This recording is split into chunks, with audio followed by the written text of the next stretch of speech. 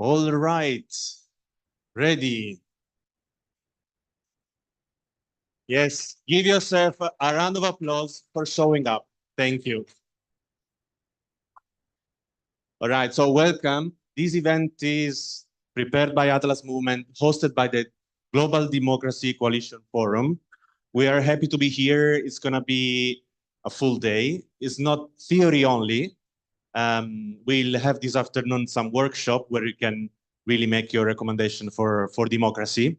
We have both a physical event here and we have a Zoom bridge on which we already have few people connected, I think around 30 people.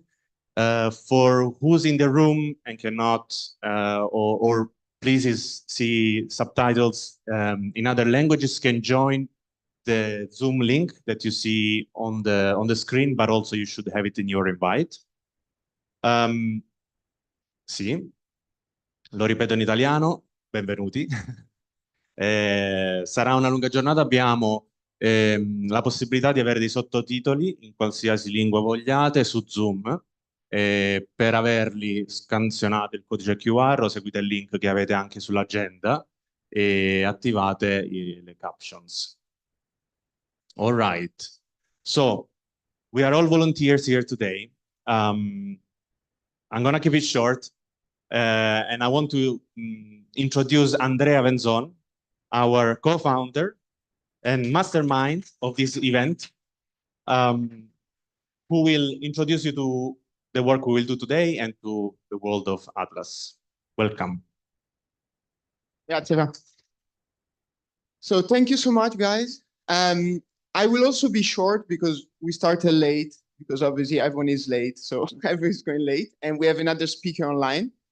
So I'll take 5 minutes of your time just to tell you why we are here, what we are doing, and what I personally would like, but I think the whole team of Atlas would like to take out of this day. So it's no mystery that the situation in the world is not fantastic. And that's a big understatement. Of course, especially in the topic of freedom, but obviously there are many other issues.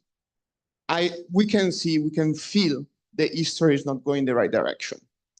And I mean, if you follow politics, but even if you're just vaguely interested in the news, which today is a radical approach to life because many people are not anymore, we can see that whatever we thought the direction of history was 20 years ago, 10 years ago, is not anymore. First of all, I introduce myself. I'm Andrea, and I started this political movement a few years back. I'll tell you about it in a second. But what I want to say is that when I started doing politics, activism is now 6, 7 years ago, it was a completely different world, which is crazy because it's just 5, 6 years ago. But young people, everyone was way more engaged, way more active than today. And for me, this is a big, big worry, especially, and obviously in Italy, where in Italy is a very clear situation where people do not want to show up anymore, do not want to put their face on anything, don't attach their name to any cause. And for me, this is the beginning of a very dangerous trend that we see in authoritarian countries, when people are not willing to take any risk, are not willing to state what they stand for, are worried to join any initiative, any new thing that is coming their way because they think that it's better to stay behind a laptop or at home and care only about their interest. So first and foremost, for me today, I hope it can be a change. Obviously, we won't change it, Italian, European, or global society's day.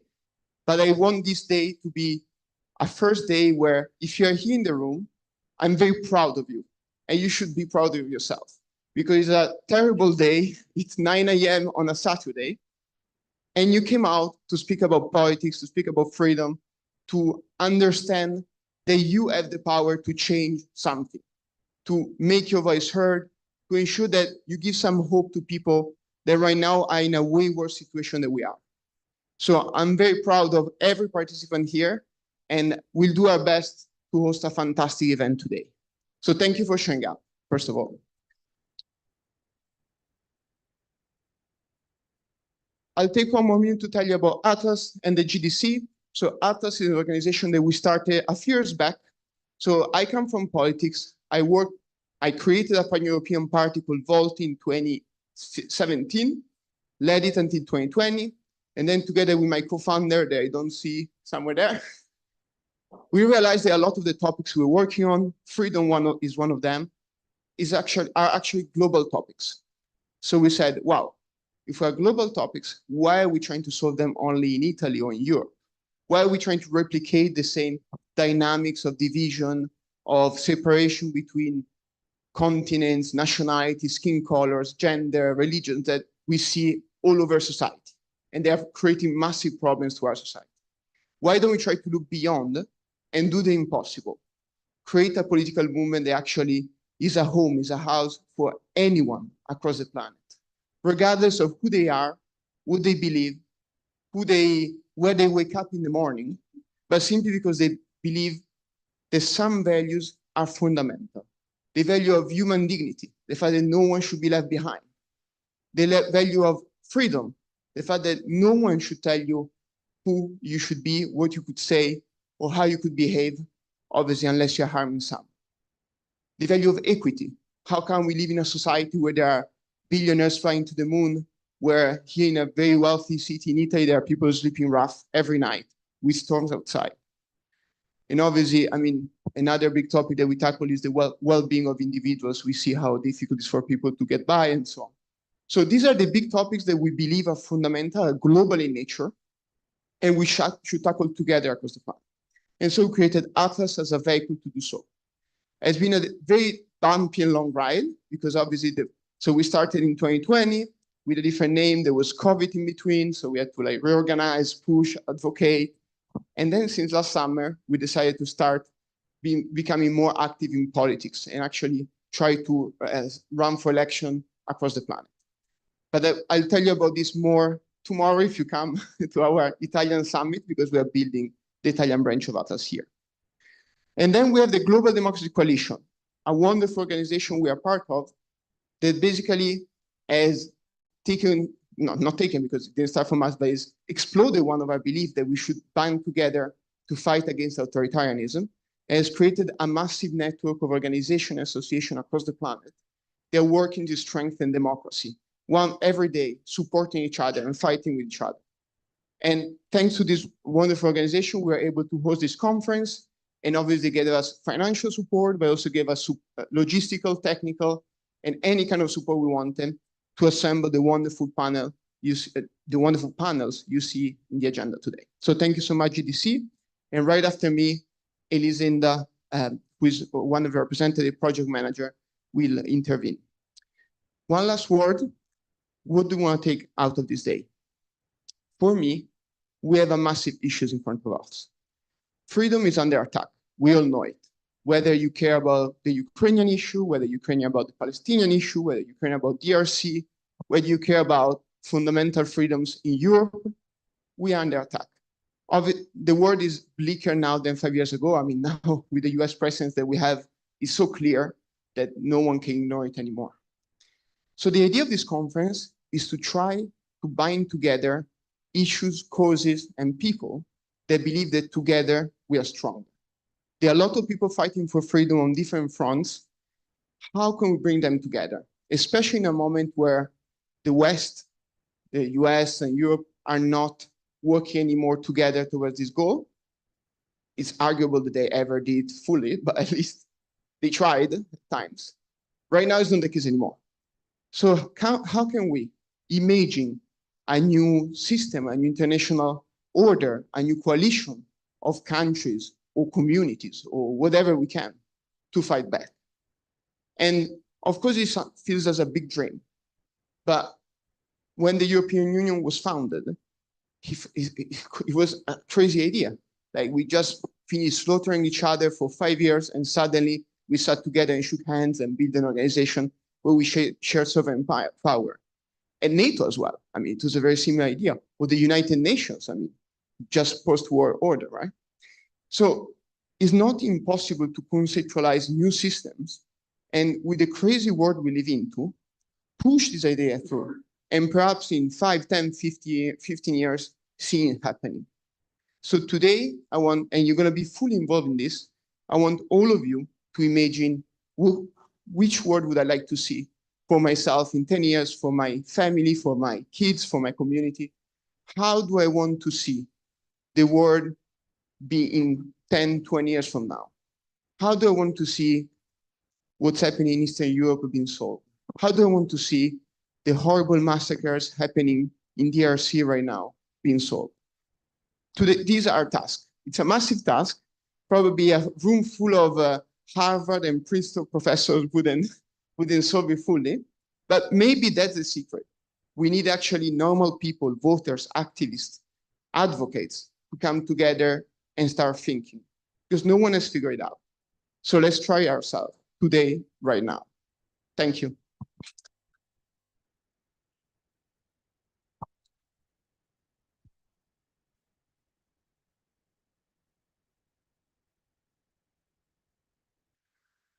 So I just wanted to go quickly through the agenda today. You just heard our welcome message from Andrea. We also have Elisenda talking shortly. Then we will have some keynotes speech from Svildrana Tsikhanouskaya.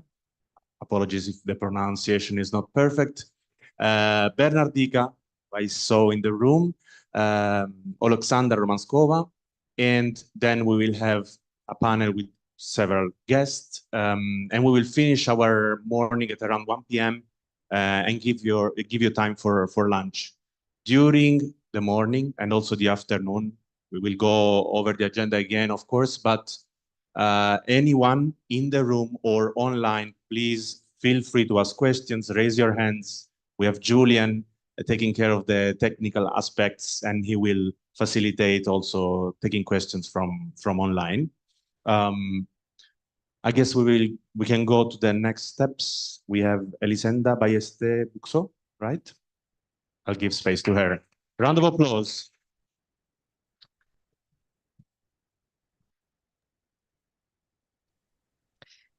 Thank you so much for this kind introduction.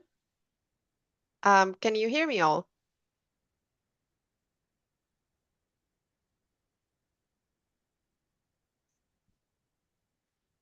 Can you hear me? Perfect. Thank you, Sabir. Thank you so much, and thank you for the kind introductions, and also Andreas, thank you for your speech. You might be on mute.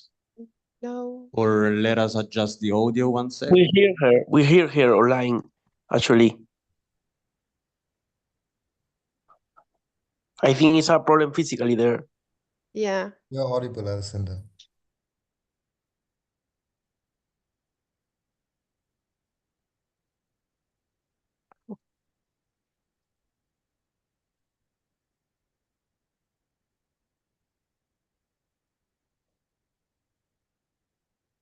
Let me know if you hear me in the room. Almost there, We hear you in the room, Elisenda. We hear you.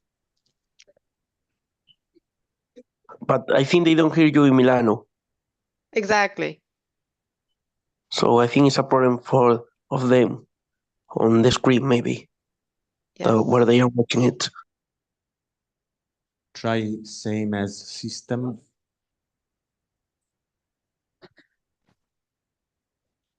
Can I try to speak, Elisenda? Hi. Can you hear me now? In Milan? You need to select speaker. Sorry, guys.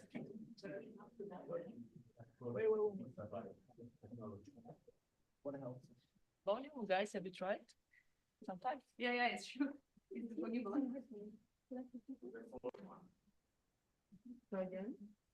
Hi, can you hear me? In Milan? Definitely, they don't hear you in Milan. No. Hasn't arrived to Italy, definitely.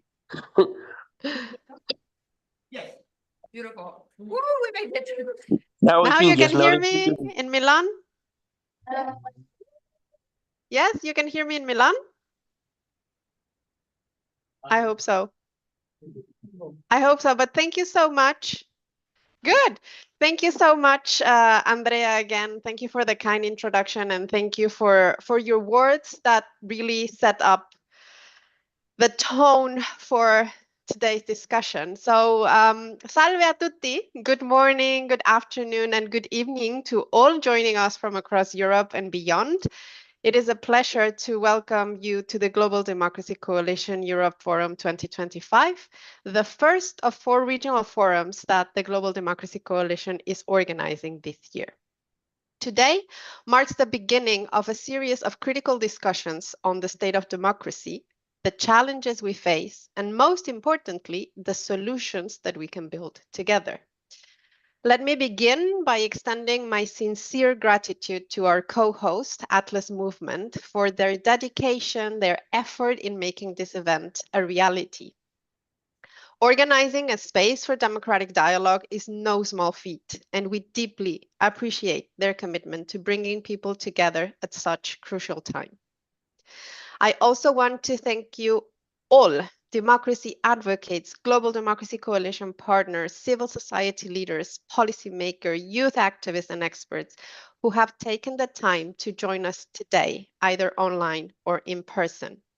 Your presence and engagement are the testament to the fact that despite all the challenges that we are facing, the democratic community remains resilient, determined, and ready to take action. As many of you know, the Global Democracy Coalition was founded on the belief that democracy cannot be taken for granted. It must be built, strengthened, and defended every day. Today, the coalition has a clear purpose: to unite democracy-supporting organizations and individuals worldwide to reinforce democratic resilience and foster international cooperation. In recent years, as you know, democracy has come under pressure like never before. Polarization is deepening, civic spaces are shrinking, and authoritarianism is on the rise. But we have also seen incredible determination. Across the world, we've witnessed people standing up for their rights, civil society pushing back against repression, and institutions adapting to new challenges. And that's why we're here today. These regional forums are not just events, they are platforms for action. They bring together voices from across the world to share strategies, exchange ideas, and build the momentum needed to push democracy forward. They serve as spaces for dialogue, strategy building, and collaboration, ensuring that diverse perspectives and experiences contribute to shaping the future of democracy. This Europe Forum marks the beginning of a global conversation. In the coming weeks, we will continue our journey with the Americas Forum in Buenos Aires, followed by the African Forum in Nairobi, and finally the Asia Forum in Bangkok. Each of these gatherings will contribute to a larger global effort to strengthen democratic cooperation and drive meaningful change. But again, these forums are not isolated discussions. The insight, the strategies that emerge here will feed into the Global Democracy Coalition broader advocacy efforts and global initiatives by ensuring that the voices and the solutions we develop are connected, impactful, and forward-looking. The choice to begin our regional forums here in Europe is intentional. Europe has long been seen as a pillar for democratic governance. Yet today, it is also a region grappling with increasing polarization, rising authoritarian tendencies, disinformation campaigns, and shrinking civic space.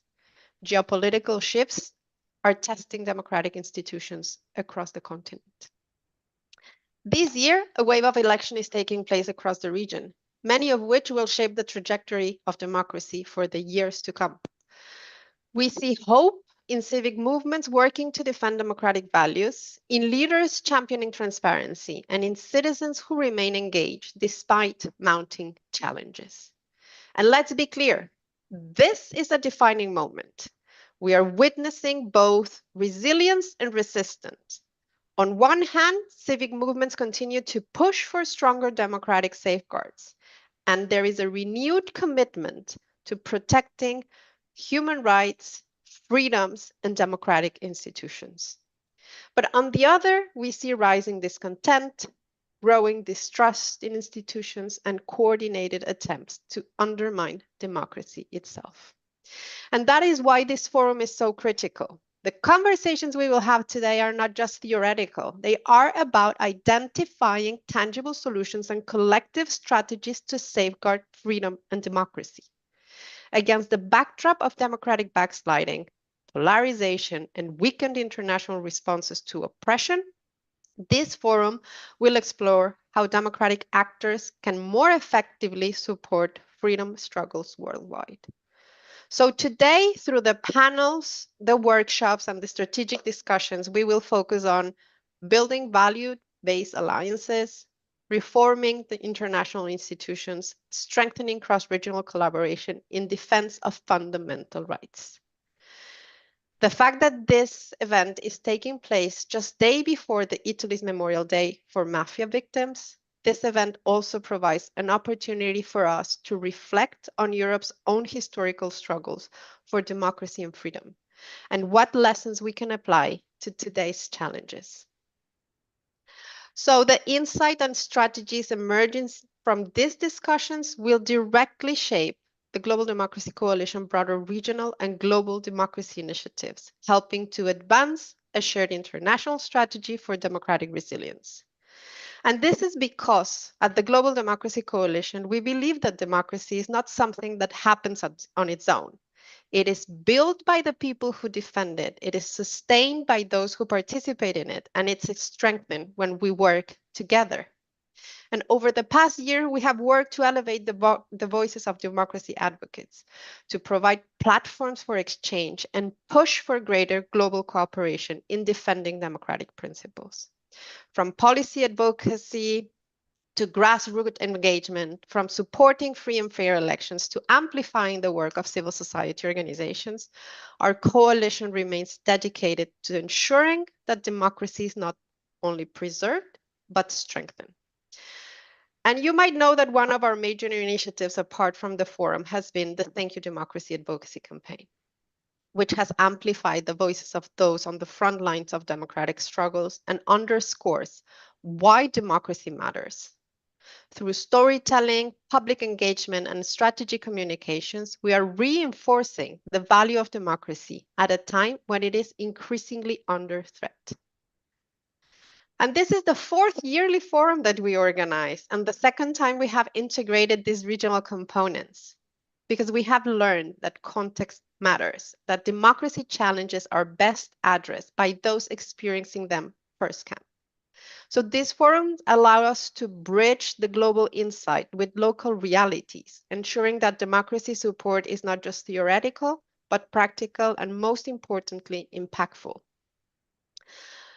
Yet we cannot do this alone, because no single organization, no single government, no single movement can take on this challenge by itself. Democracy thrives when we come together, when we support one another, and when we stand firm in our shared commitments to freedom and human rights. The strength of the Global Democracy Coalition lies in its partnerships like the one that we have with Atlas Movements, because our global network of organizations and individuals who share a common vision for democracy is strong. Today's event is a testament to that collaboration. It is a space for listening, for learning, and building connections that will extend beyond this event. Each of you play a vital role in these collective efforts, and your contributions today will help shape the way forward. So this forum, Atlas designed it to be interactive, solution-driven, and forward-thinking. We encourage you all online or in person to engage actively, challenge ideas, and share your insights. Don't be shy. This is not a passive event. It is a space where we shape the future of democracy together. As we begin this conversation, I want to leave you with a thought. Democracy is not something we inherit. It is something that we build, that we sustain and defend every single day. Every action we take, every dialogue we engage in, every commitment we uphold contributes to the larger fight for a just, inclusive, free, and democratic world. So as we move through today's discussion, I encourage you to think about three things.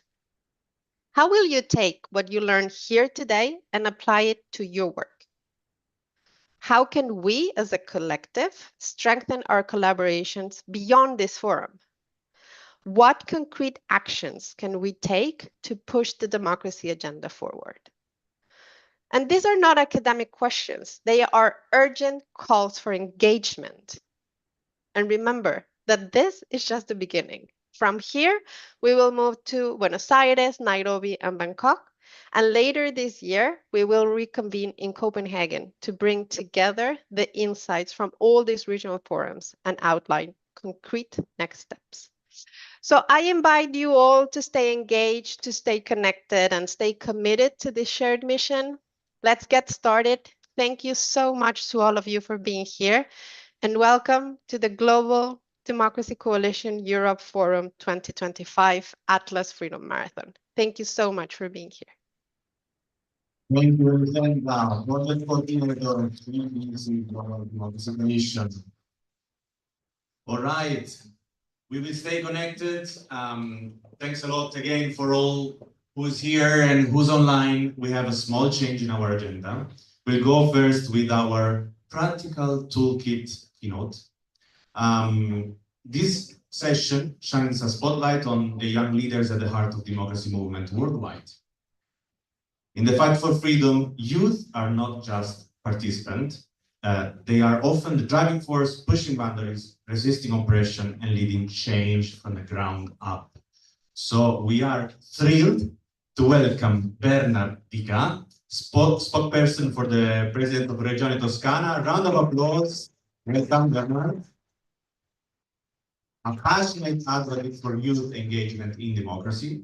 Bernard will share his strategies that young people can use to amplify their impact. I'll leave you the mic, and I'm really pleased to have you here. Welcome, Bernard.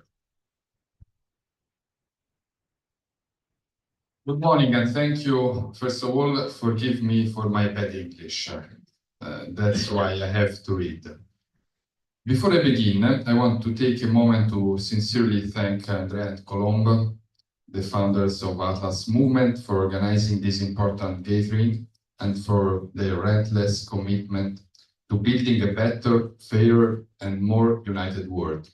Your work is essential, and I'm honored to be here today. You are for me an extraordinary example of commitment, a model of good citizen. Together, we fought for the United States of Europe. Together, we understood that it's not enough for us. We cannot fight only for a continent, only for a people. We must fight for humanity, for the planet. Don Lorenzo Milani once said, I understand that your problem is the same as mine. Getting out of it alone is greed. Getting out of it together is politics. And it's good politics that is missing today. So Atlas entry into the field is welcome. Unfortunately, I must apologize in advance, as I will have to leave shortly after my speech. In my region, we are currently facing a red weather alert due to severe flooding, and today has been particularly difficult. Despite this, I felt it was crucial to be here because if we truly want to fight climate change, we need a global alliance of people and nations. No country alone can face the climate crisis, just as no community alone can withstand its devastating effects. What happened today in my region is yet another reminder that climate change is not a distant threat. It's happening now. And this is why our voice, our action, and our unity matter more than ever. Now, let me share with you why I believe we must act together and why our fight for peace, justice, and sustainability cannot wait. First of all, let's talk of us, young people. When people talk about us, young people, there is a phrase that we always hear: you are the future. And this is where the great misunderstanding arises. Because, you see, the future doesn't exist. It's an abstract concept, a horizon that shifts every time we try to reach it. We don't live in the future, we live in the present. And above all, the challenges we face are not futuristic. They are here, now. Climate change is not a problem of 2050. It's the flood that has swept away entire countries today. Job insecurity is not a distant threat. It's the reality of those who graduated today and only find fixed-term contracts. The demographic crisis is not a newspaper headline about 2050 or 21,000. It's the choice of many young people who today don't see the conditions to build a family. So let's stop saying that we are the future. We are the present, and we want to be the change now. But no mystery. We all know this affection of politics of our generation. But let's talk about this. Perhaps young people are not interested in politics because the way politics works today at a national level is simply incapable of solving the problems that matter most. Problems that are global: climate change, inequality, war, and economic instability don't stop at borders. Yet our political system remains trapped within them, unable to provide real solutions. We live in an era where global dangers seem to loom over us from every direction: climate change, rising inequalities, and of course, the threat of armed conflicts that could escalate into nuclear catastrophe. And yet, despite these perils, we are here today because we believe there is an alternative. We must not fall into the trap of believing that there is nothing we can do. There is an alternative, and it depends on me, on you, on all of us, every single one of us. The dangers we face are not mere injustices. They are crimes, real crimes. They may not have a single name and surname, but they have many. We could call them systemic crimes, global issues that threaten all of humanity and that no single nation can tackle alone. Among the many that must be faced with courage and determination, I propose 5. Climate change. Every year we release more pollution into the atmosphere, pushing us closer to a point of no return. Floods, droughts, and extreme heat waves have become part of our daily reality. If we don't act now, we risk leaving future generations a planet where it will be impossible to live. War that is not the war of 80 years ago. This is a war that destroys everything and everyone. This is the war of nuclear weapons. There are 40,000 nuclear warheads in the world, while just 50 would be enough to wipe out humanity entirely. Growing inequality, number 3. Today, a handful of people, countable on 2 hands, only 2 hands, own as much wealth as half the world. This inequality leads to millions of deaths from hunger and preventable diseases every year, an injustice we can no longer tolerate. Number 4, exploitation of labor. Around 1.5 billion people worldwide work in inhuman conditions for starving wages, sometimes as little as €1 per hour, often without any protections or rights. This exploitation not only destroys lives, but also undermines human dignity, one of the fundamental pillars of our civilization. Meanwhile, here in the West, 5 million of us enjoy, to varying degrees, labor rights. But these rights are under attack. The phenomenon of outsourcing is proof of how the world has changed. A single nation alone holds little power. What sovereignty does Italy have if it isolates itself? None. 80 years ago, Italy ensured competition in the market between companies. Today, the balance has shifted.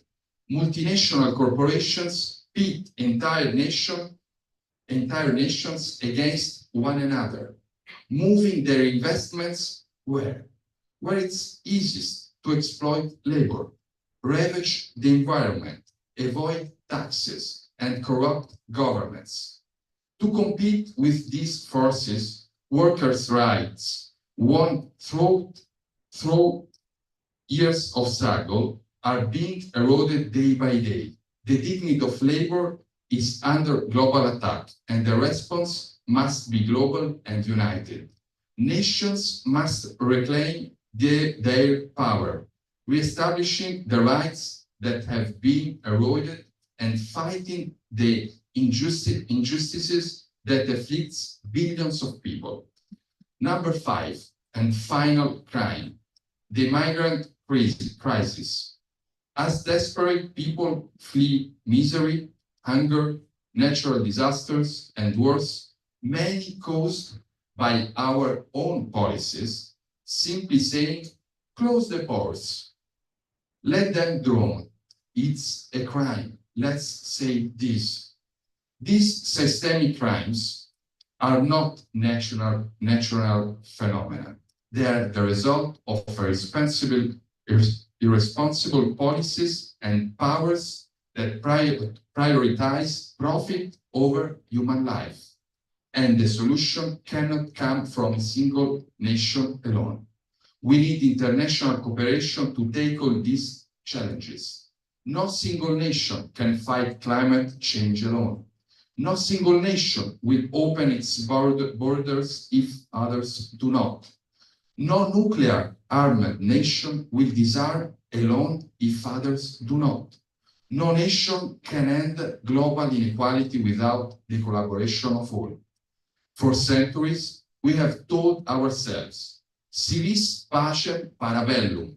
If you want peace, prepare for war. We have armed ourselves more and more.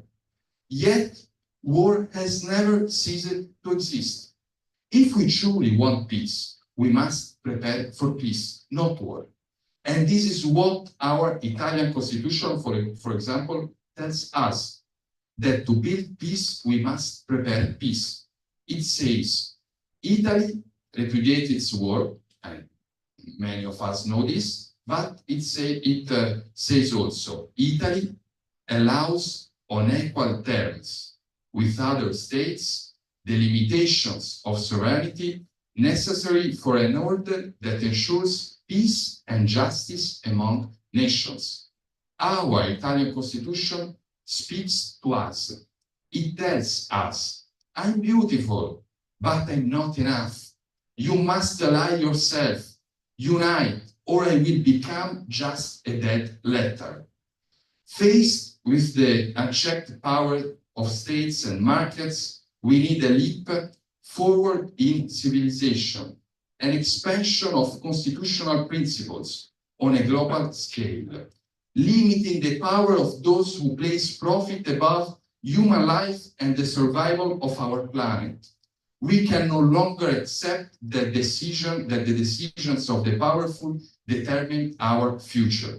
We must raise our voices for a constitution of the earth that protects peace, justice, and the rights of every human being. We must never forget that we are already one global people. We can speak to someone on the other side of the world in real time. We can witness events happening thousands of miles away, and we can physically reach the other side of the world in just a few hours. It's possible. It is not impossible. But to achieve this, we must reject rhetoric that leads us toward self-destruction. Slogans like Avant les Français, America first, Deutschland über alles, Italians first, prima gli italiani. Either we all save each other or no one is saved. These crimes, even if they seem distant, concern us all. War breeds more war. Poverty breeds more poverty.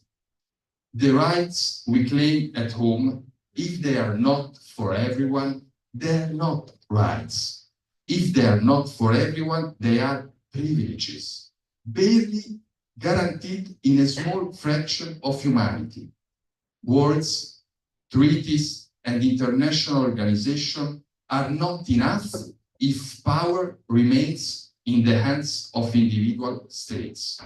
Think of the United Nations, a collection of broken promises that cannot be fulfilled. It was created for peace, yet it allows a right of veto. It declares a universal right to health, yet does not establish a global healthcare system.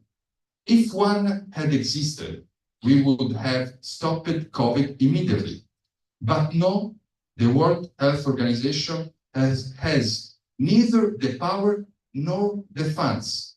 It has an annual budget of just 2 billion, mostly from private donors, while it would need 4 trillion annually to bring hospitals, vaccines, and life-saving medicine to the entire world. The UN, as it stands, is ineffective.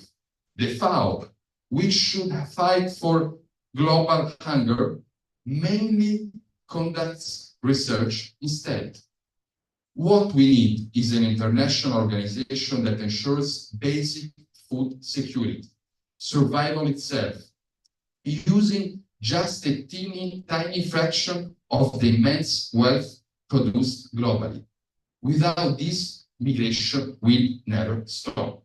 In the G7 countries, Italy, Japan, Canada, France, UK, Germany, and US, cut just 2% of their annual military spending, just 2%. They would generate enough funds to end world hunger. And environmental protection, who can we achieve if every nation acts independently when our home is one and belongs to all? We need a planetary commons that safeguards our air, drinking water, glaciers, and forests from privatization, exploitation, and destruction. A globally recognized constitutional domain, untouchable by national interest. I know some of you may feel overwhelmed, that you may think change is impossible, but I say it is impossible to continue like this.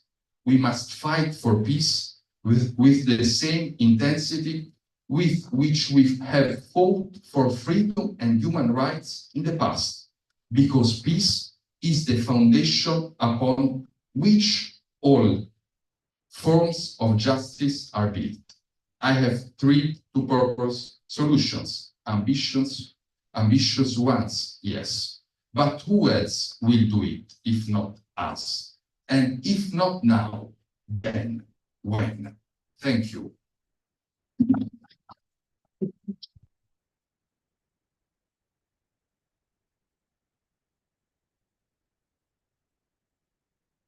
I want to leave you 5 seconds, right, to breathe what Bernard just shared.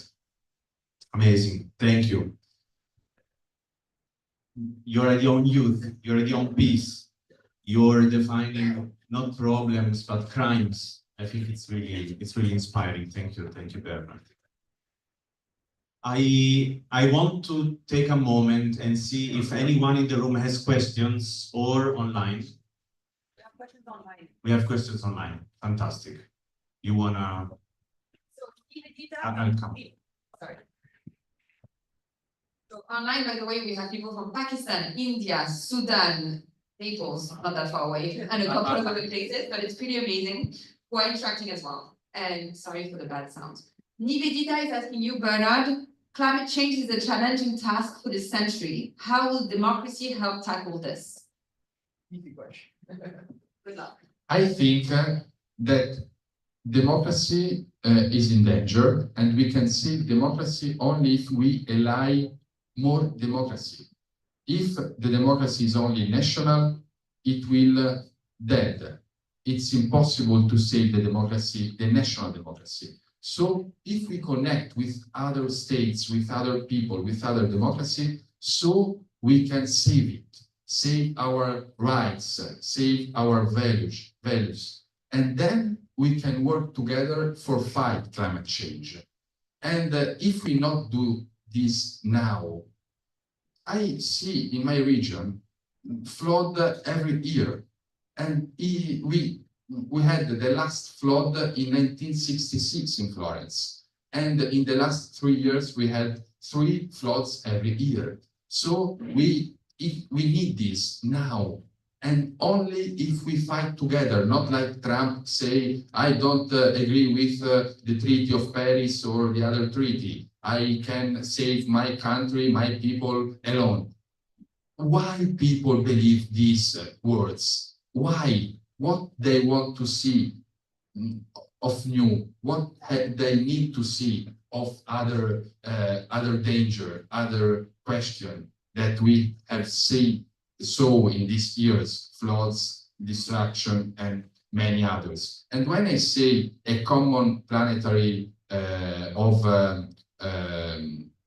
put common the drinking water, the forests, I think about Bolsonaro when he was president of Brazil. He said, Amazonia is mine, and I want to destroy Amazonia, and you can say nothing because Amazonia is mine. But it's not true. It's important for all the people of the planet because it depends on this, the people, the human being here. When Trump say, I want Groenlandia, we can say, okay, it's not a problem. It's not important Groenlandia. But if Groenlandia go down, se si scioglie, ora non mi viene in mente il... If it liquefy, we will have 6 meters over of the sea. Groenlandia is my problem. It's not only a problem of Danish or American people. So we can say, this is mine, it's not your problem. All the countries have to connect each other because the planet is only one, and it's important for everyone.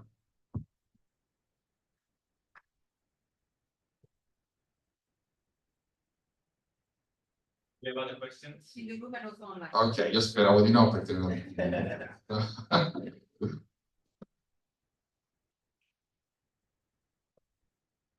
solo perché non so parlare inglese, se no stavo volentieri. Ok, sorry. It's just that the money should be invested into solving world hunger instead of rearmament. Then how exactly are we supposed to prevent Russia from further moving into Ukraine and attacking other Eastern European countries that are?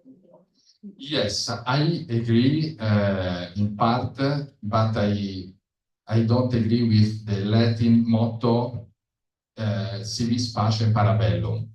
Okay, we have to defend, but we can defend our values, our rights, our freedom in Europe together with a common defend system, not single nations who rearm itself, but a common army of European Union. We talk about this since 19... Colpa mia. we talk about this since 1950 in Italy and in Europe, but we have never started this. And now people say, okay, but now we have to rearm our states because we have Putin at the doors. Yes, okay, but let's do this together. But we don't have time. Okay, but I think that weapons, we can have weapons in 1 month or 2 months or 3 months, maybe in 1 year, 2 years. So let's do this now together. The money.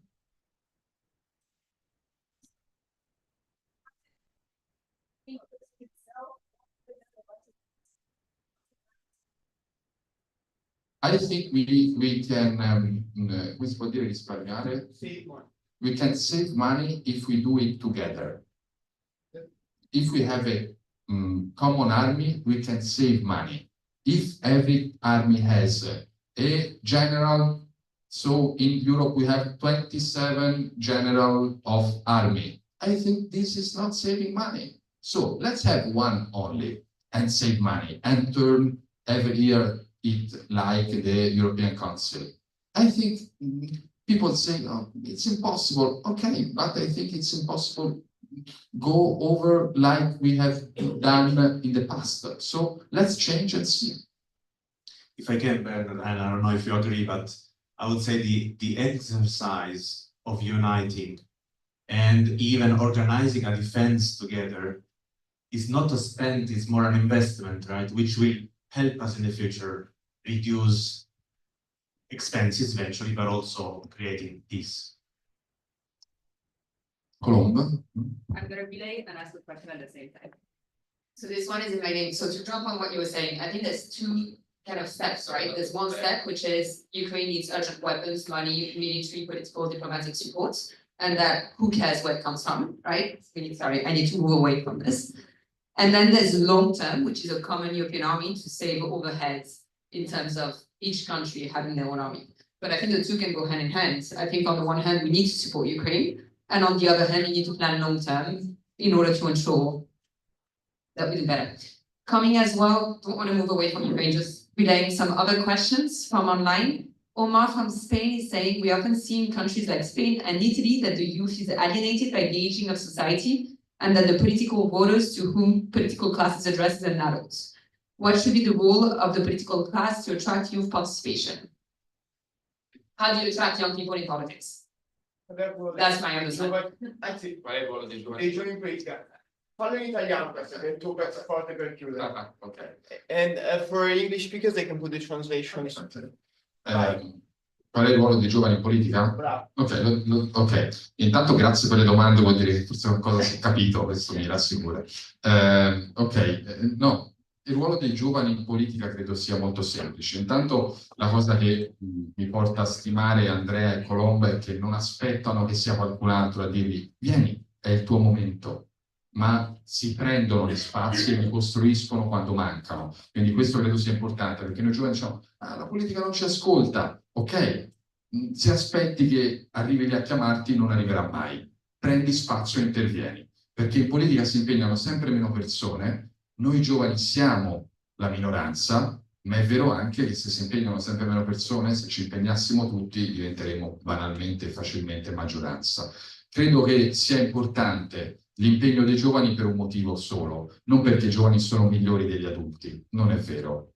Però noi giovani siamo diversi ed è la diversità che sta mancando adesso nelle decisioni.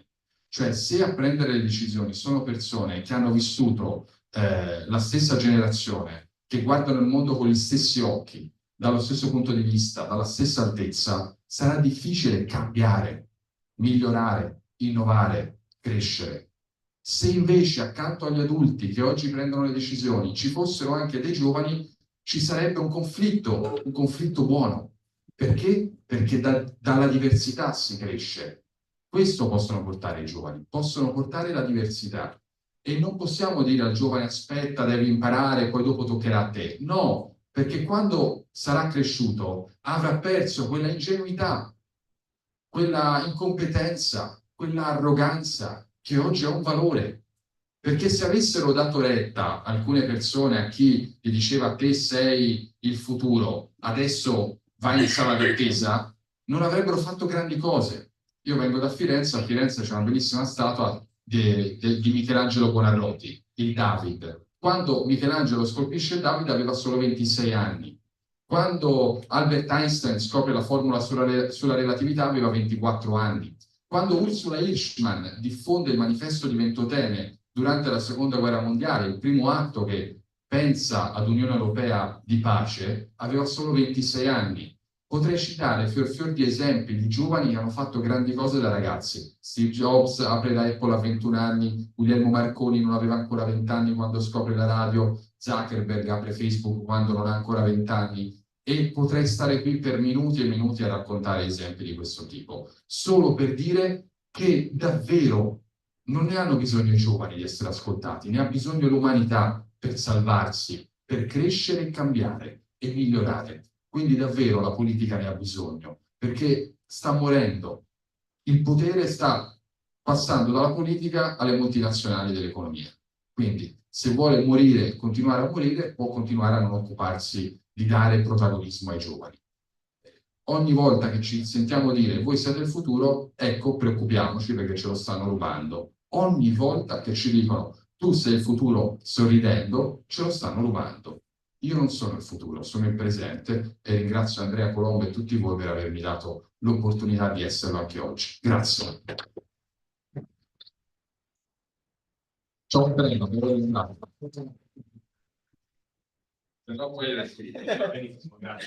davvero purtroppo devo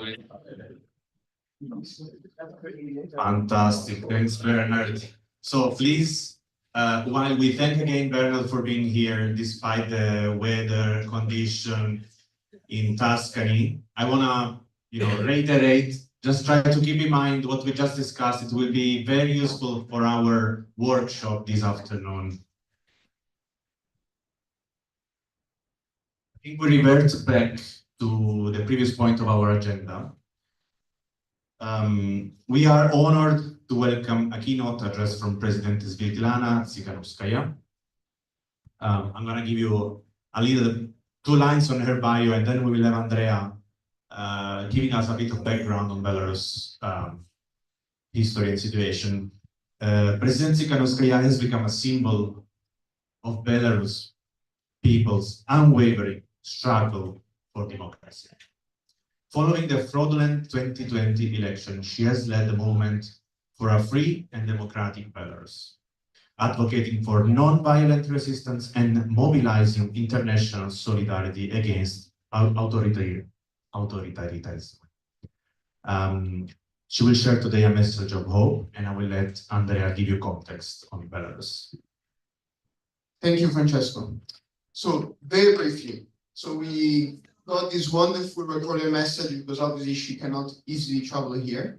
But I wanted, because not many of people might be familiar with the struggle of Belarus, I'm going to just give you a few facts so that you can fully understand and appreciate the message that is coming. So if you remember, 2020, 2021, there was a big uprising in Belarus due to the fact that, Belarus is often called the last dictatorship of Europe because it's a dictatorship. I think that Lukashenko, the current current dictator, has been there since 1994 and always wins elections with over 80-90% of votes. And in 2020, finally, this happened again, of course. But on top of that, two very important opposition presidential candidates that were supposed to stand were imprisoned. One is the husband of the current president in exile.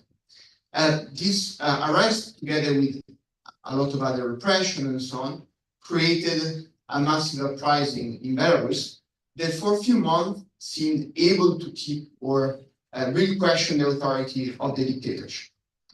Obviously, as in many dictators, this is just one episode. Many more will be needed to actually change the situation in Belarus. But it was a light in the dark for, I think, many Belarusian and many people in the region. President Svetlana had to flee Belarus. She's now, I think, in Lithuania, sometimes in Poland. She's trying to represent the free Belarusian society. She's in exile. And so for me today, the fact that she sent us a message, not only is obviously a great pride for, I think, for this conference and for our organization, but also I think it's a moment for all of us to understand that, again, we can help.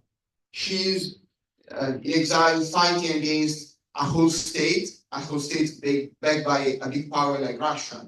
And so if you, at spare time, if you can spread the word, what she said, there are also links to support and donate. We should share one after. She's really, with a small team, fighting against a massive monster. So that these are one of the small things I said at the beginning that we can do from Italy, from wherever you are, to support us struggle for freedom, which might actually succeed. It's not right now the case, but Lukashenko is old, his regime is weak, so hopefully we're gonna see the end of this very soon if we push hard enough. So with these words, I just want to give you a bit of context. Here she is. I really love the message. You can also play it twice if you want. Dear friends, cari amici, care amiche. It's an honor to address the Freedom Marathon organized by Global Democracy Coalition. It's a gathering of those who believe that freedom must be defended, not just admired. 5 years ago, Belarusians chose democracy. They stood up, they voted, they dreamed of a better future. But their votes were stolen, their voices silenced, and their hopes crushed by a dictator backed by the Kremlin. But our peaceful revolution wasn't defeated. It was paused by violence. Today, more than 1,200 political prisoners remain behind bars in Belarus. And some, like my husband Sergei, are held in total isolation. No letters, no visits, no sunlight. I don't even know if he's alive. Hundreds of Belarusians have joined the fight for Ukraine's freedom. Dozens of them have given their lives.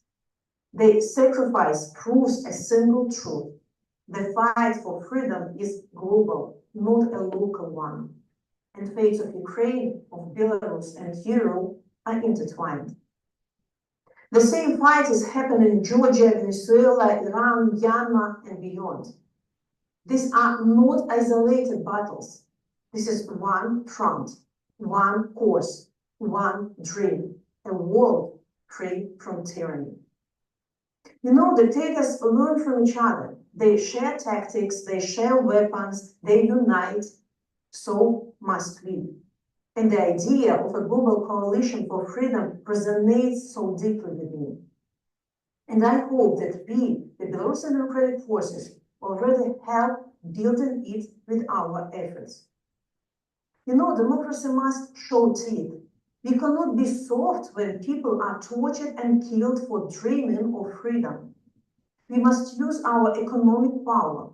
Let's strengthen sanctions against those who commit crimes against humanity.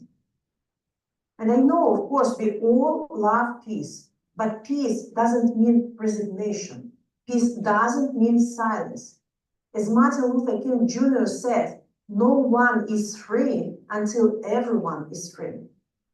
We have no right to be tied, not while people suffer and die behind bars. And I call on our political leaders to stand firmly with Ukraine. We all want peace, but it must be just and lasting. Putin and Lukashenko must be held accountable for their crimes. No impunity and no compromise. And I call on you to stand with people of Belarus and Georgia, who are also on the front lines of the fight for freedom. Their struggle is our struggle. Their victory is Europe's victory. To all the participants of the Freedom Marathon, to all our friends at Atlas, I wish you to have a fruitful forum. Good luck with all your work for a better world.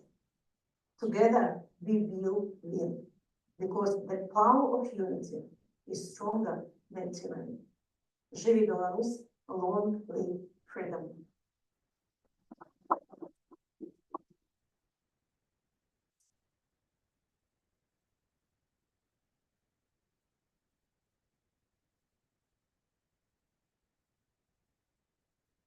Please, we have a way to support the Belarusian cause through the QR code or the link for whoever is online.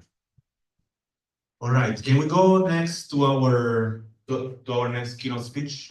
We have a 10 minutes moment for people to grab coffee. Fantastic. And 10 minutes break. You can take some water or coffee or food in the room behind me.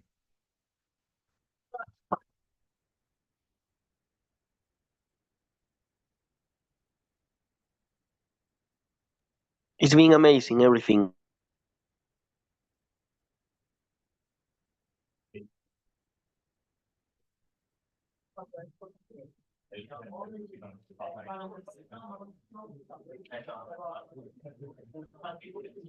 Thank you. You're the best. Do you speak well? Do you speak a bit? No. Not that much.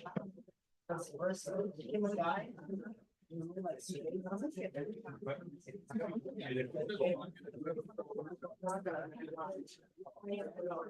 Siate timidi, prendete l'acqua, il caffè, il brioche. Fate come se foste a casa vostra.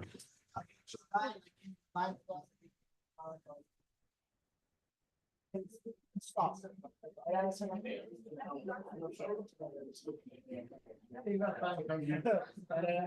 Like what sleep another shot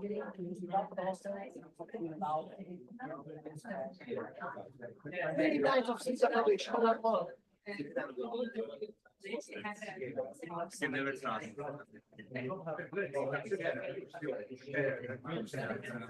Yes, go take a break. Take a break.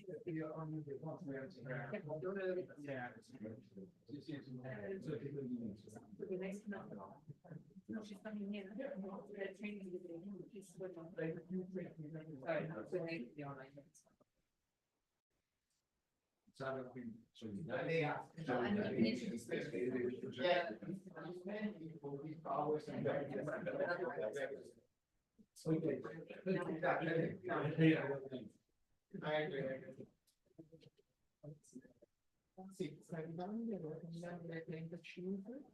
Credo sia il basso.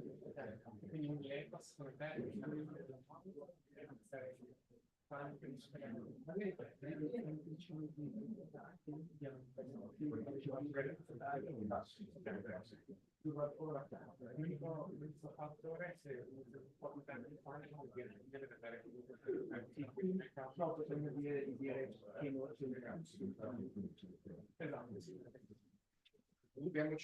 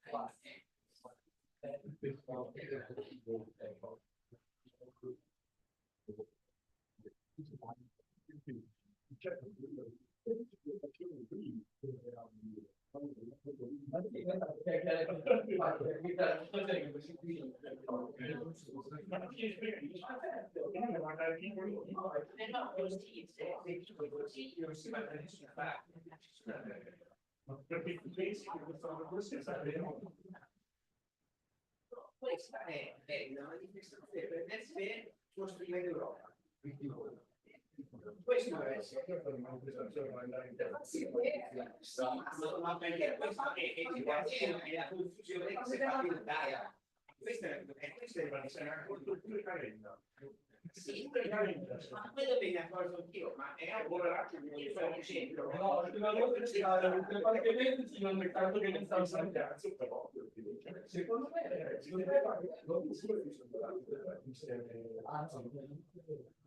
anche loro ho chiuso le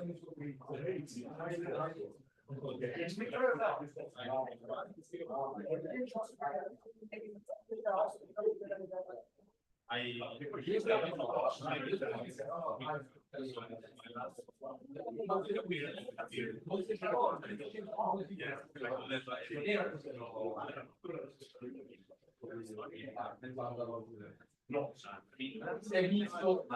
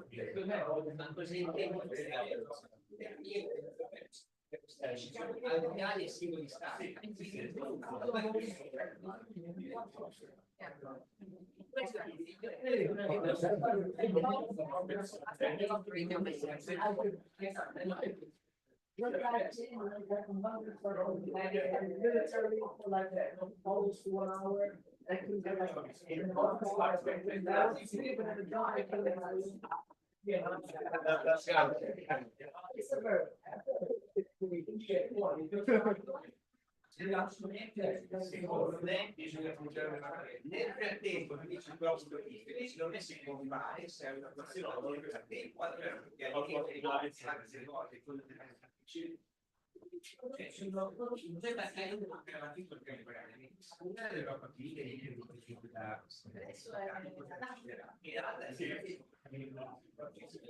Are you good? Can I bring you coffee? You're good? What about you? You have everything? Food and what is fed? It's okay. Fucking water. Next speaker on the way. How has been the coffee, everybody? So,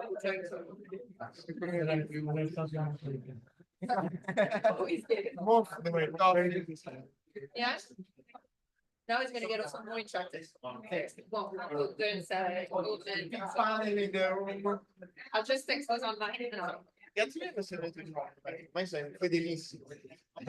Già 2 volte. Ti è piaciuto? La ragazza parla italiano.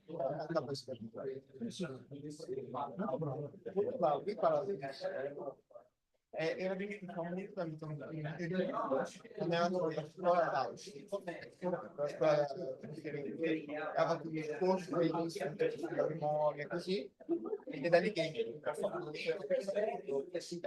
la voce bravo ha 24 anni e l'avevo conosciuto quando aveva 19 e già lì parlava come cioè quando anche in inglese ma in italiano è proprio un attore cioè non ce ne sono tanti che si parla di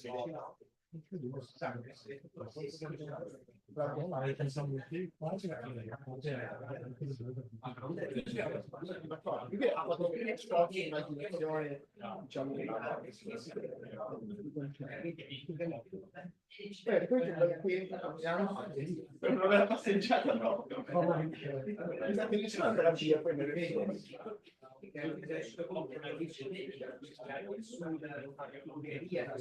era quella che ha detto il nome generale se non è arrivata a Milano faccio in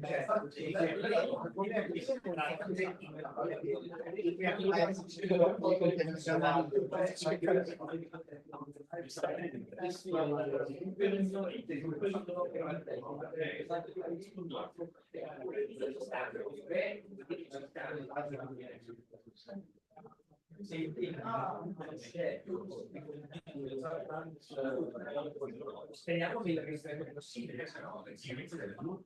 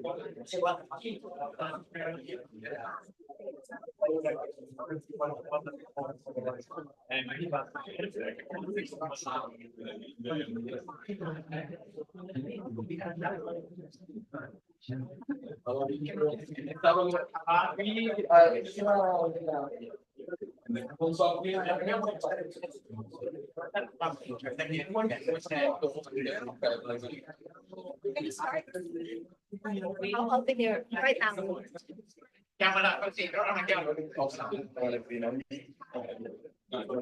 Faccio ancora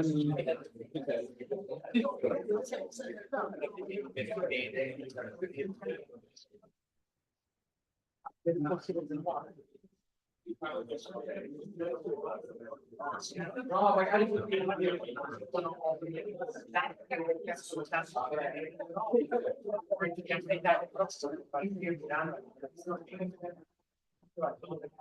facciamo più o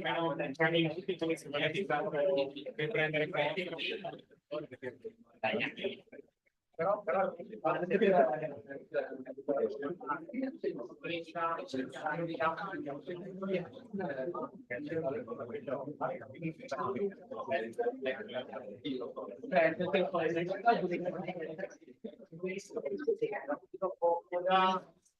nel pomeriggio fa una roba di una roba un po'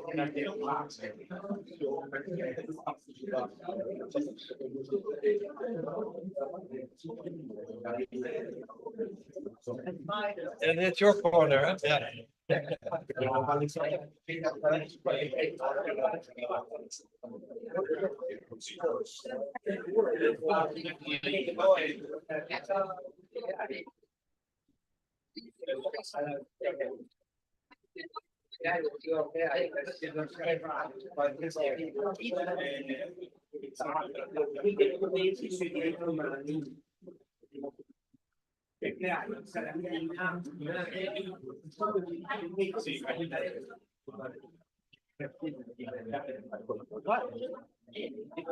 nessuno è qua, però in queste occasioni ho l'occasione di tutto.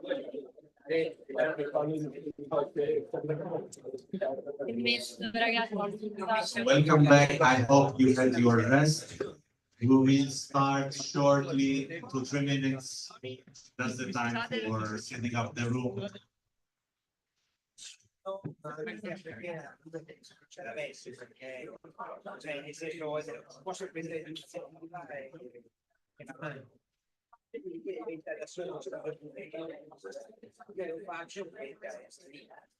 Questo è un po' come la biblioteca,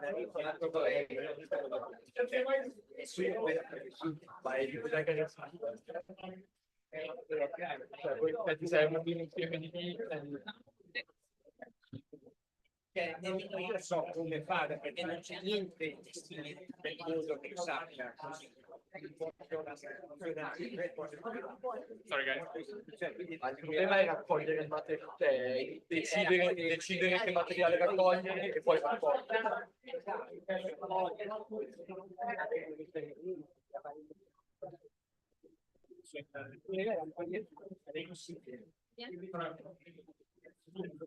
C'è diverso. Qualsiasi riferimento del materiale, capire come strutturarli in maniera che sia no,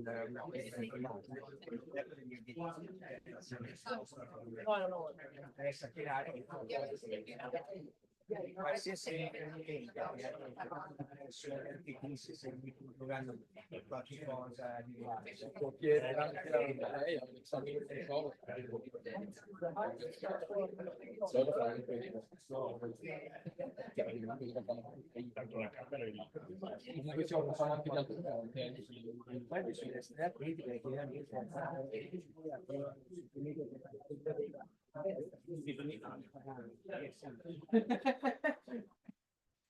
qualche cosa di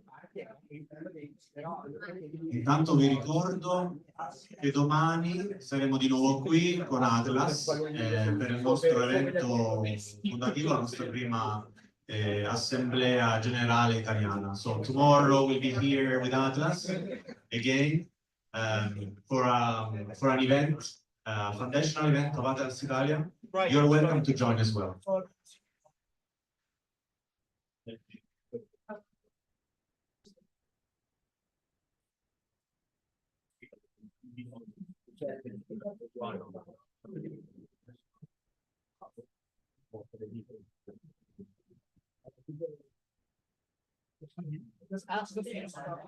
Fear nothing, sitting on the first row.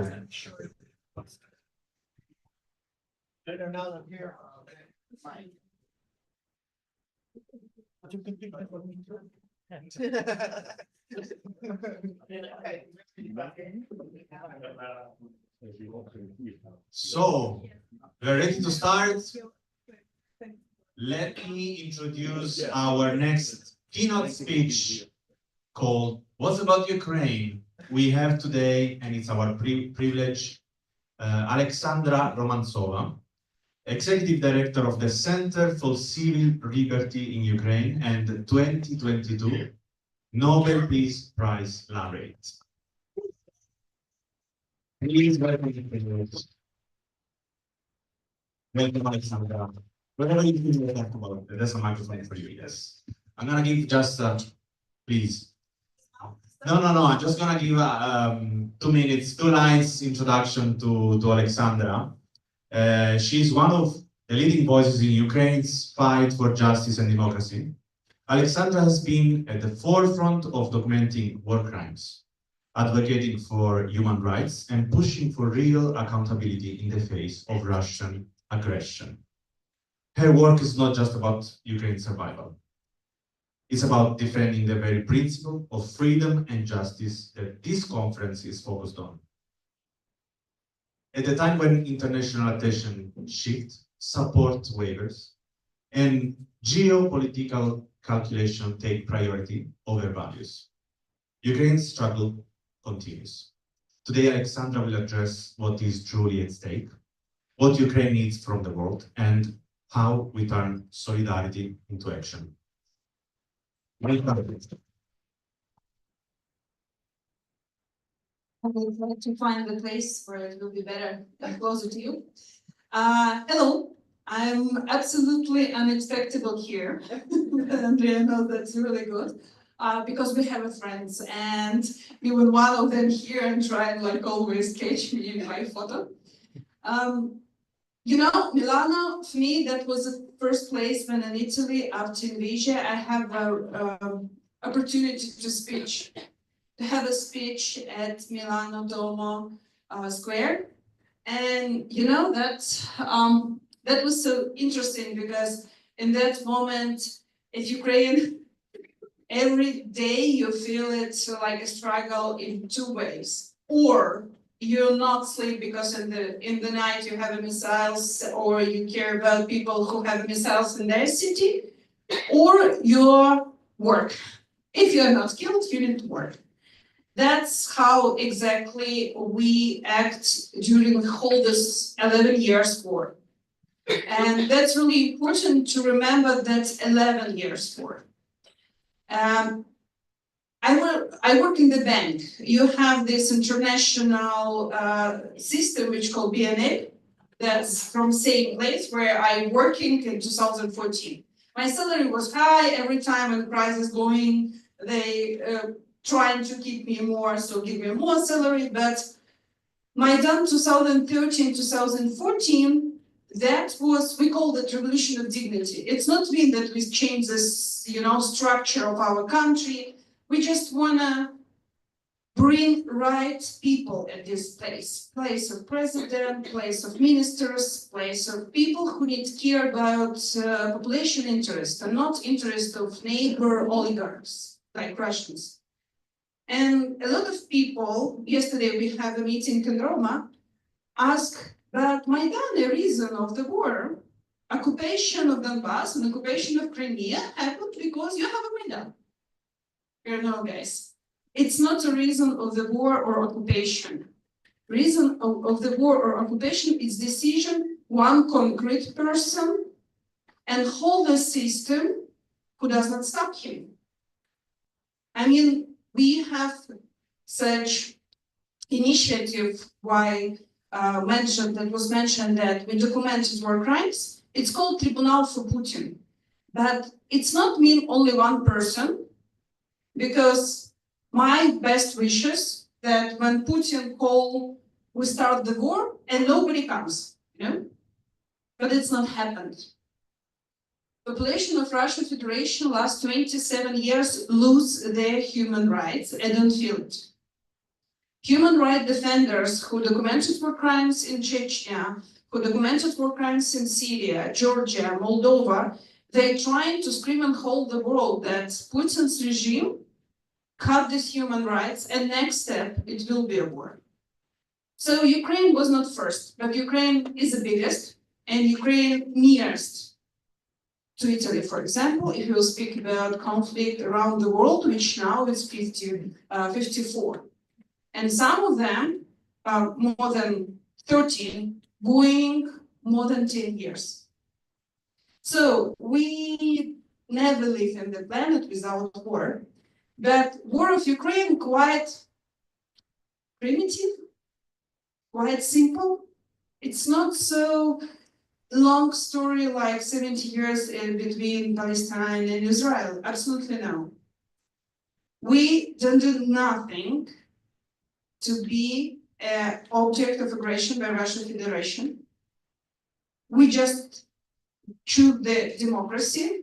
We just care about our own businesses inside the country at Maidan. And someone outside, like Putin, don't like it. Because he thinks, and his system think, that they have ability to make a decision for Ukrainian population. That's all. We're not trying to take resource from Russia or, I don't know, occupy something or steal something. Ukraine just want to choose the democracy. And for Putin, it's one of the nightmare. Because democracy, it's not a system where the Putin can exist. He's quite, untalented person. And just imagine 140 million Russians who had a whole their access to the resource and money, which exactly product from their land. And not just the 10% of their population who absolutely control this huge money. So when we speak about justice, how we see it, and how we see part of justice at the constant peace, which we exactly want. You know that now negotiation going, and we heard about Ukraine resource, we heard about some deal about ground, some deal about land.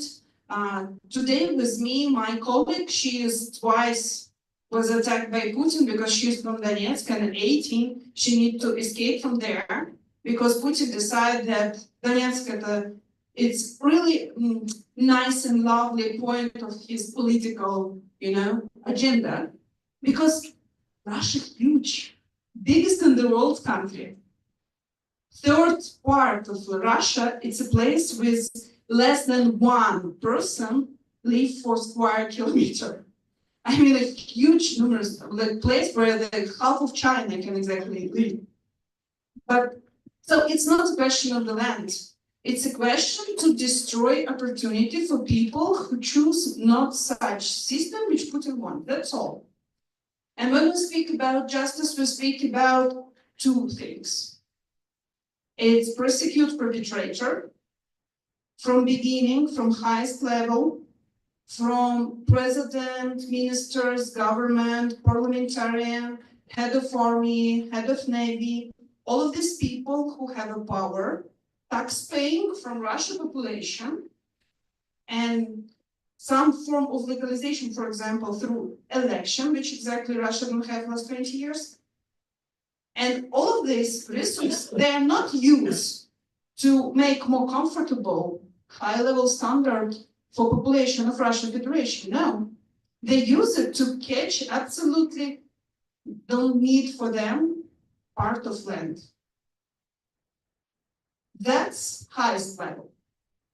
But we documented more than 84,000 episodes of international crimes from beginning of invasion, plus 20,000 from 2014 at Crimea and Donbass. And we are not professional investigator. We don't have a mandate or rights like police or secret services. No, we just common people who go into the place, buy the shelling, and speak with people, collect evidence, make the video and photo, and bring all of this, for now, most documented conflict in the history of humanity to the world. Because we believe in second, really important part of justice. It's rebuild, refresh, renew rights of victims. At personal level, that means each person who suffering from war crimes need to have name what happened with them, it's a crime, need to have some form of reconciliation and recognition. But for historical level, that means that what happened with them can be normal. Because we have that before. Stalin was not judged. Whole Stalin system killed 1 million people, not only Ukrainians, but Finland population of Soviet Union, Armenian population of Soviet Union, Russian population of Soviet Union, who think in other way. No one judged them until now. Putin used him like a good example of manager. So we feel it before. We think previously that after 1991 we just forgot. Maybe it will not never comes again. But if we're trying to forget, it will always comes again. That's why justice, it's not just, feel the revenge. Vendetta, popular Italian word which started famous all the world, yeah. But it's about call something by their true name. That's a crime. No, it's not geopolitical interest. That's a crime. No, it's killing thousands of people. That's a crime. No, it's not protection of homeland. It's a killing thousands of Russian soldiers without any needs for Russian population. So we are like human rights defenders. We have two main tasks. First one, we need to save all the people who stay alive now. That means we care about people who are under the missiles at Ukraine, and we care about people who were stealing, kidnapping, or taken like hostages by Russia's side. How many of these people? We know about more than 20,000 people. I don't speak now about prisoners of war. Prisoners of war, it's legal status. But what exactly Russian machine do with these people inside the jails, it's illegal, absolutely. But most of us know, okay, if war going, so prisoners of war, it's logic. But now I'm speaking about civilians. 10,000 people who was kidnapped, teachers, taxi drivers, medicine workers, students, and keeping in the Russia jail incommunicado. That means they don't have any accusation. They don't have any charges. They don't have any cases. They moved from one jail to other, transferred by the furniture, sorry, not funeral, furniture number, because even in the legislation of Russian Federation, they don't have any reason to be there. They dying there. Last 3 years, we received 174 bodies. People who was alive when Russia kept them, and they just descended them. But exists such body like Victoria Roshina, maybe you heard about her. It's young woman. She's a journalist. And she started to be a symbol what happened with the people, just civilian people in such captivity. She's dying. And Russia don't want to give us back her dead corpse because they think it will be too important for us. It will be too important symbol for us. But it will be, even they will not give us this body. So for us, first step for any negotiation, that's life of these people. Bring them back. We start international campaign which called People First. This campaign we launched together with our co-receiver of Nobel Peace Prize, Memorial. Maybe I heard about this. It's more than 30 years historical society which started from rehabilitate people who suffering from Stalin's regime crimes. And we cooperate with them from 2014. They always told about the occupation of Crimea that was a crime. And now we launched this international campaign to remain that each negotiation, any forum, any perspective need to be started from these alive people at Russia jail who need to be returned, who need to be secured. And these people, it's not only adults. You heard about children. And we trying to figure out where our children were sent to the territory of Russian Federation, and we find them at Kamchatka.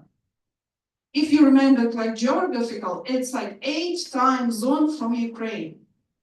And it's not the children going to the rest camp, that's traumatized children who before, a lot of them, was at ruin of their own house, see how their fathers or mother was killed, or before that tortured. So, and these children, they just send out. And they're absolutely unhappy place. So that's 2 of our points. And third one, it's political prisons inside Russia society. Because even theory of the right told about that 140 million people, some of them need to have, conscience and brains. So these people exist. It's a small group. They are not change the weather inside the Russian society, but it's really important to keep them alive sane. So that's why this campaign have third point, that's releasing of these people. Sometimes these people going to the jail for 15 years because they put the like for someone with Ukraine symbolic, or sometimes have a manicure, blue and yellow colors. So if you want to support us, I finished. You can go to our webpage, which is called People First, and I don't know how it goes in English. Well, which, okay, this one. Slash. Yeah, and you can find there different form of action which you can doing together with us.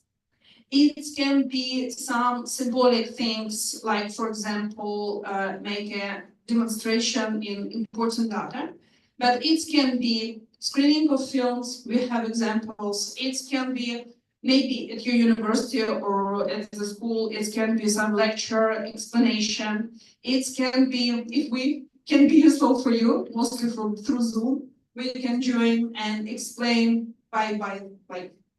like a speaking head for you. So any your ideas, how you think it will be good to show that you same support this idea that each negotiation needs to start from speaking and releasing these people, that will be great. Thank you. What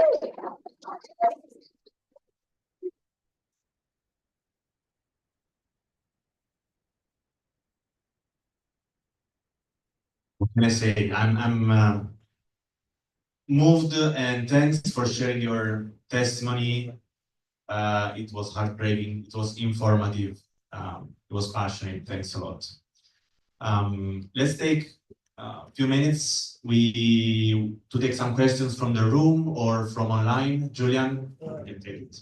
I have the online question. You You have? Go ahead. So hello, thank you very much for the presentation. I have a quick question because we are seeing the development now and the peace negotiations, right?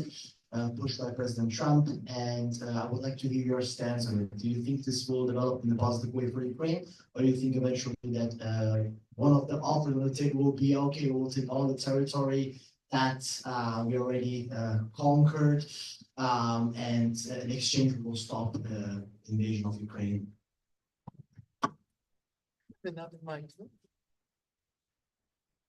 Yeah, as you understood that now it's our reality show, Trump and his vision of democracy and international order.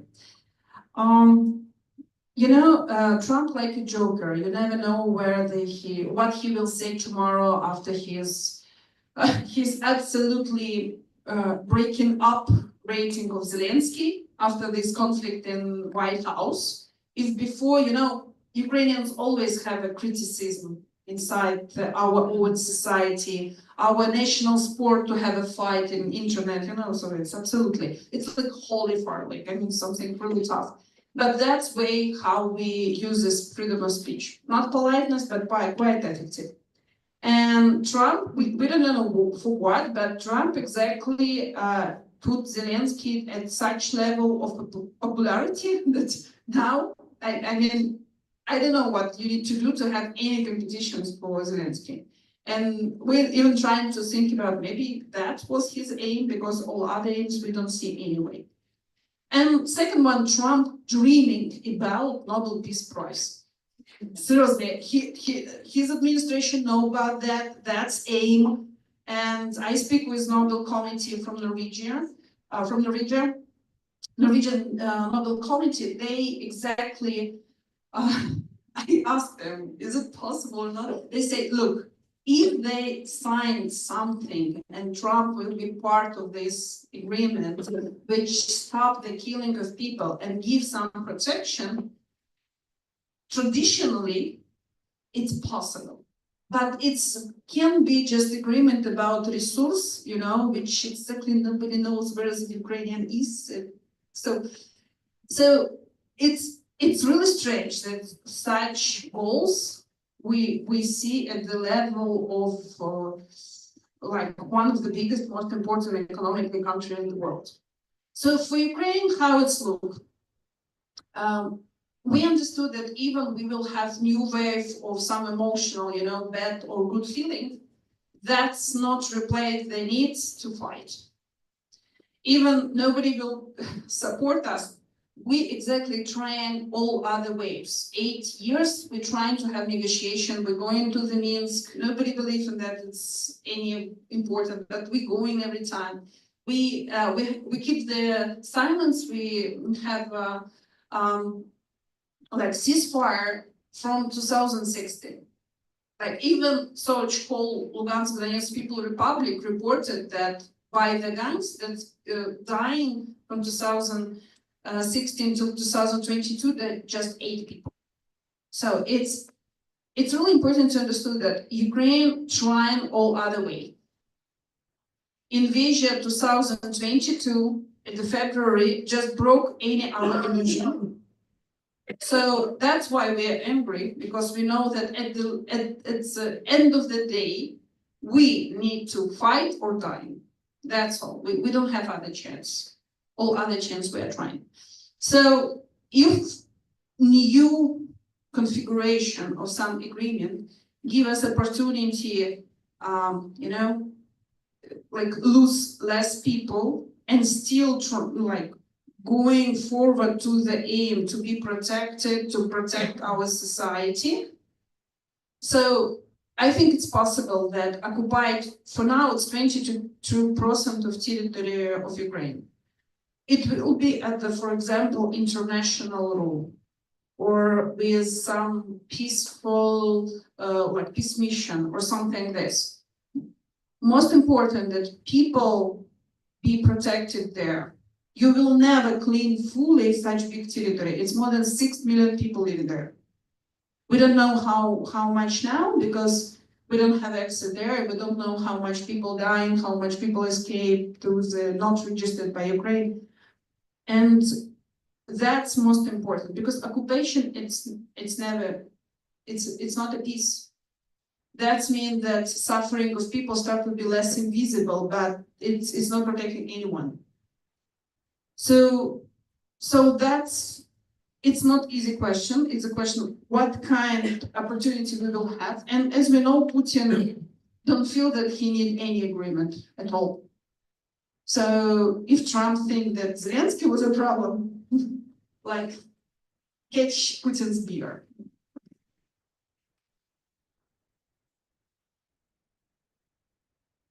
Thanks, Alexander. Thanks, Julian, for your question. I think we have time for one more question, or not. Okay. All right. Alexander will stay with us for a minute, right? Okay. Okay. So the online we do after? Oh, 1 minute, but then we have a speaker online that needs to go in half an hour, so that's why. Ask one question. Super fast. It was a question, two questions. You can ask it any or okay, I screen.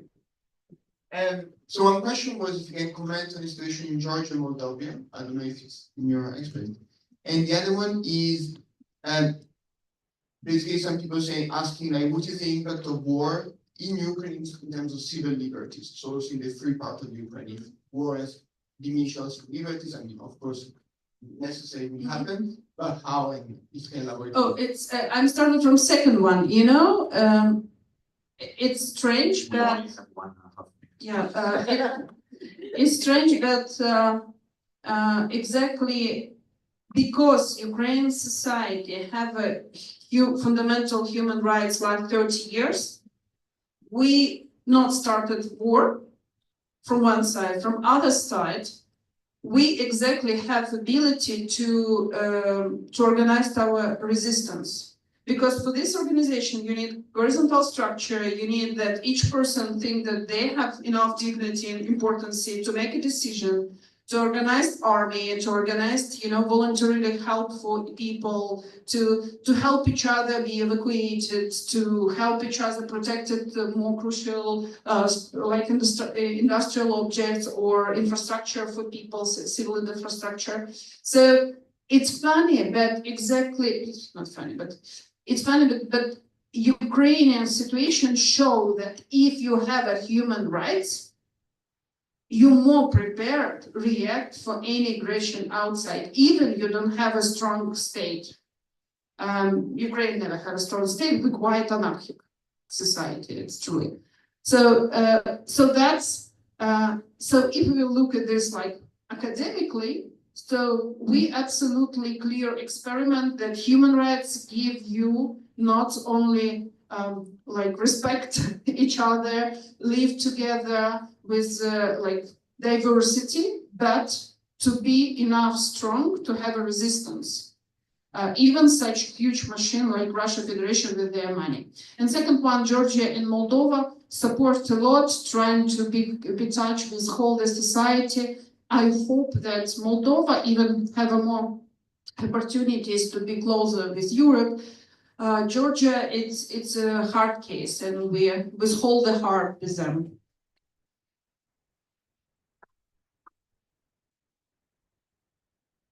Thanks again, Alexandra Vanskova. You stay with us for the next panel, who will be moderated by Matteo Magnani, who I'm going to introduce.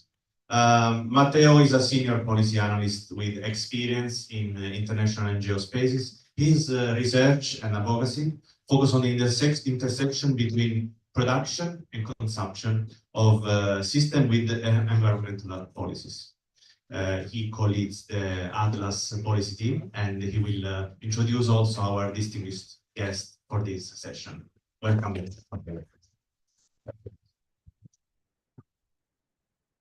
Thank you, Francesco. It's a big honor to be here hosting this panel with such great, wonderful speakers. So this panel will be all about the future of global freedom and democracy. And especially we will discuss the idea of potentially building a new coalition for freedom. Actually discussing whether it's a good idea, whether it's a bad idea, what separates it from it, and how close we may be. And that, of course, is in response to today's increasing distrust into international institutions, as well as the double standards that many countries all over the world are upholding, sometimes supporting freedoms, sometimes definitely failing to do so. And what's important about the panel is we'll not only paint a picture of what we want to see, so the vision, the intellectual side of it, but we'll get concrete into examples and practical actions that could be taken to get closer to that and how to solve this issue in a systemic manner. So I'm going to introduce the speakers. Very excited about that. So firstly, Alexandra Romanzova, which is just...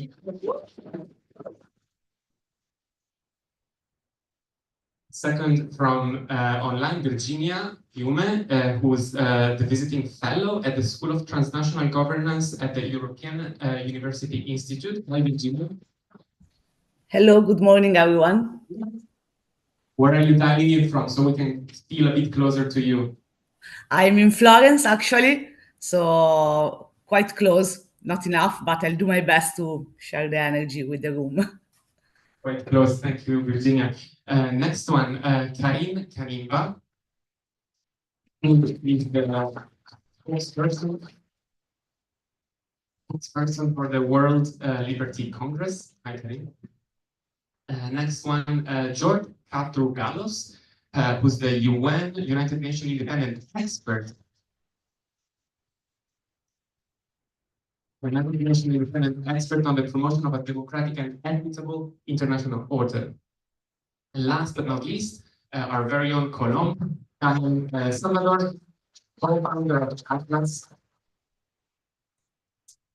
and challenging the United Nations Secretary General selection process. George, I'm going to start with you.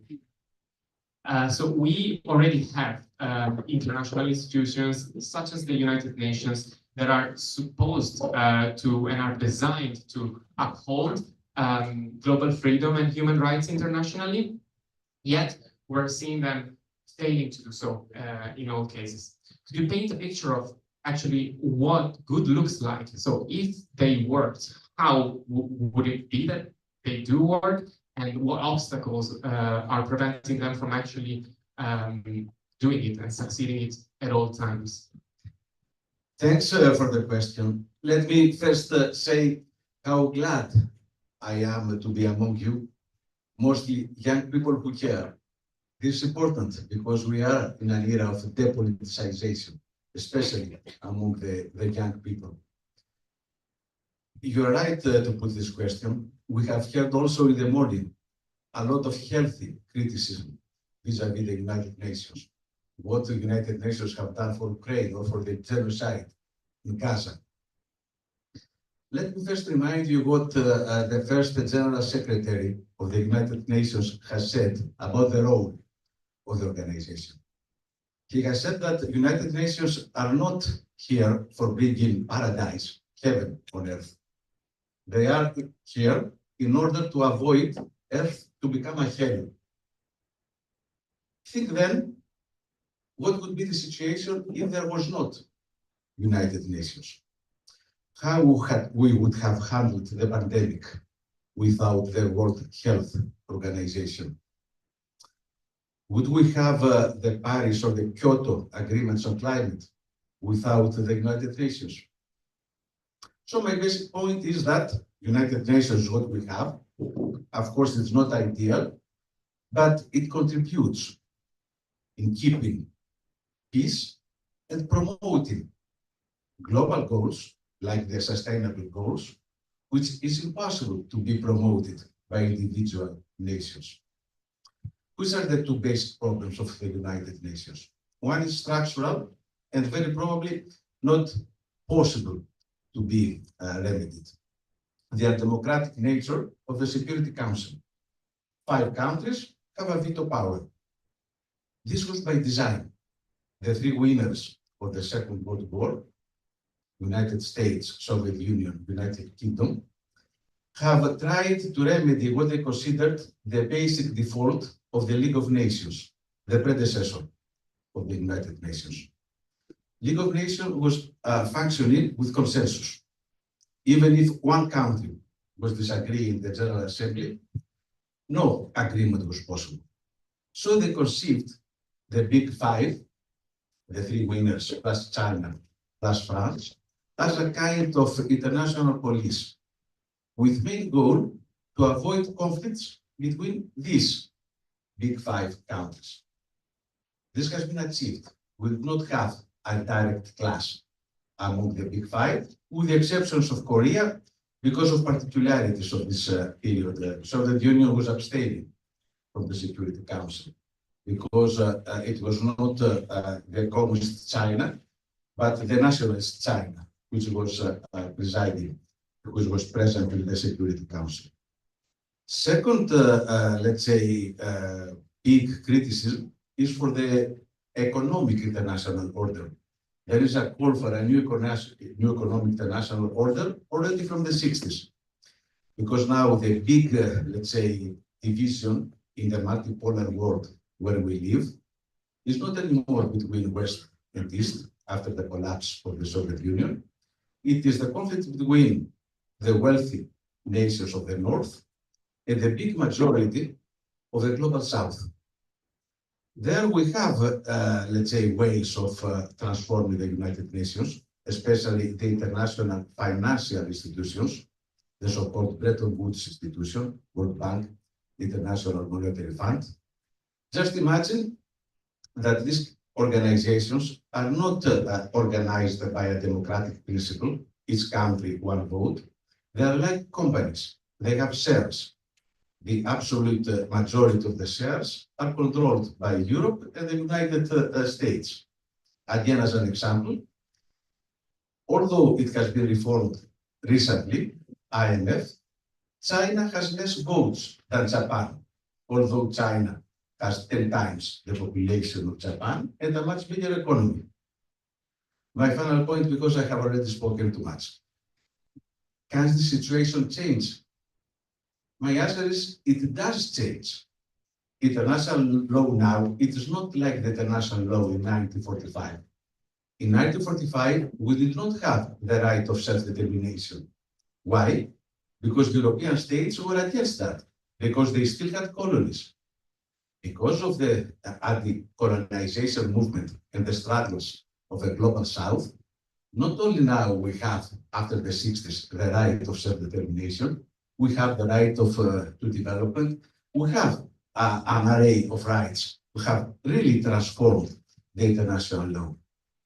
The struggles in our part of the world, in the West, the struggles of the young people in the big social movements in the 60s, have also transformed rights. The rights of women are not now as they were in the 50s. The rights to difference, the rights of the people of LGBTQI people. So who can change international law? You can. The movement of the people are the basic motors of change. And as your ancestors here in Italy, the Romans were saying, Jura sunt vigilantibus scripta. The rights exist only for those who are caring for them. Thank you. Thank you, George. So what I understand from you is that the United Nations, the Bretton Woods institutions have been designed, and that means that it can also be redesigned to actually account for the obstacles that we're seeing right now. But until we do that, yeah, maybe we have a question already from online. Yeah, you want to respond to that? Does it work? Because I appreciate what you're saying, but I think we are in hell. And I think the UN is failing to save us from hell. So obviously on climate, it's doing the basics. On aid, sometimes it does the basic, but when we consider the speech we've heard before, when we consider that close to 50,000 people have been murdered in Gaza and that the destruction is ongoing, when we consider the negotiations right now in Ukraine, it's hell.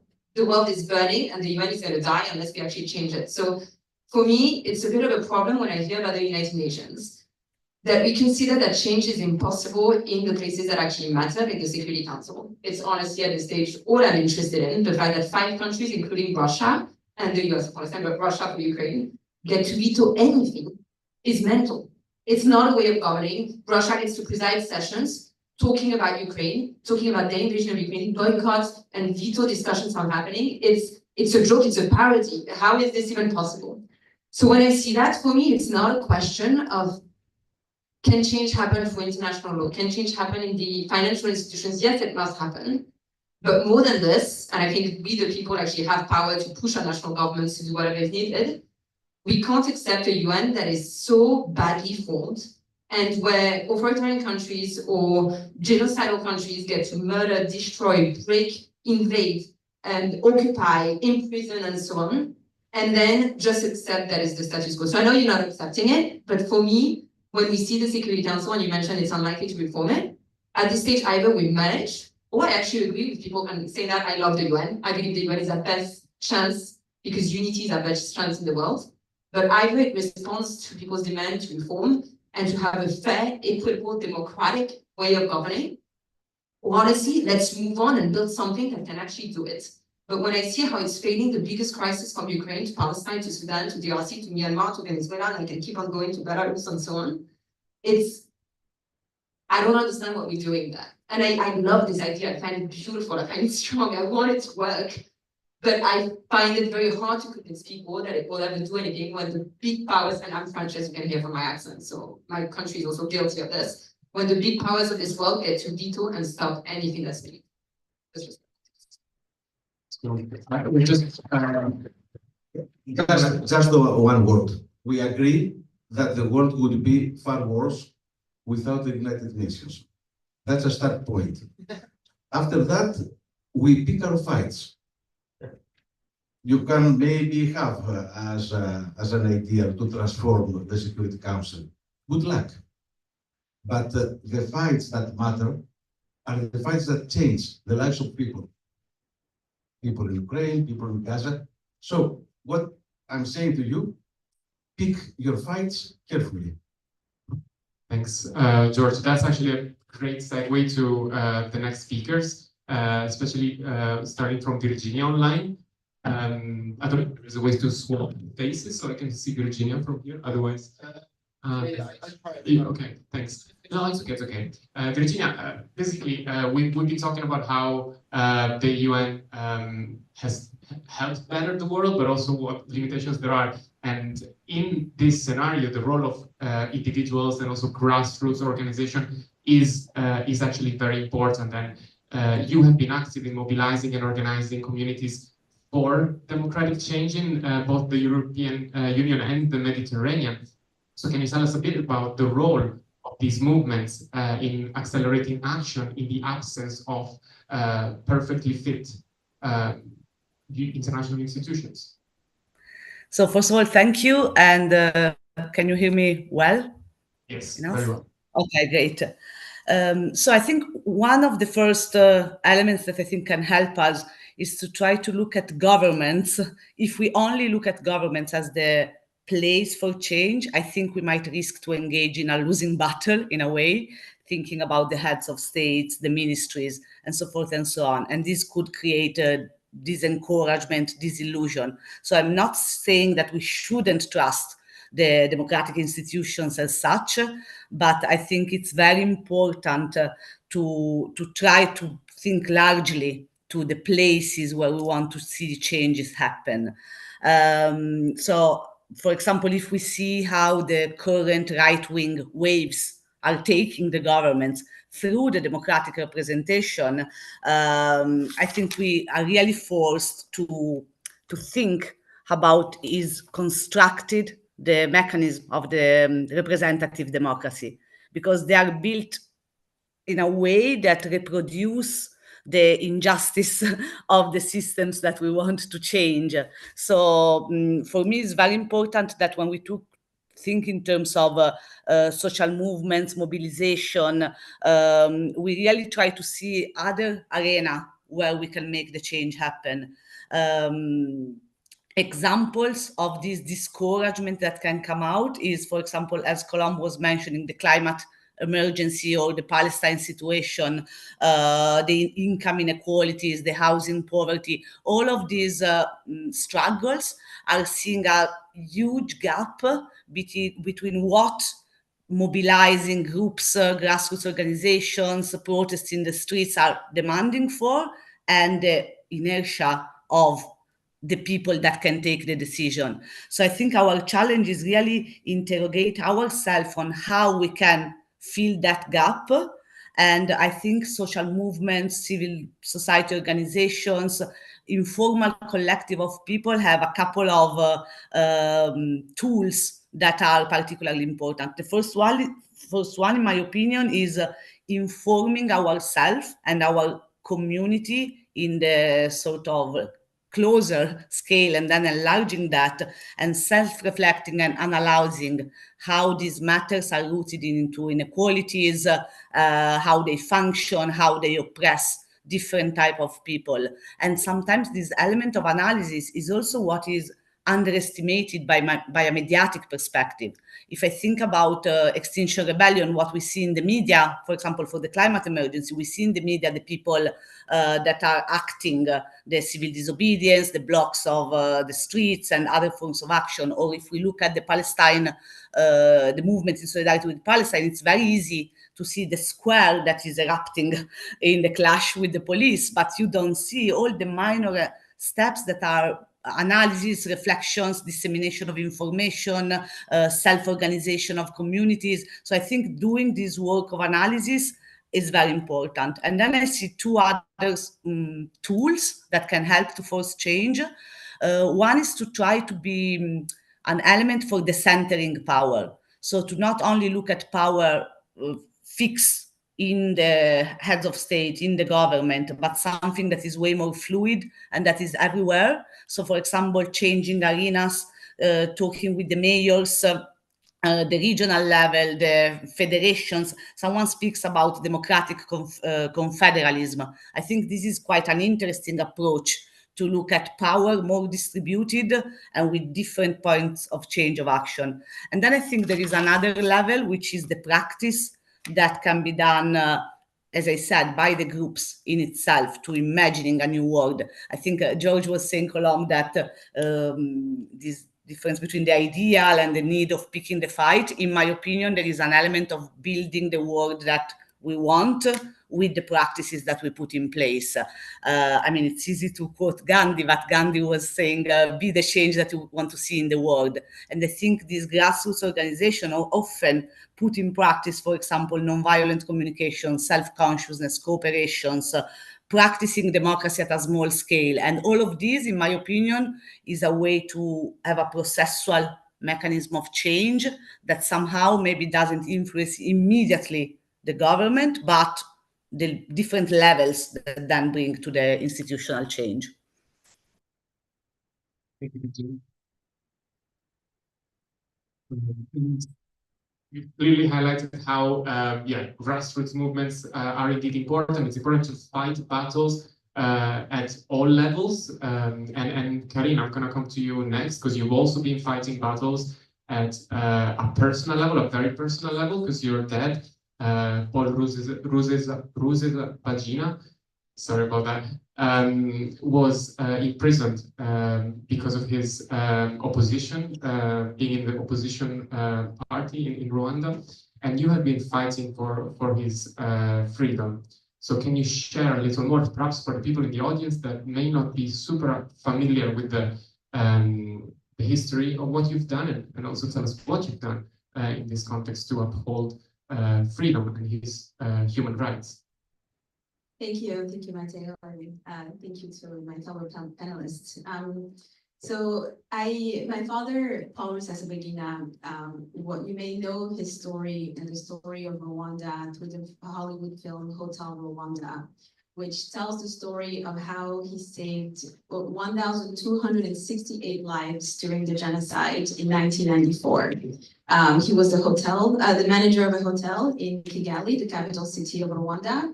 And when the genocide started, he opened the doors to the hotel to whoever could make it to the front steps and enter, and he protected them for 76 days of the genocide, risking his own life and negotiating with the killers every time they tried to come into the people who were taking refuge inside.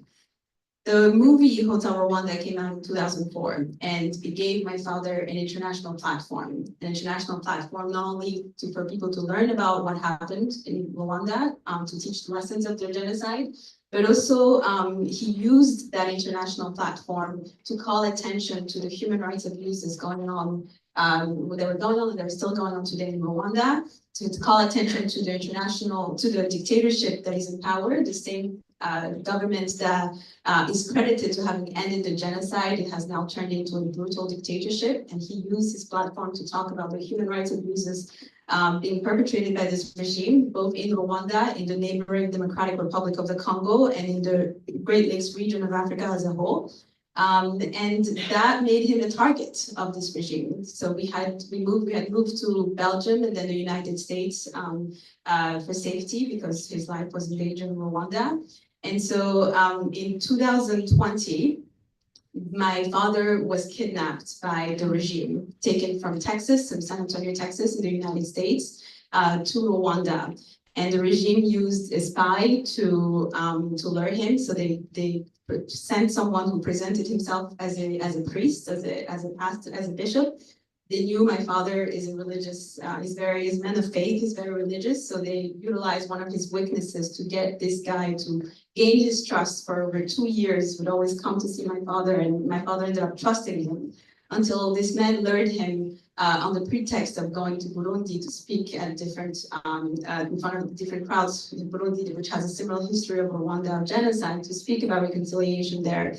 But this man was a spy of the regime, and instead took him to Rwanda, drugged him, and then they put him on a plane that took him to Rwanda, where he was tortured for several days before being presented in front of the international media and accused of, guess what? Terrorism. A lot of dictators, as we know, utilize these as a way to silence activists, to silence critics, and manipulate the international justice system in order to silence their opponents and their critics.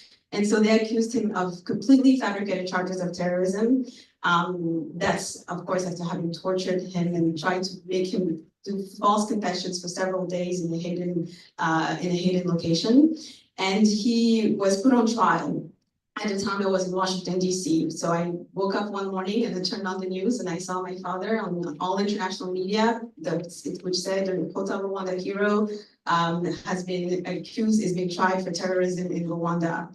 Of course, we had fled Rwanda many years before. So the fact, seeing my father standing in handcuffs in front of the media in Rwanda was shocking to me, because I knew that they were going to hurt him, that they had taken him there by force, but also that the accusations against him were completely fabricated.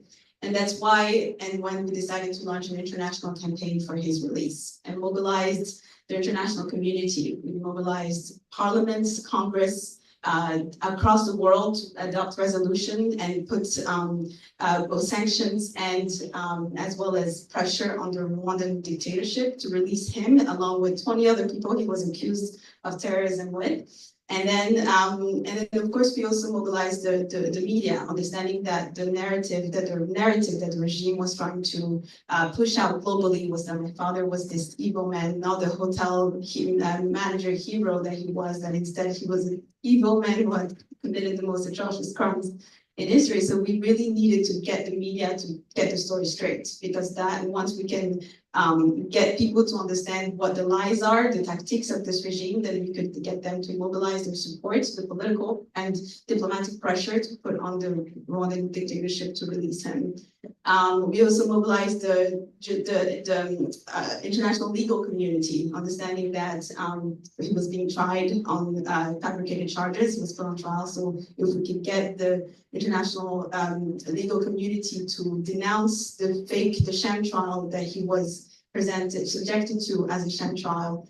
It was also another one. And of course, the people in general, anyone that we could get to that could say something, that could advocate, that could tell his story was a way to ensure that he stays alive. And he always tell us that one of the best ways to keep a political prisoner alive is to keep speaking about him. So for 3.5 years, my goal and my role was to talk about him, tell his story, get people to know him, to keep him alive and stop the regime from silencing him permanently. Did it? Did it work? He did. He's pretty happy. Sorry to check. Thank you. Okay, that's good. Alexandra, coming to you next. Moving from fight to fight. Of course, you've already spoken about Ukraine and what it's going through due to the invasion from Russia. But I wanted to ask you, what do you think about the reaction from the international community and international institutions in light of the conflict? Do you think it was sufficient? Do you think it was not sufficient? And if not, what could have been done differently? Okay, it's not easy question. Why so? Because it's a question, react for what? If we will speak about beginning of the war and reaction for Crimea and Donbass, it surely was not enough. Because if it was, we will not have today the next season of this horrible serial. Mostly that was a problem that Ukraine never win the comparing with any conflict going, for example, in Africa, and Ukraine's even till now better electricity system than in South Africa without war. So that's a big question that we trying to make some little bit competition. Who need to go into this session? What kind of attention journalists today will give them for this question? For me, history which you share now, that's absolutely amazing example that even you once was a hero that not, broke the evil at your native country. So for us, we start to be older. I mean, like a society. Ukrainian society figure out that you don't have other adults in the room except you. That's bad news, guys. Adults, we are. And will not come other adults except maybe Martians comes. I hope still. But is a question that every time when we speak about UN, when we speak about something work, something not work, other don't have this responsibility build for us such system which we need. That's a huge change of Ukrainian society. We stop being an object. We start to be a subject of acting around our own problems. And now I am understood that problem which happened in Rwanda, problem which happened in Bangladesh, problem which happened in Venezuela, that's a part of chain to have a problem at home, at Ukraine, at Italy. Because before coming to Donbass, private army, which called ЧВК Wagner, maybe you heard about them, and exists really good investigation of Italian journalists about them. They commit the war crimes at Africa 10 years, and nobody at Ukraine not listen, not read about that till it's not come at our home. That's why I'm always to my students and to any people tell, it's not exist the way how you can run from the war. I have one friend, she's live in Donetsk, she ran from Donetsk to Kiev, and after this she ran in 2014. In 2022, she ran from Kiev to Tel Aviv. Good place here. So it's just a question every time when we're trying to fund, there's just, I have another problems. So we need to come back again at the situation. Without us, nobody built for us good place to live.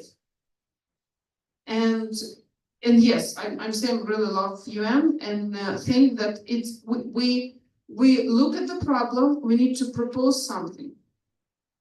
And this proposition need to be a reaction for absolutely new kind of the war. Because Ukrainian war, it's not traditional battle in the field with the soldiers. It's a 7 levels war. We have first cyber world war now. And 3 years, Ukraine was quite successful to defend cyber space of our state.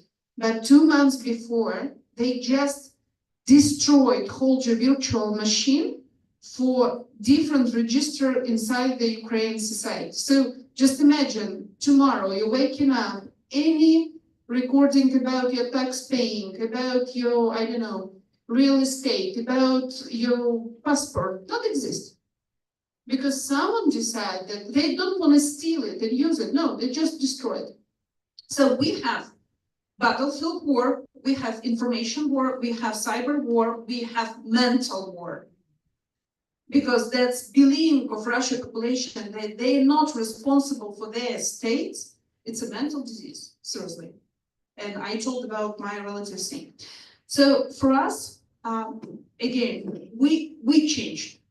And international society look at us like a big surprise, but because most of state representative of this generation at Europe or USA never have a problem at home. We always speak about how much money we need to spend to solve problem in Colombia because we like coffee from there.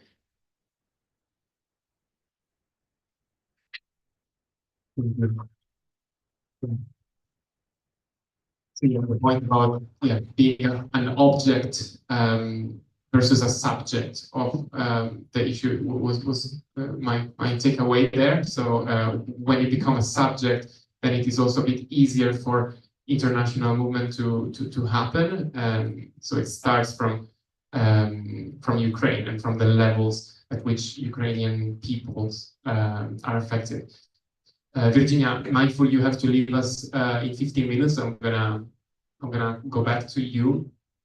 And so linking with the idea of having governments that perhaps sometimes say words, but maybe the words are a bit empty, or they have commitments, but perhaps commitments don't follow with action. What have you learned from your experience with grassroots movements on ways that government action could be accelerated? And if you could also give us perhaps some examples from your own grassroots movements. Thank you. Yes, I think one example that somehow for me encapsulates this is the encampments for Palestine that happened last year as a transnational mobilization. I lived the experience myself in Florence. It was a very unique context because basically students, fellows, researchers, workers of 3 different universities in Florence occupied one of the main square of the city, in the city center, Piazza San Marco. So instead of doing encampments inside the university, we bring the university's communities in the city. And I think it gives some practical and concrete examples. First of all, the encampments were part of a transnational mobilization. So different groups were doing the exact same actions, but then localize them to their level and to their context.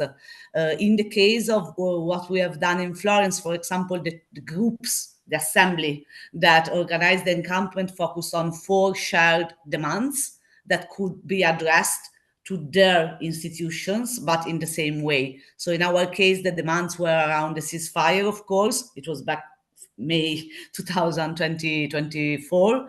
It was a call for the BDS, Boycott, Divestment and Sanction campaign, which is actually a campaign that starts from the Palestinian civil society, which I think is also quite important and quite interesting. Then we asked for the creation of programs for scholars from Palestine, from Gaza, to could come to here to study, and then to change the definition of anti-Semitism. I will not get into the demands. You can find a lot of information about that, but I want to mention why I think it was interesting. Again, first of all, the power of a mobilization that is broader than the city, than the context, than that as a transnational dimension. The fact to bring the demands to the square, but in a very dialogical way, like we were occupying the square or liberating, as someone would say, but we were also organizing permanent assemblies, teaching with professors and researchers that explained the situation in Palestine, but also how Palestine can be looked at, a prism to look at the injustice of society in a way. So we did a lot of dissemination activities. We were in contact with the shoppers, with the tourists of the city of Florence. So there was a level of enlarging the base of solidarity with Palestine that wouldn't be achievable with other forms of action. And I think the other element was to look at the university as an arena for change, as an institutional dimension of power, also because we were talking about public universities, for example. So looking at addressing the heads of the universities in terms of cutting ties with the war dimension, which can be Israel, but we can also be any other forms of power that use research for war purposes. I think this is also another interesting element. So in a way, I think we can learn 3 lessons from that experience. The first is the idea of the boycott, divestment, and sanction tool that the Palestinian civil society designed, because it's a type of tool that can be acted upon at an individual level. I can decide to not go to a certain supermarket, to not buy certain products. It has a collective dimension and an institutional dimension, which is the divestment element, where you can use at a business level, a private level, a university level, and so forth and so on. And then you have the sanctions element, which were quite powerful in a way. I mean, a bit more powerful in the Russian-Ukraine situation, and it was less applied in the Palestinian context. So I think this 3 dimension gives civil society and movements a tool, and individuals also, to act at different levels. The second aspect, as I said, is to change the arena, but I guess a state, if it sees that 5, 6, 10 university change their relationship with an oppressive power, like in the case of Israel, probably this is a way of influencing the governmental dimension. Probably, as I said at the beginning, I don't fully trust governments, but I guess you get what I mean. And the third aspect is the use of body as a tool for political change. So I go back to my last point, but occupying a square in a non-violent manner, but also in a very explicit way to showcase another possibility for the world, I think it's something that can be done. I just want to conclude saying that I don't know, maybe I'm old, but I'm starting to get old, but I don't think we can achieve change in 1 minute. There is not one action that change the world in one moment, in one action. I think we always need to look at things as processual and expansive. But as a Palestinian person told us of the assembly, for example, although the tragedy of Gaza and the genocide and the ethnic cleansing and the apartheid is incredibly sad and deep, on the other side, he said that there was never such a level of solidarity with Palestine as in the last 18 months. And I also want to say that, for example, for me, it's also a sign of change, the fact that the directors of No Other Land won the Oscar. I mean, the Oscar, and again, the media industry is an incredible platform with a political power in itself, which of course is not like a vote in the Council of the United Nations, but still it's a political form of change, and having the stage of the Oscar is something that they achieved, and it's quite incredible and should be somehow celebrated as a form of influencing power.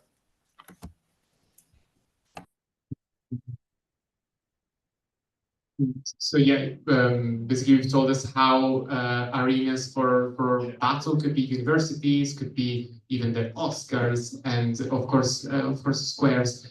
Before you have to leave, Virginia, we're just going to make the most of the last 8 minutes with the questions from the audience. Virginia, yes, and I invite everyone both in the room and online to think about questions for the whole panel. And yeah, either keep them for in a bit in the room or use the chat on Zoom for those online. Francesco. Thank you. I have a question for Virginia, but we can also go over it with the rest of the panel. We heard from George, UN had a mission, and this mission is somehow being accomplished on some, more basic needs that the nations had. Colombo was hinting that we have some urgency, which are probably not well handled at the moment. And we heard also the stories from Karin and Alexandra and Virginia. So the question I want to ask Virginia, in her role as activist, is probably the best suited to answer this. Seems there's a gap between real world and UN layer of power or willingness or goals. And we are all here to bridge it. In your experience, what's the fastest way? What's the best way? And I appreciate what you just said. It's a big complex world, right? A lot of subjects, but what works the best? What's your advice to be there and be this bridge between UN and people?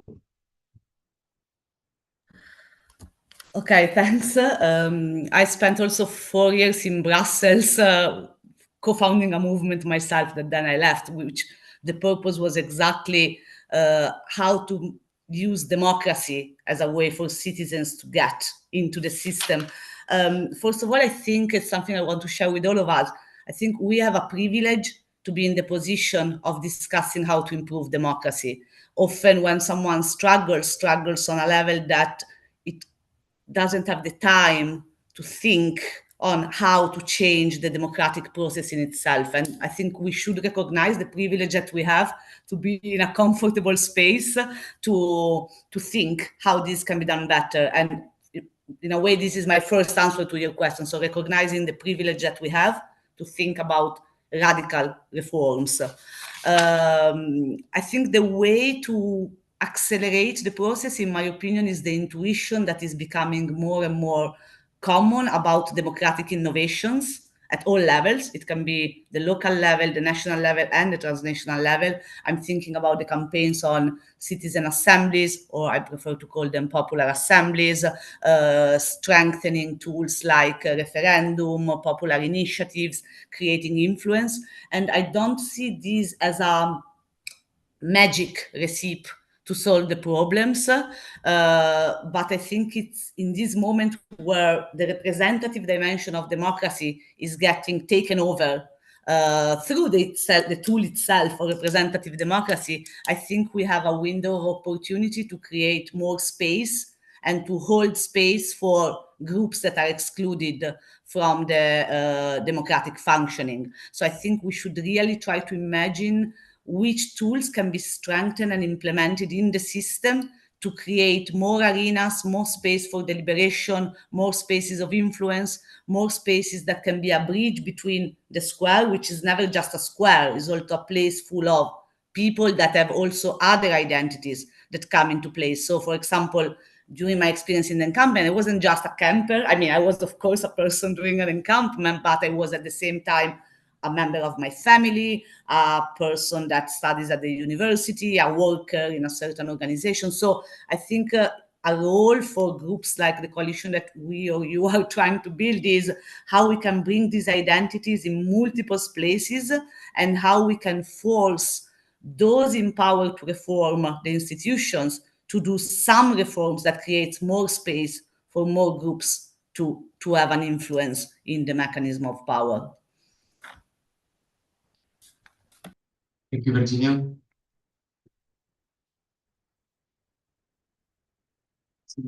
There is another question from here. Wait, if it's for George, I just wanted to prioritize questions for Virginia. It's related to what go for it. says, and she can react to that as well. George, what she says about this citizens' assembly thing. I know there are attempts to have kind of a rural citizens' assembly where citizens by ballot are forced together. Do you see that as a possible thing within the UN constitution? Before George responds, I just wanted to say, Virginia, if you have to leave us, we just wanted to say bye and thank you so much for being here with us. Of course, feel free to stay and listen if you want, but thank you very much.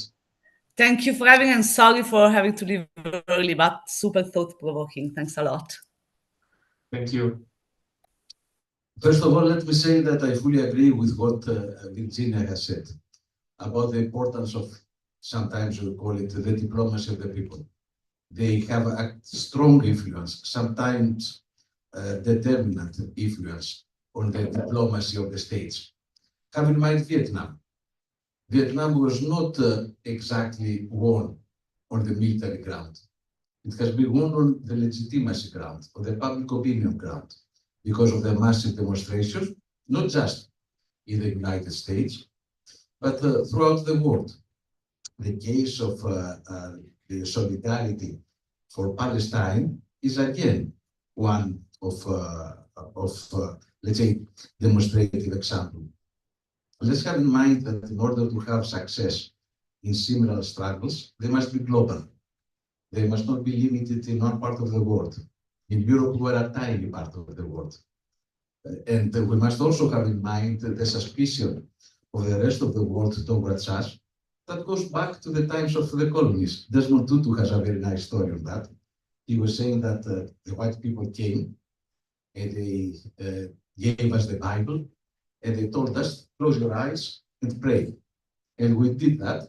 And when we opened our eyes, we had the Bible and they had our land.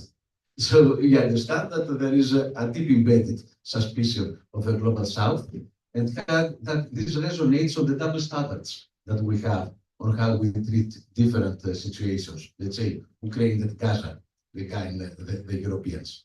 Regarding now the direct democracy thing, I think is very, very crucial, especially in renovating our democracies. Our democracies are in crisis.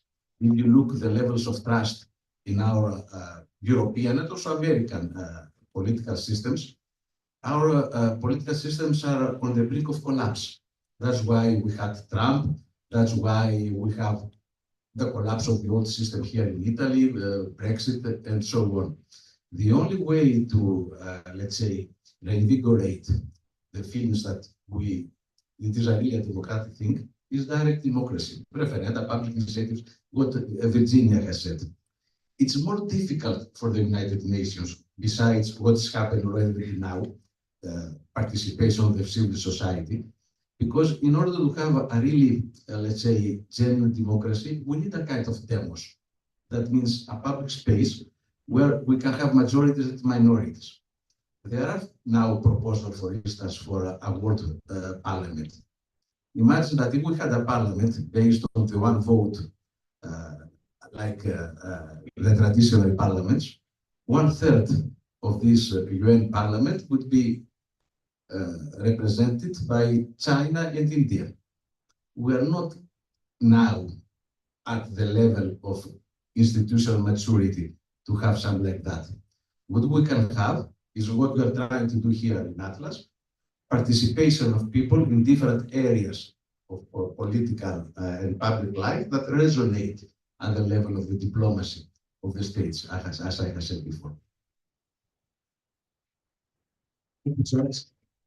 Okay, we're gonna move on to considering the idea that we're really here to discuss, which is the potential for a global coalition for freedom. And Colombe, I'm gonna come to you.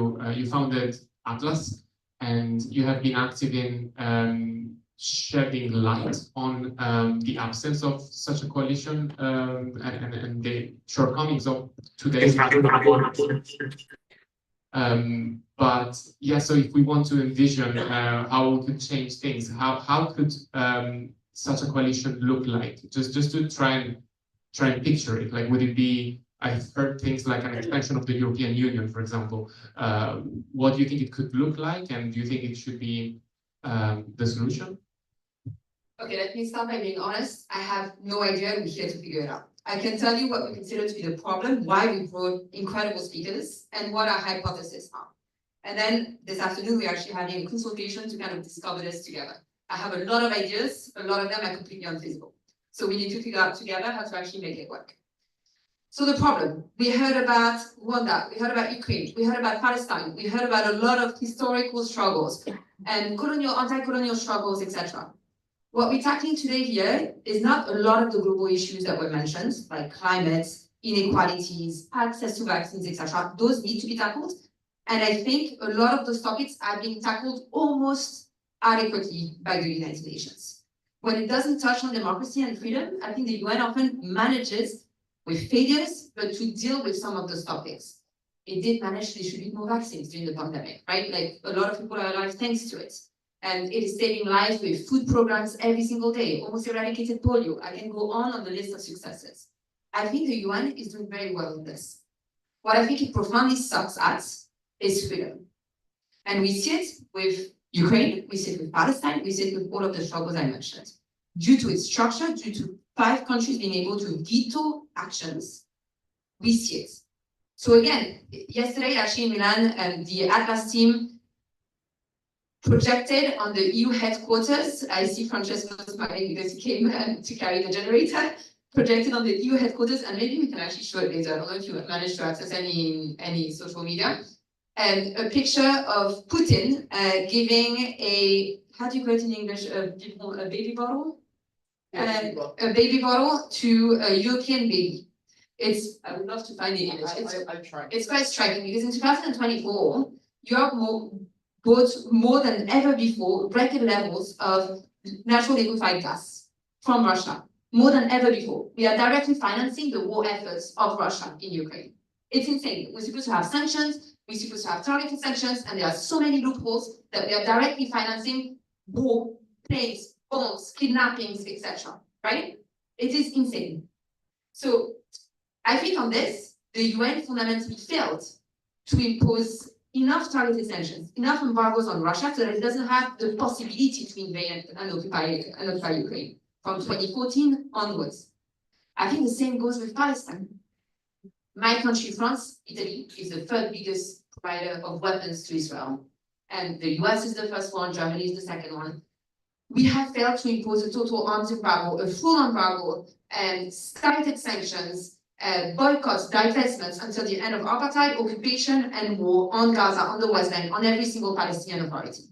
And that for me is the purpose of the UN, it's to ensure peace and security. We do not live in a peaceful and nor a secure world. And I'm just mentioning 2 conflicts to mention the 2 traditional East versus West type of struggles, because in this sense, the US, from the US to Russia, all are guilty and complicit in war crimes to different extents, but all are guilty and complicit. I managed to, this was the first time we tried a live projection. So this is what we projected yesterday to try to raise awareness to the fact that it's freaking insane, right? So this is the problem. The UN sucks at dealing with freedom. It's due to its makeup. I'll let you check it out, it's more interesting than what I'm saying. Now there's no English about it. It's due to its makeup. If it's my stories, it's gonna cut. I'm gonna go on your. Sorry. You can all check my Instagram profile at the same time. Here. There you go. And In Italian and English. we had Yassine here. You can raise your hand who's trying to carry the projector in the right direction. So that's why it moves a bit. And from this point on, what do we do? How do we ensure that we tackle freedom adequately and systematically? Because, for example, and I'm sorry, Karine, I'm going to point to you because you shared your story, right? You did an incredible work in mobilizing parliaments, governments, etc. Theoretically, it should be systematic in the world that we actually want to live in, right? Like, I know all of the limitations. I understand them. I understand the makeup. I understand how difficult we want to try it. It is. But if we want to build something new, we have to imagine how it should be. The fact that you had to go government from government and be like, look, I'm paraphrasing. Look, guys, suspend aid until my dad has access to food and is not tortured. It's insane, right? Like, it is absolutely mental. Same for Ukraine. The fact that even that Zelensky is put in this situation is insane. So how do we build a world where this is systematic and where we don't have to go and beg for the big powers to suddenly care if it's not in their economic interest or if it's with their allies? For me, this is the question of what we actually need to tackle. How do we deal with freedom struggles? How do we support them? How do we stop war crimes, crimes against humanity, apartheid, occupation, every single time together. Because like it's been said, in unity, I think we have strength and we can actually do it. I'll conclude with 3 quick ideas. And this is from our policy team that has worked on it. One of them is to do it within institutions. So to start building within institutions, within the United Nations, for example, and outside, a democracy caucus. So take South Africa, take Kenya, take India, take Brazil, take European countries, bring them together and say, okay, we are actually going to coordinate and commit, again, it's up to their willingness, commit that every time this happens, we have to take some things in this list of actions. Sanctions, arms embargoes, boycotts, etc. We have to. Otherwise, we are kicked out and we no longer have access to this coalition. And then to make it a bit stronger and a bit sexier, because you need to make democracy sexy for people to want to stay in it, you add a democracy fund, right? Countries finance, support democracies and transitions and democracies, and you make it also good for the countries inside. Take the EU. It's great. Some of you are from neighboring countries, you could come here. Free movement. Trade incentives. You ensure that democracies can actually get stronger together this way. And this way, in the UN, they will try, and outside of the UN, to push for sanctions, for embargoes, for support in a systemic manner. That's one idea. Another idea is you take it out, and I think Karine can actually take this on afterwards with the idea of the World Liberty Congress, and I'll let you explain how it would actually work, right? And the third idea is you use existing coalitions like the European Union, the African Union, and others to try to push forward this idea. But again, I think the problem is how do we do so without being hypocrites? How are we not complicit in so many struggles? How do we stop it and build something new for people to have faith in those institutions? I don't know how we make it happen, right? I want to figure out with you this today, but I think we need to be clear on what we actually need to achieve. And the fact that this is not intellectual masturbation, it's actually people being killed, murdered, bombed, occupied on the ground. So we need to do this. I'm sorry.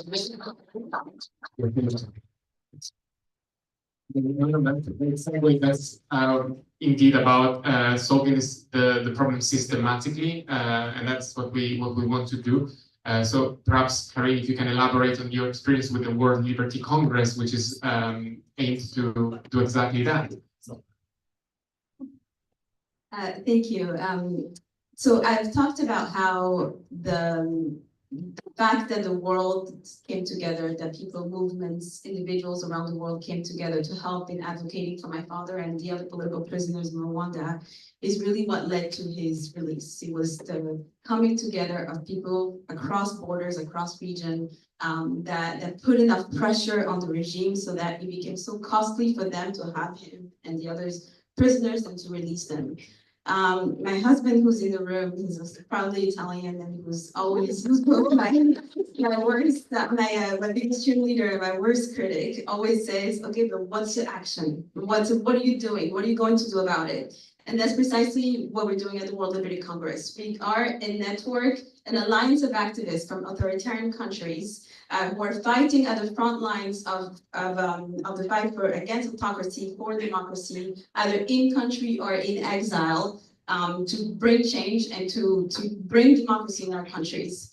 And the World Liberty Congress was created precisely because international institutions failed to protect pro-democracy movements and pro-democracy activists and freedom fighters who are at the front line. The fact that we have political prisoners around the world in 2025 is crazy. The fact that you have people dying by bombs and we're still watching it on TV and seeing it every single day is absolutely insane.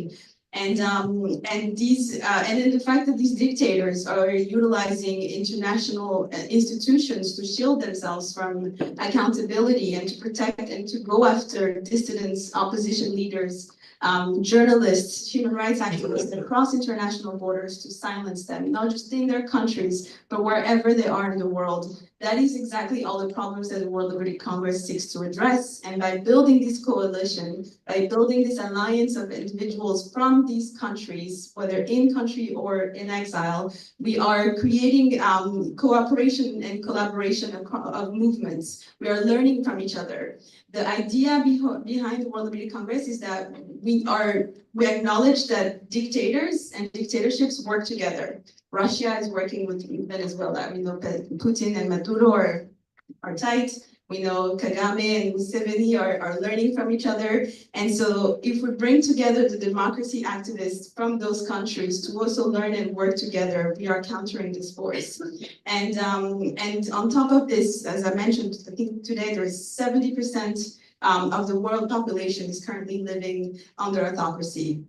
And that number is, again, insane to recognize. But it means that there are political prisoners in many countries, and we've created a handbook to help families who find themselves in this situation and to learn how to advocate for the release of their loved ones, whether it's by mobilizing global governments and parliaments and international institutions and individuals to come to their support, or whether it's what they can do within their own country with the legal system and the limitations of their own system in order to fight for the freedom of their loved ones. We've created a playbook on how to fight autocracy within countries, and we are teaching people in within other countries how to support grassroots movements in training them on fighting back without violence. We are teaching how to utilize AI, because AI is now everywhere, how to utilize AI and Bitcoin, in fact, to fight back, because it's one way of attaining financial freedom. And so there is a lot of mechanisms, a lot of things that we can learn from each other. This is why the World Liberty Congress exists, is really to learn from each other in the same ways that those dictators are learning from each other.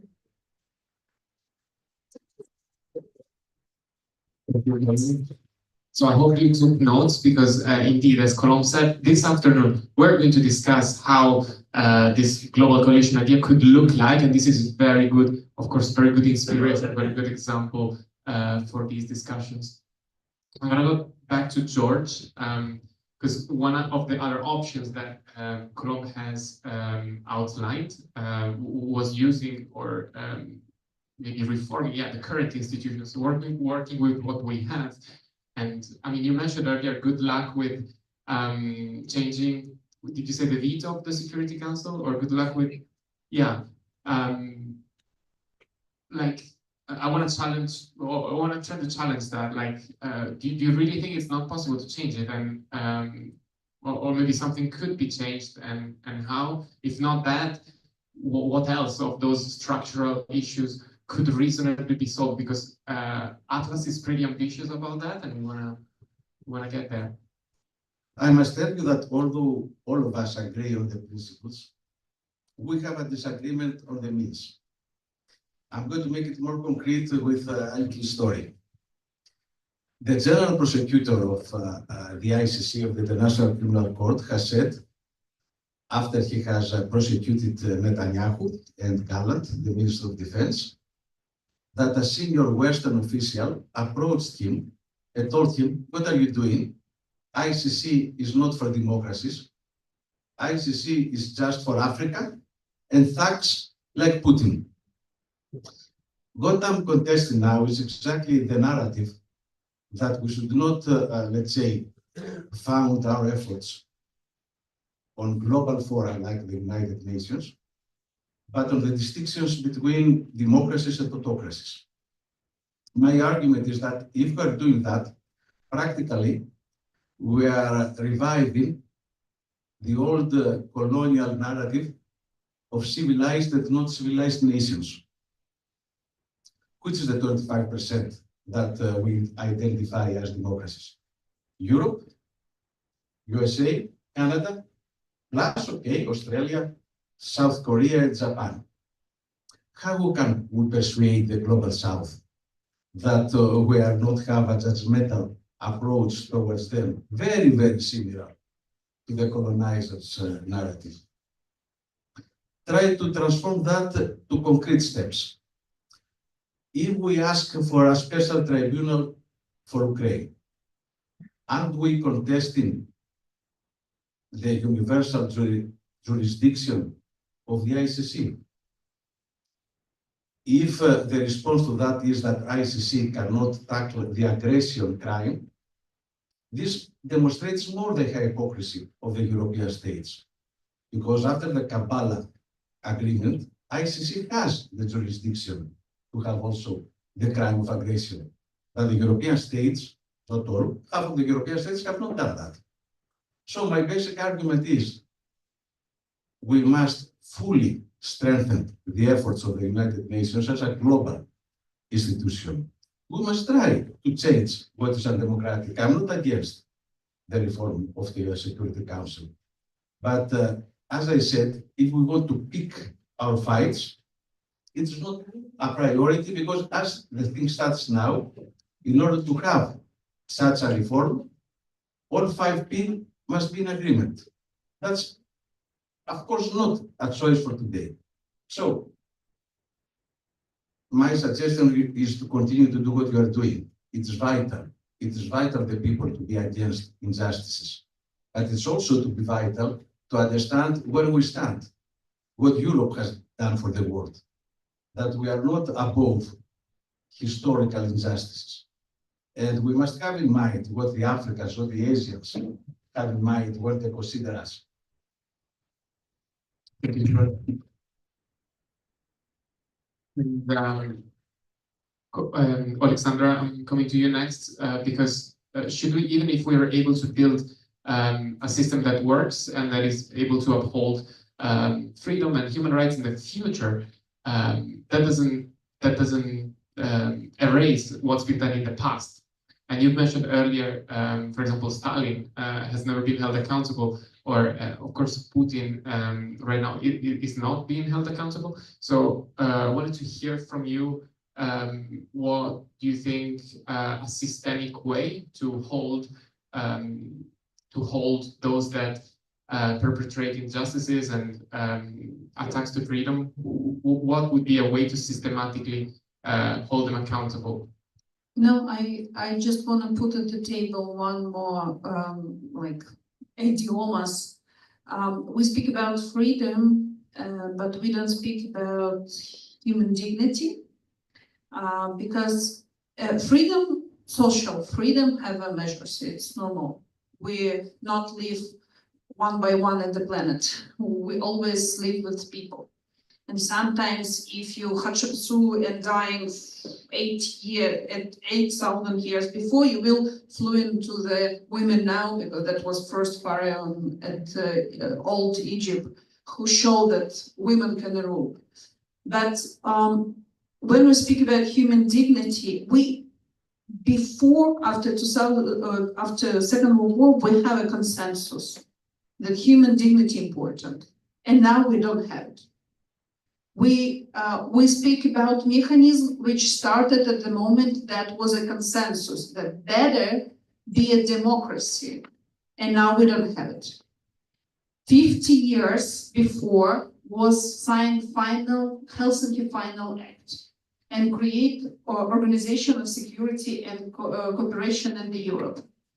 And they use the consensus principle because they're trying to show that each country, even country who don't have so much, success in economic or something like this, have an equal voice. And now they live without a budget 3 years because Russia has the same consensus voice. And before even Russia, that was Belarus there, that was Kyrgyzstan there, that was always someone who trying to break the same consensus. So I think before rebuild, renew, we need to come back to the vocabulary and need to figure out we trying to what kind of freedom to protect. Elon Musk and Trump have absolutely freedom and resources. And I'm scared of this future. And I don't want to say that these people need to be, arrested or something like this. So I just need to mention that before the future exists the human dignity. And protect human dignity brings back values of human dignity that, as for me, need to be first step for people and for structure with these people create. Because all of these states, it's not breeding by Martians. I'm waiting them, but they are not still here. But all of the state was built by people. And how they looks like, that's result how we organize them. If you don't do that, so that's why they look like this. And so that's, I want to come back to this point, that human dignity, even people which we don't like human dignity, need to be respected, and we again need to make sexy and attractive this concept. Because new technology give us a lot of differences. Now we look at the people who can manage with smartphones or AI or something like this, like, guys, you need to educate, but maybe these people will never have opportunity to manage it. We every time think about that, okay, it's so comfortable, comes here by plane, that we live 3 years without planes, because at the territory where the war going, you can have an aviation. And that means even you have a Nobel Peace Prize, you still need to spend 3 days to go out from Ukraine and comes back. So it's about, I'm really supported thinking about privilege, because now Europe had a privilege exactly, don't have a normal army and normal military budget more than 50 years and spend all of this time for comfortable life, for healthcare. Maybe you see the problems, but it's less the problems that you can have if you have it. And now, answer to like make this budget more, it's same, it's temporary. It's not the answer for long term.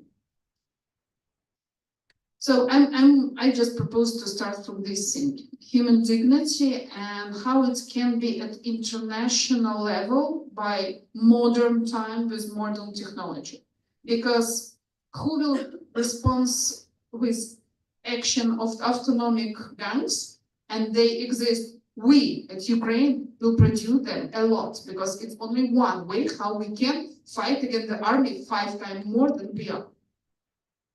And that will be like a new nuclear weapon. I mean, we need international rules how to use guns without decision of people who kill the people.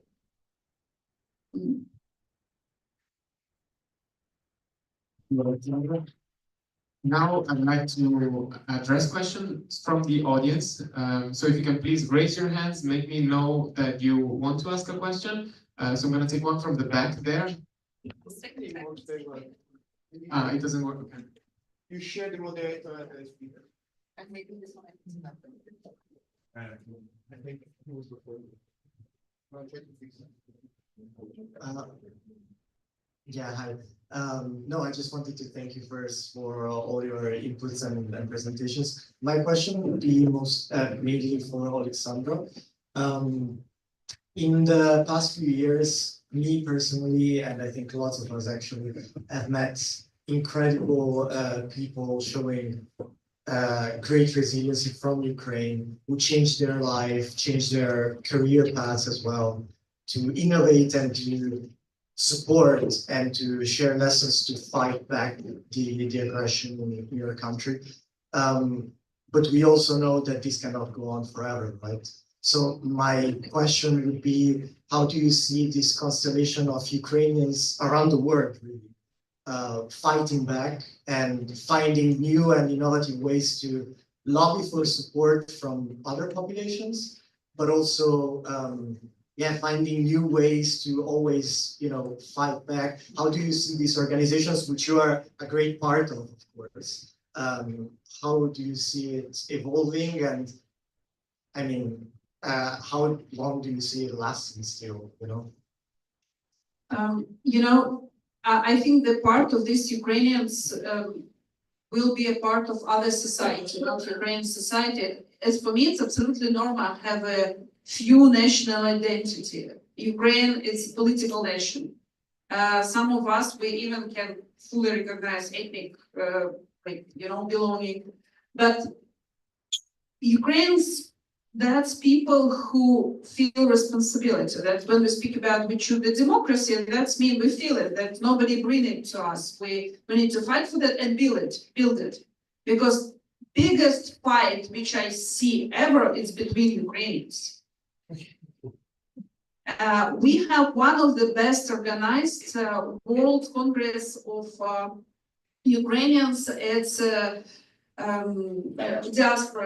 diaspora organization, best organized in the world. And still in the London, we have two diasporas because one of them for Bandera, other from Milnukivsk. Nobody exactly remembered about that at Ukraine, but it's conserved in London, you know? So Ukrainians are not perfect. Ukrainians just the people. All of us exactly coming from Africa. You know, one beautiful woman from Africa, of course, all of us. Our genetic from there. So some of Russian Ukrainian families still exist, and they are not peace fight because different model of state fighting. So next, it will be a future, and this future will consist of decision of concrete people and decision with whom people want to join. Best way, as for me, join the people which you feel better because of your values exactly like near. Because when we receive a Nobel Peace Prize together with the Russian and Belarus human rights defenders, you know what kind of reaction we have at Ukraine? Don't take it. Okay, you will have your own Nobel Peace Prize, don't take it. Why not? But we know why we need it, because it gives us a lot of places where we can speak, and then it pick it up with whom we can speak. We repeat our messages from 2014, and new politicians say, oh, so fresh idea. So that's good news. We don't have all the factors to make analysis and predict whole. Thank God, because that's our chance, exactly. And one more good news, that your decision every day have a sense. And we don't know what will happen with states, but we know that 7 billion people in the planet, surely part of them will have some emotional and productive lives. And I hope that they bring more and more new ideas how to live together. Because that's a problem of humanity, how live together, that's all. Thank you. We're taking 2 questions and then 2 answers in a row. So if you can ask yours, Yassine, and then the woman over there. Thank you very much, and thank you to all the panelists for this talk. My question is also to Alexandra, and it's related to Matteo's question. But I'd love to hear what the other panelists think as well. Over the past 3 years, we've seen and participated in the struggle of the Ukrainians. And I'm curious to understand why Zelensky has sided with Netanyahu. We have seen this very publicly. We have even seen this weird intellectual gymnastic where the Ukrainian question was kind of made in relationship to the Israeli question, where they were kind of putting themselves together. The confusion to me is absurd and hard to understand. We see the Eiffel Tower and probably many different embassies raising the Ukrainian flag, and yet the Palestinian flag is not allowed in football stadiums, for example. So how did you compute this paradox between these two freedom struggles? Yeah, we take another question.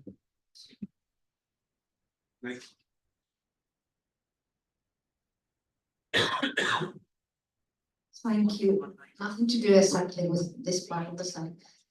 It's Celia Zafra here from Spain, representing Political Watch.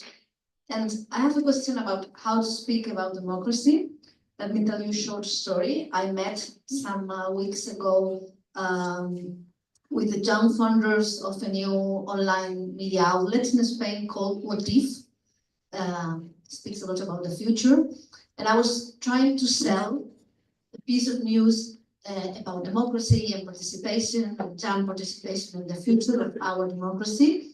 And the founder told me, I cannot talk about democracy on my outlet because what I've learned from my audience figures is that when I write down the word democracy, people under 14 stop reading the newsletter or stop reading the article. So if our target is young people to make the democracy of the future we all want, or at least part of, how we can talk about the democracy we need without talking the democracy?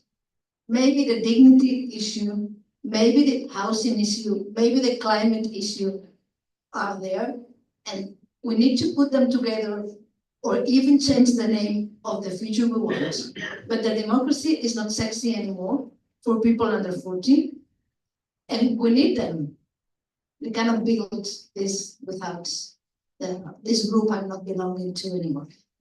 So can you help me with this answer? Yeah, yesterday we have a really interesting meeting at Roma, and they told, democracy quite evangelistic. Maybe trying this one, start to speak about from religion point of view. But I just answered, it's two big different conflicts. I mean, Ukrainian and Israel, Palestine situation, because at Ukraine, nobody understood, for example, two less knowledges about situation with Palestine, and nobody understood why exactly terrorists from Palestine who killed 1,000 people 7th of October have so much passion. I'm just explaining you how it looks like from the place where we not use the Twitter at all. Twitter not popular. And we analyzed about how much exactly XNet, how they put the money and opportunities exactly spread the Palestine topic. And again, I will not speak about that people not suffering in Palestine or something like this. But you need to understand that some result of your common knowledge sometimes is absolutely as a bubble out of the world. When I come to Israel, I see, first of all, everywhere it's a yellow label and question about refugee, or not refugees, but hostages of Israel. Out of Israel, maybe once a month, someone think about 200 people.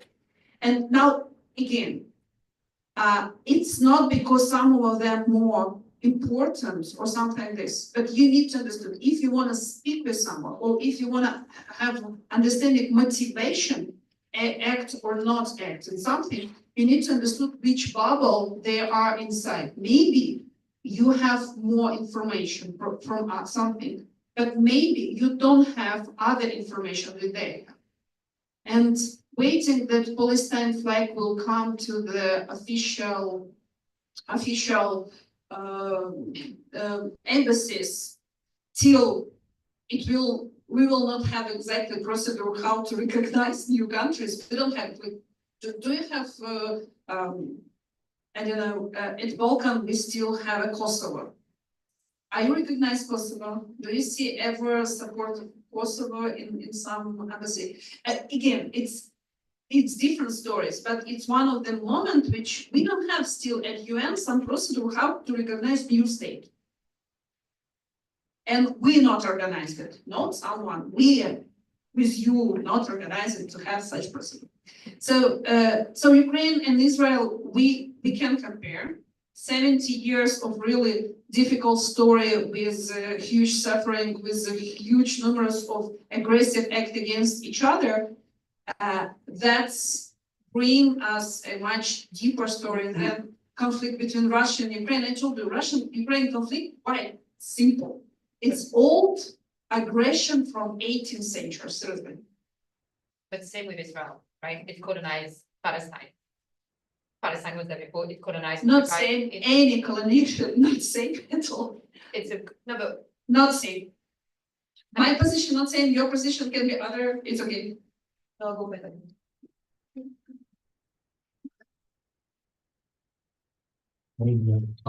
Yeah, no, thank you. I think what I'd like to say is in relation to bring us back to the concept of freedom and the concept of dignity, of human dignity that we eloquently shared earlier. And to address what you raised about democracy being sexy, as well as address what you raised about the West, democracy being a Western concept, with the risk of the United Nations focusing on democracy being annihilating the global South, which I think are all flawed. My view and what I think is important to remember is that democracy is a form of political freedom. And freedom is a universal human aspiration. We all want freedom. We all want democracy, and freedom is more than just political, a political form of freedom. It is democracy is more than just a political form of freedom. It's a freedom of expression. It's freedom from repression. It's human dignity.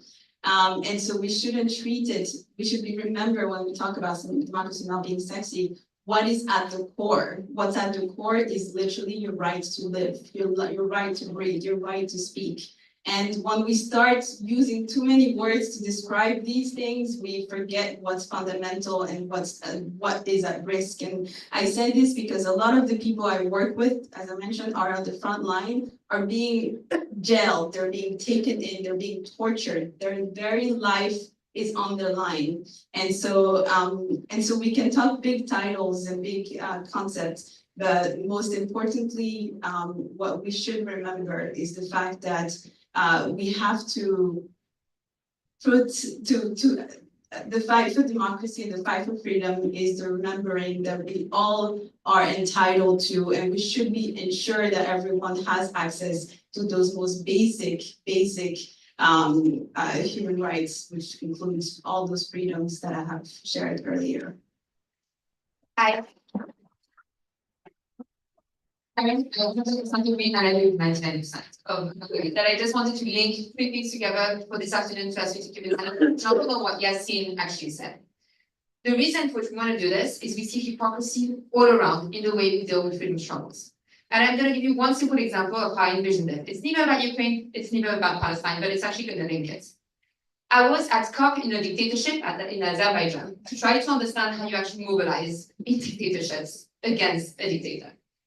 And something really random happened. I was taking a video of something I thought was funny, and it ended up being really not funny. I was taking a video of journalists looking like bees around honey. So there was someone walking, and there were like 10 journalists going like this around, and I was like, this is like, I'm going to send it to a friend. It looks like bees. And it was actually the top leaders of the Taliban regime, walking and all of the journalists around. Most of you will be familiar with what's happening in Afghanistan, gender apartheid, absolutely no democracy. Women have less rights than a bird or a cat, as Meryl Streep famously said, right?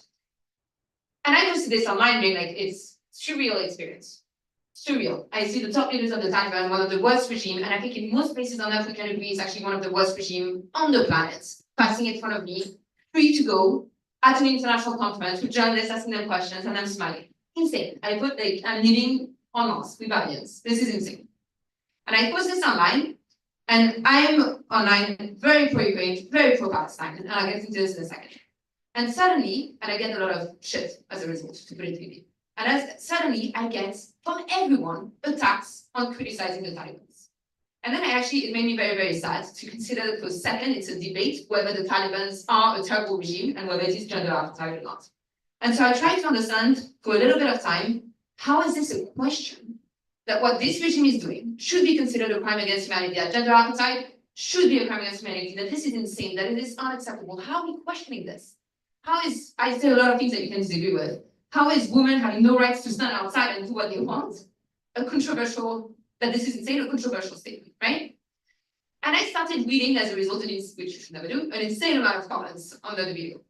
And a lot of it was not about the women, about Afghanistan or about the Taliban. A lot of it was about the US. And I'm very happy to criticize the US 99% of my day. I'm French, just like in Ukraine, you argue a lot. My national sport is protesting. I'm arguing with French people, right? So I'm very happy to do it. But this was not about the United States. We can all agree that the United States should not be financing the war on Palestine and so on. This was not about the United States. This was about a terrible regime impacting the lives of women, imprisoning basically at the end of the day, putting women in a type of cage. This was about this, right? but it became about the US. And it drove me mad. So I started arguing with people. I couldn't compute. So for really, I took like days to try to compute. And at one point, I actually understood that the hatred that those people had for the United States, and those people, by the way, were not coming from any, I actually ended up stalking a lot of them, from any country we actually spoke about here, right? That their hatred was much stronger than what we're actually talking about. And I think this translates to a lot of things, right? People didn't care about Afghanistan. People didn't care about, people didn't actually care about all this. They cared about the fact that they didn't like the US because of what the US is doing to Palestinians. And I'm seeing a lot of the same reactions when I'm talking about Ukraine.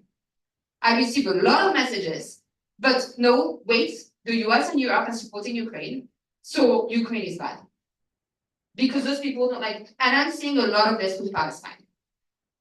I'm seeing a lot of it of, well, no, Europe and the US are on the side of Israel, so Palestine is bad. And I think a lot of the time, it's the hatred of one bloc, Russia, the US, the West, or however one you want to compute it, that is more important than those people you speak about. And this drives me insane, but also makes me actually question humanity, right? And it's obviously no struggle is the same. And I don't mean when I say it's the same, I don't mean to compare. Every single struggle is different and the history is different. The truth is we're talking about the coalition for freedom, and we mean freedom in terms of freedom struggles, people that are surviving for their survival as a group. Because people are being massacred. And when we consider that our humanity is less important than the people we hate, we kind of already lost. And so I'm trying to understand, to go back to Yassine's, I'm talking from a European perspective, right? From someone who's French. I come from a Jewish family, partially Jewish family. So I've got a lot of, for example, anti-Semites, hate online, etc. On the other hand, every time I speak about Palestine, people bring it back to 1,000 hostages versus 50,000 people that have been murdered and over 1,000 hostages in Israeli prisons. There's always this caveat. It's insane. We're talking about decades long of apartheid, occupation, murder, etc. It is insane. And when we focus more on the people we hate versus the people we actually want to support, it's what's wrong. So my question, again, I'm asking you a question because I really don't have a solution, is how on earth we start doing this systematically based on freedom. And I mean, Karim gave an incredible description of freedom, but based on freedom, human dignity as well, as you mentioned, and not based on which bloc you don't like. Honestly, who cares? They are political constructs, right? Some countries are committing horrible crimes. More or less all of our countries here are involved in some. Ukraine, no, but most of our countries are involved in some. How do we create this and do it better? Again, I don't know. This is what it is.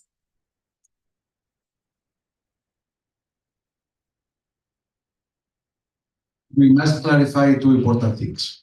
Democracy is not a Western concept.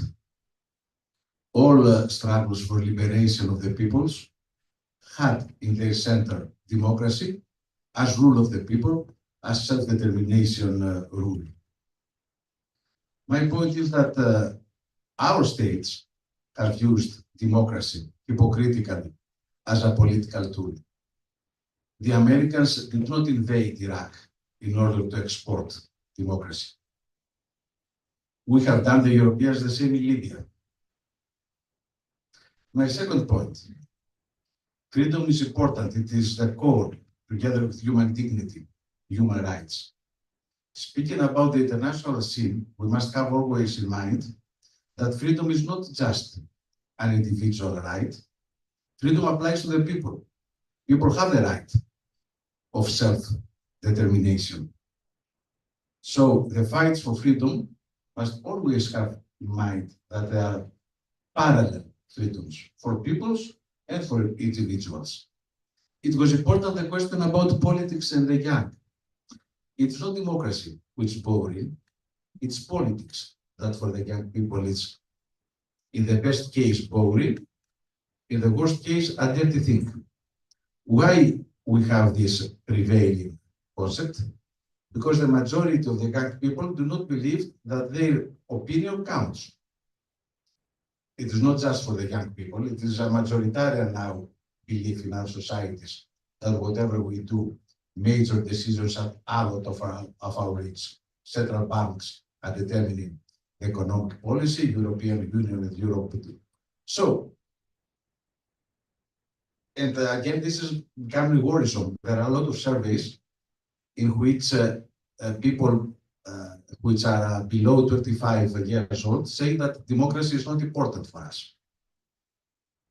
On the other hand, look at the success of TikTok.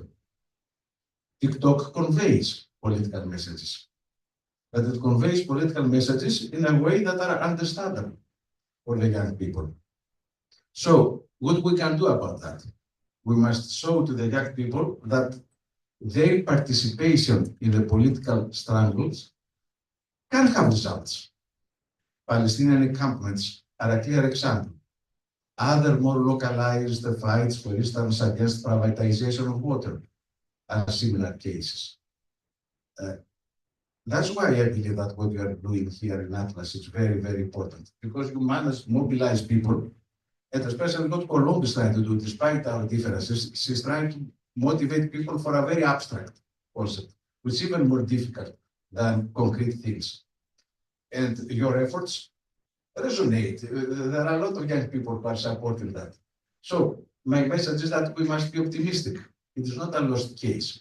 Neither democracy nor politics for the young people. But we must try to choose our fights, as I said before, because it's important not to be theoretical. Somebody must show results when he participates or she participates in the political struggles. And then try to be sexy, as we say. Do not have our old way of speaking to the people, because of course it is also a generational thing. So we've seen a lot of emotions on stage, which was maybe the intention of the panel. We're gonna just close it with one. I just want to close on a more positive note, perhaps. So I'm gonna ask a rapid fire to every single panelist, starting from George. What makes you hopeful about the future? If you could answer in 30 seconds, and then I'm gonna go all the way down to Colombia. But I said it already. I'm very optimistic because I'm looking at you, all these young people in this room. I would say the same thing. I mean, the fact that we're all here mobilized today to talk about this very topic, but also I'm hopeful when I see collaboration, cooperation across borders. I'm hopeful when I see political prisoners being released, and that's because of the result of everyone coming together and putting enough pressure to make that happen. And yeah, we have a lot to do. There's a big fight ahead of us, but the fact that we are here is already reasons to hope.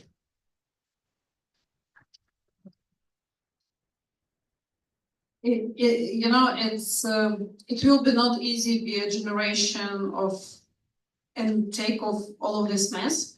But young people from Ukraine, your age, will be veterans. They will be traumatized. It will be like million traumatized Ukrainian children. So you know how Ukrainian society reacts for that. Most popular for student profession now is psychologist. And I think that's one of the way you always can think about what you personally can do. And after this, find someone second who same think about that, and maybe third one. And that will be a law of small group. Law of small group, it's way how you can always be together with the people who share with you. Thank you.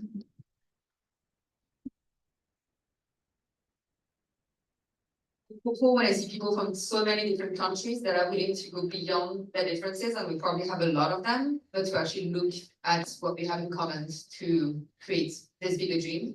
And I'm actually hopeful that we all disagree. I think that makes me very hopeful. I think we're talking about freedom.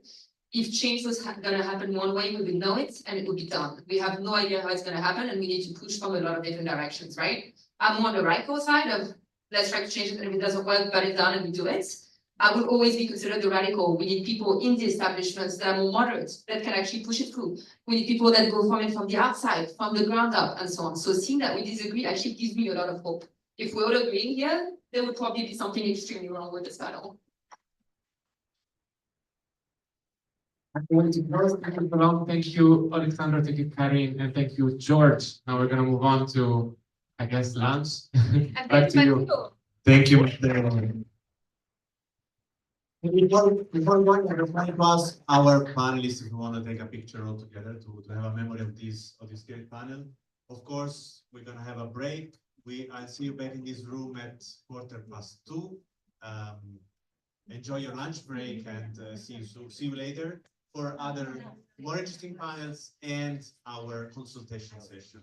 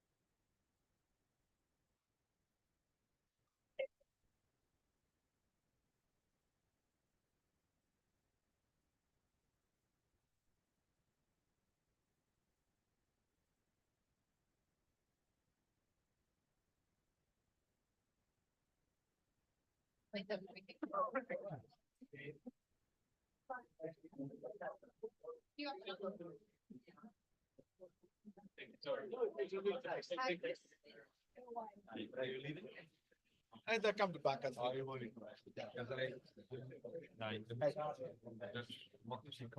okay.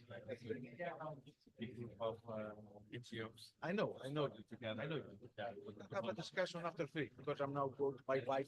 Oh, okay. But maybe I'll later on. Of course, I'll be here. Yeah, okay, perfect.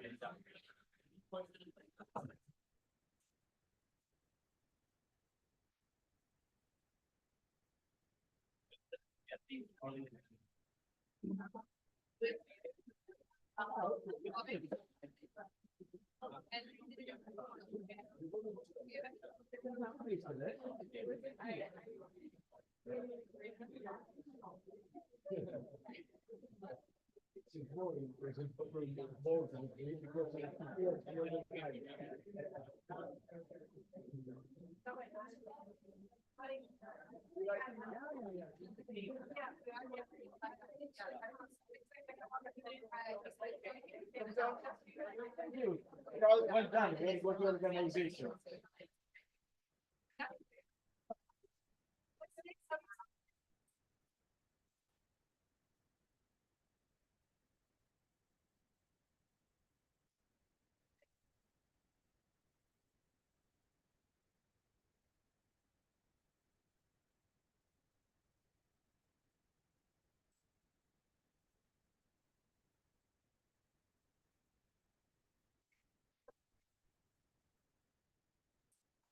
Ma tutti qua, devo passare dal palco, sul palco, la pausa.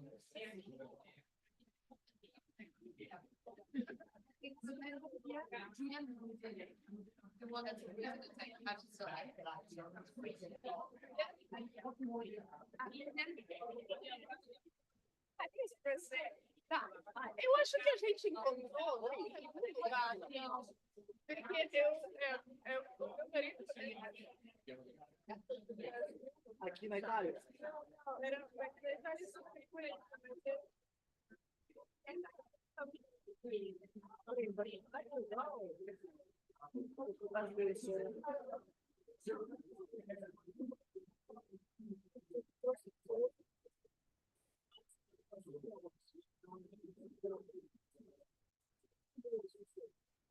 Wow.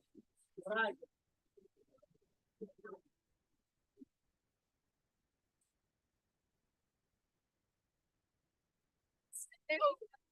Also, Can I ask you to make the link for sorry?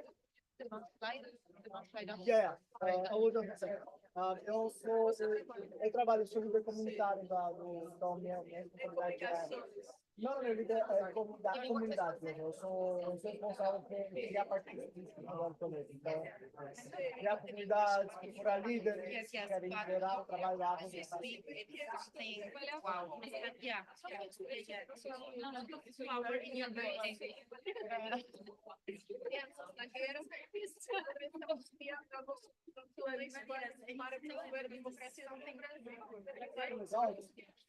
Como é que vai chamar? Breaking walls. Not the only walls, breaking walls. Sim, sim, sim. Mas uma da ação de a gente você, eu posso só, você pode notar o meu número. Quando a volta, eu vou pegar aquele trem. Deixa eu só conseguir aqui atrás.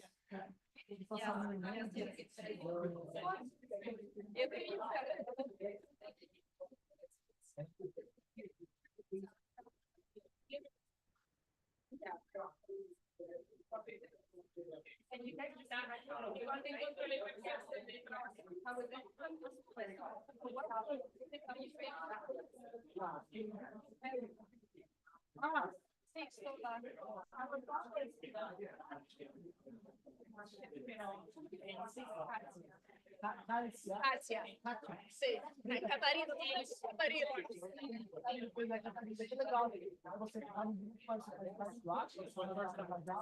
Não sabe porque eu conheci, como tu falei também, deixamos o loop do mundo, porque eles estão através do mundo. E sim, para esse evento eu cheguei porque eu vi que a Sasha ali, então esse grupo É o meu plano no parlamento do Brasil. sim, a gente, na realidade, eu tenho duas advogadas alto nível e a gente trabalha com o Parlamento Europeu, mas começamos a trabalhar na área dos direitos humanos e na área das crianças, porque estamos tentando atrair atenção às crianças abdicadas pela Rússia. Sim. E agora estamos tentando, ao invés deles, porque a gente vai para o Brasil.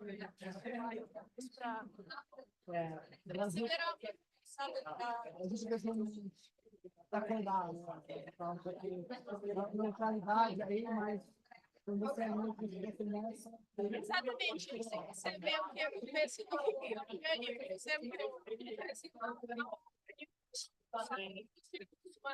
ajuda mais área. Então, agora você vê mais sinal da posição do Brasil para trabalhar com temas de direitos humanos das crianças, porque do governo.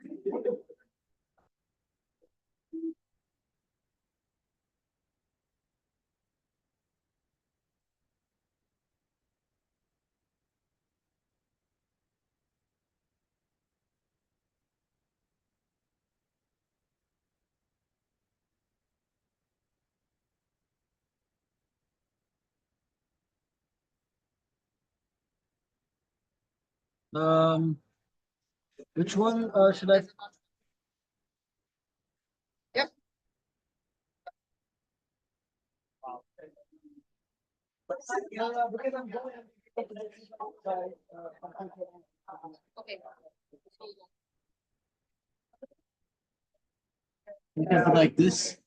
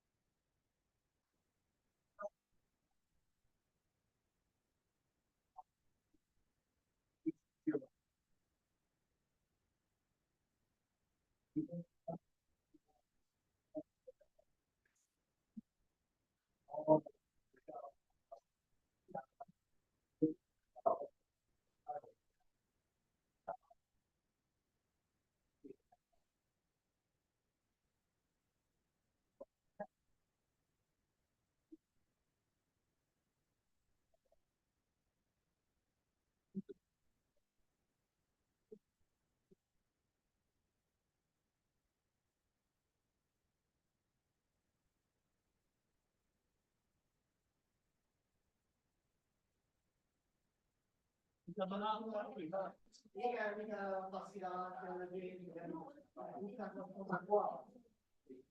è che posso darti al padre, perché sta parlando, veloce, capisci?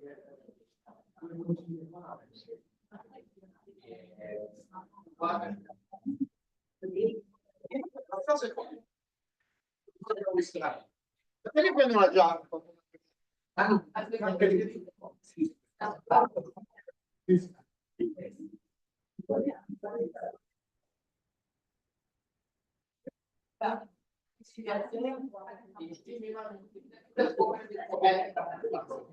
We smell back.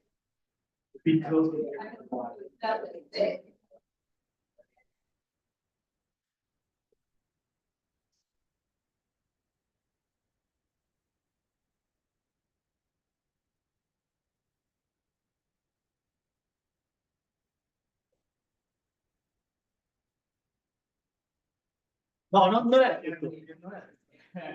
Non faglielo vedere così. Yeah, beautiful, ready for you. Yes.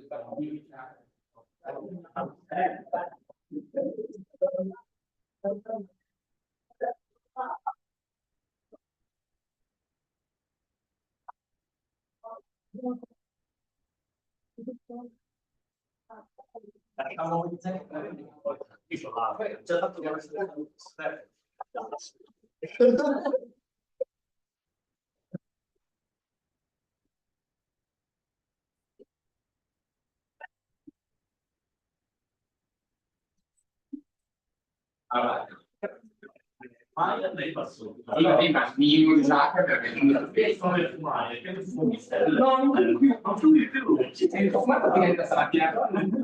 No, ma so pure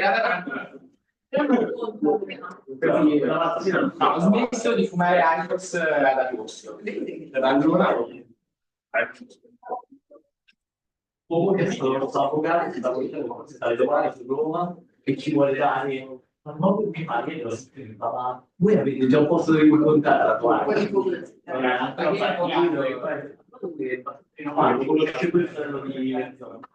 Chi c'è? La stazione che è stata dopo no, però se volessi guardare il mio studio piccolo a 5 massimi. Like a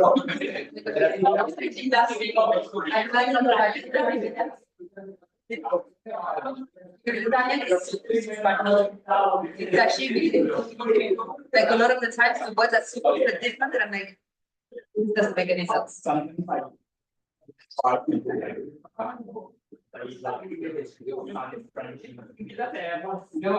Always like actually like speak English. Easier than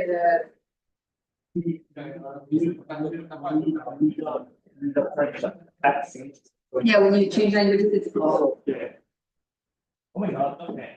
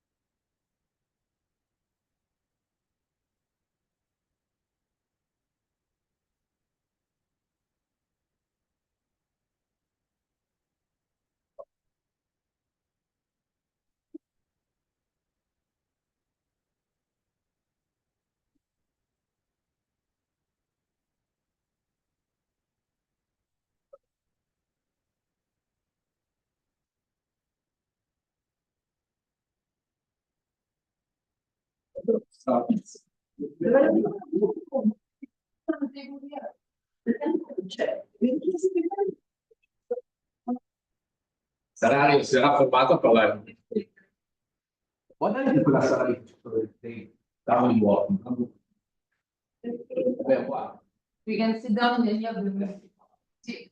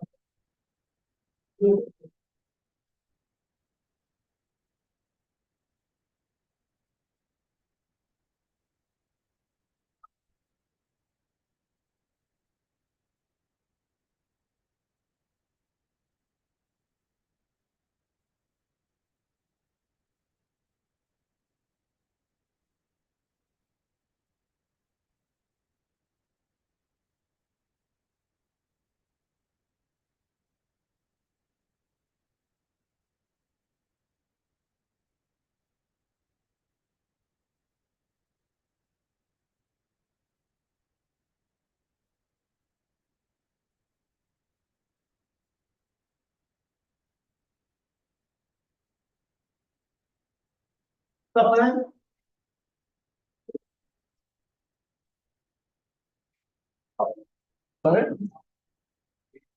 Way too much? Did you have breakfast? Take some cookies too. No problem. The tech guy. The tag guy. I try my best. It's going perfect. Perfection doesn't exist. It's going amazing. I have to now practice my part.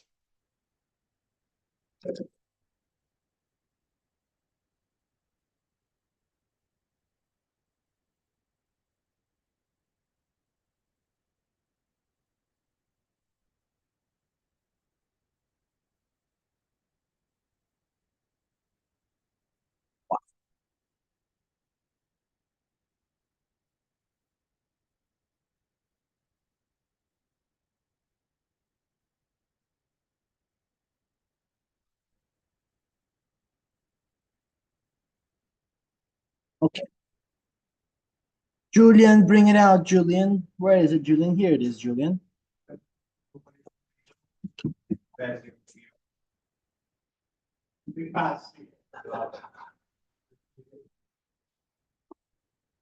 Francesco, can you give me can you give me an off mic?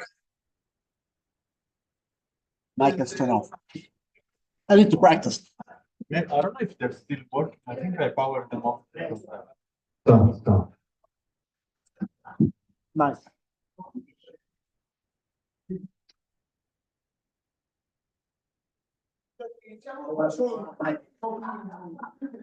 Bentornati.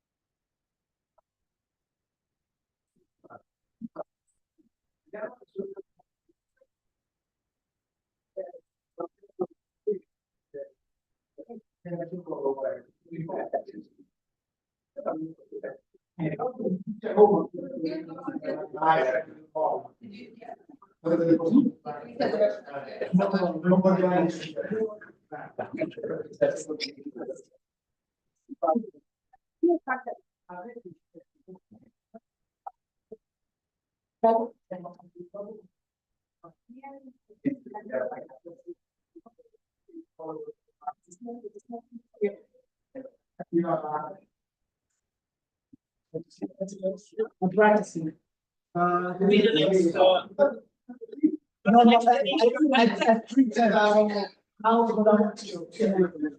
so because no one is here, I will use the camera. Is the beamer on? Adesso c'è Morgan.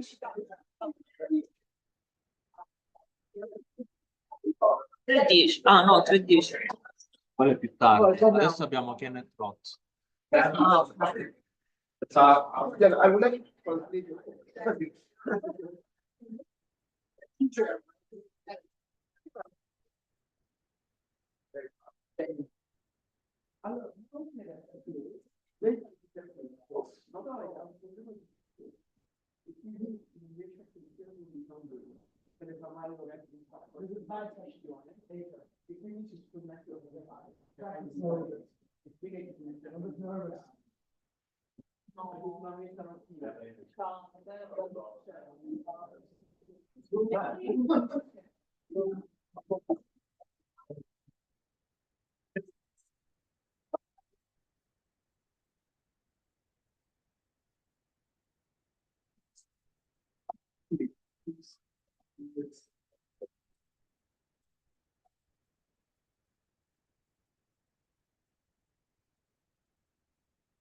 Yeah.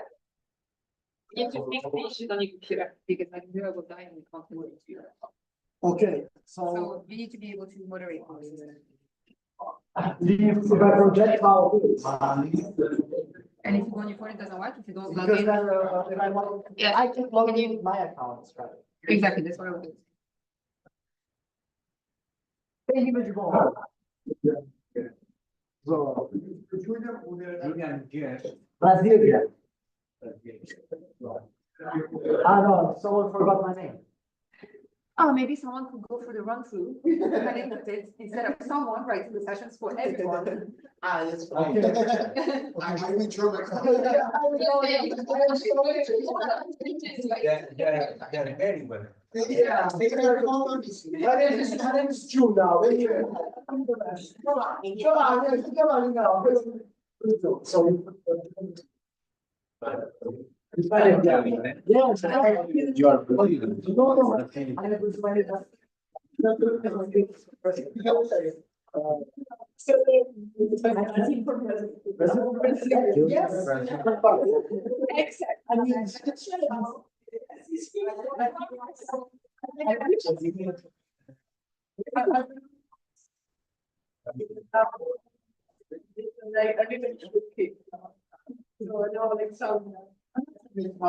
Yeah, we work together, yeah, we work together.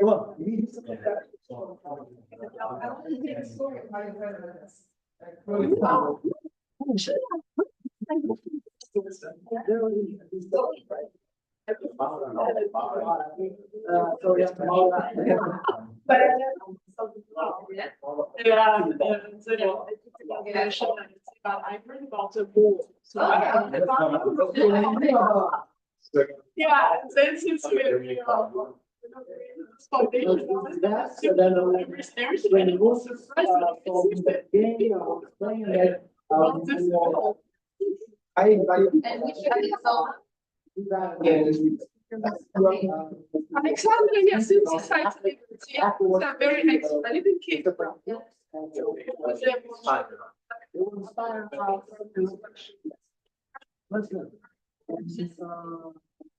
Exactly, then I'll explain again. For 30 minutes, then 10 minutes, decision on the citizen proposal. Later, well, everyone's going to help you. The weather. No, I can't separate. No, well, I'm not.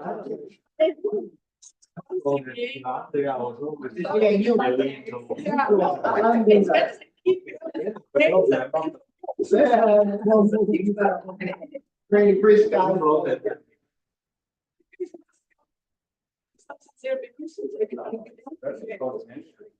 Now it's taking. Yes, it's amazing. Yeah. Yeah.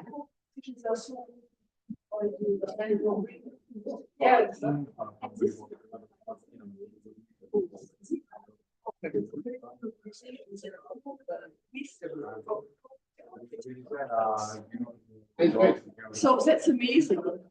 But she mentioned that. Yes, I was not still as a student, like most of the time. Yeah, so it's something. I mean, A big event. you should make big events, and I was also doing that a year ago when this area I was in this operations, but sometimes I was yeah.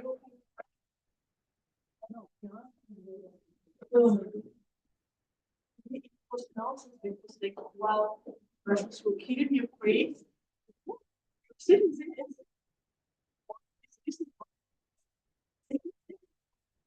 No, we read the White House and so much people found in the Security Council, but only four. It was crazy. There was Albania, Malta, France, and the UK. But it wasn't. What one? I ate garlic. They put a lot of garlic in my food, actually. So. This is garlic. No. I was like, put what? garlic in my. Now you to refresh. Yeah. So people don't die when speaking. Of course. Luckily, they are far enough for that not to. Not the panelists are there. When I come home, how is the work going?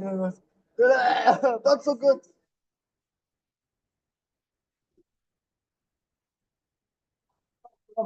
We need to fix the issue. We need to fix it. I go. We didn't need to fix. Because she said I have to log in, so I have to manage here. So I'm going to log in with my my Atlas account. Okay. Let's see if it will work. Right. We'll be over in 10.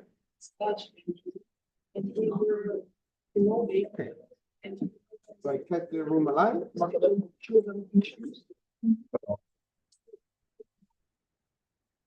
Why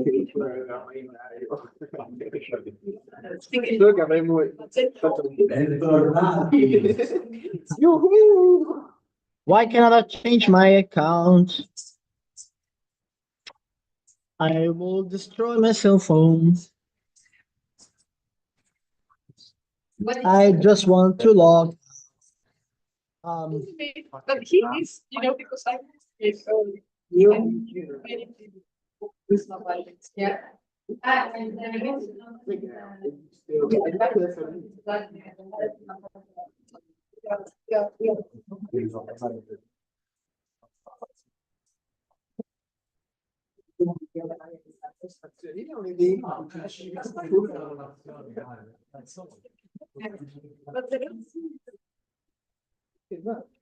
No, ma sono d'accordo con te.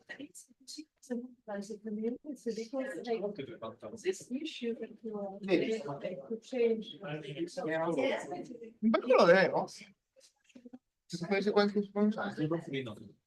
Bravo. Ma non è corretto. So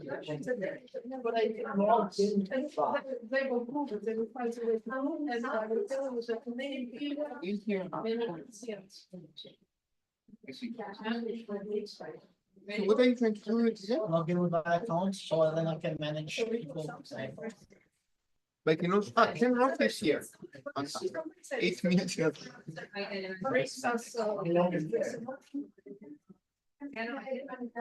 But Your photos are right. you might need to be very well the well. Yeah, so and they were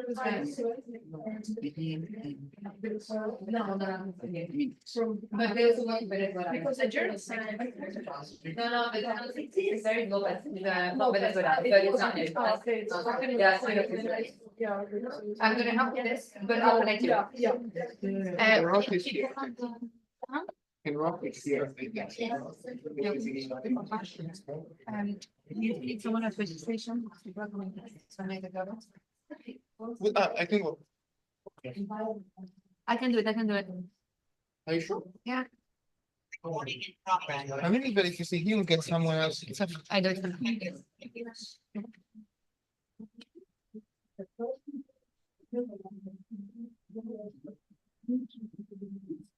8:10. Wait.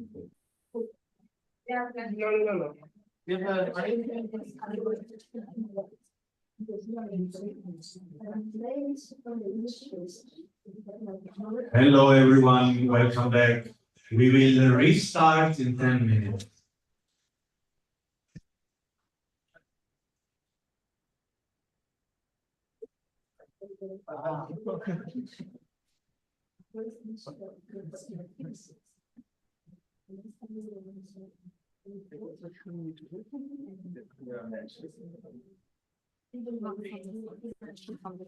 Can you shoot the video? The stream? Camera is back on, so you should find it.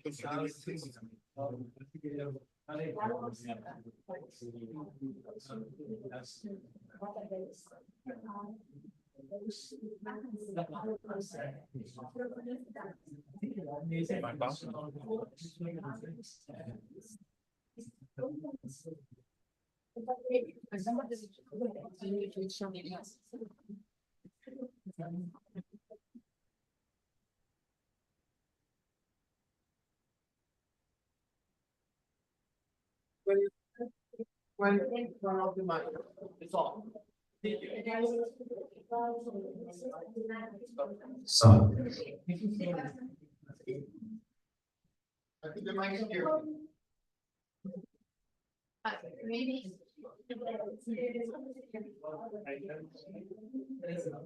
Okay, I logged in, Nicola.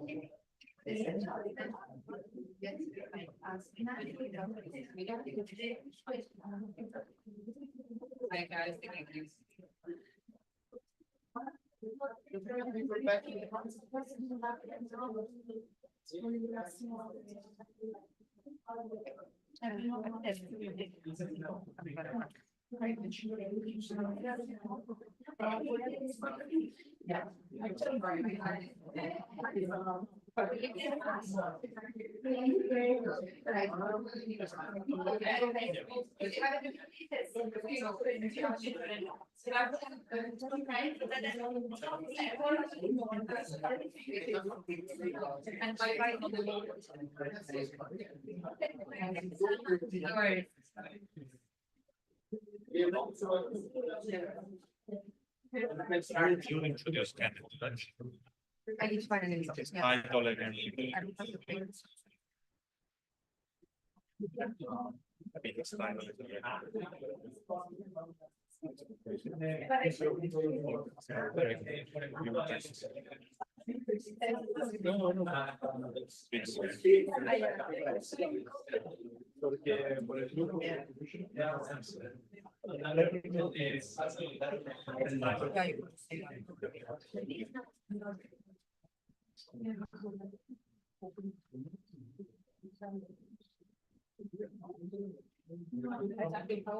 I mean, something.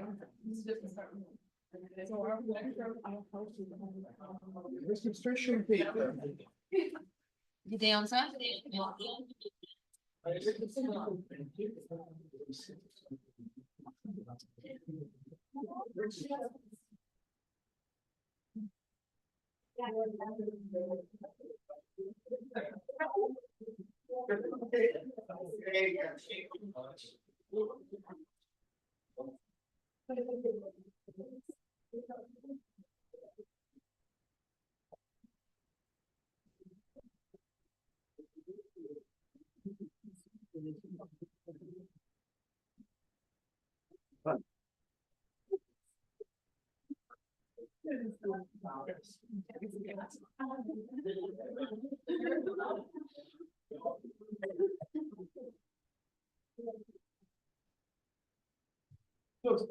Sorry, before I was listening, how you like people. Yeah, it's very interesting. Yes. We Now, just I'm like to looking like- at how it's going to be workshops. Yes, in half an hour. Well, that's it. Yeah, because we have 10 speaking. Yes. And Oh. then-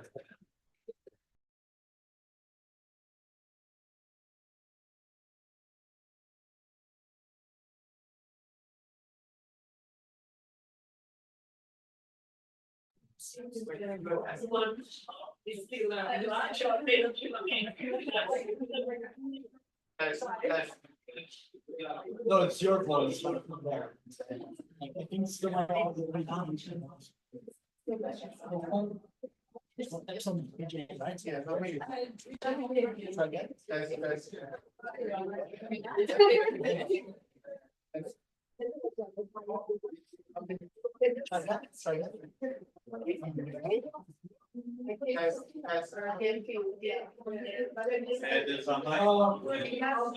Michelle, right? Yeah.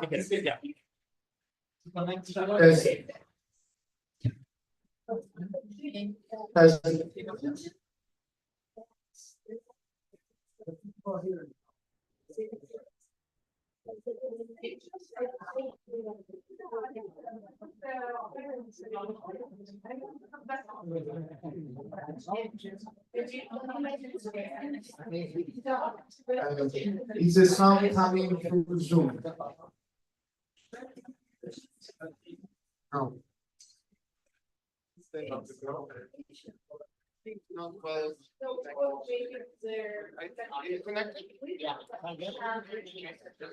Ah, no worries. Yeah, it's the translation. Okay.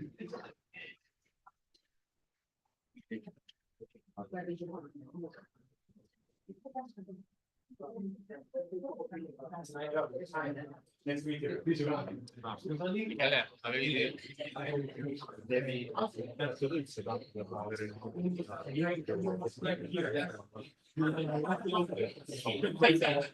was a long time. Let's go back.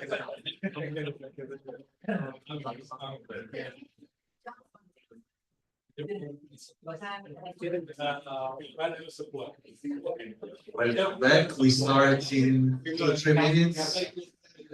Get yourself comfortable.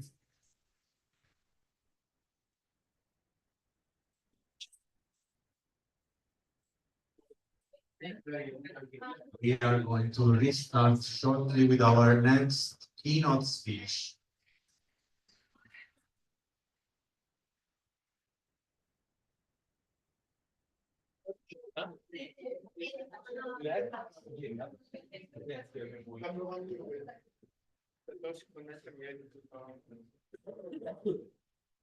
Sorry.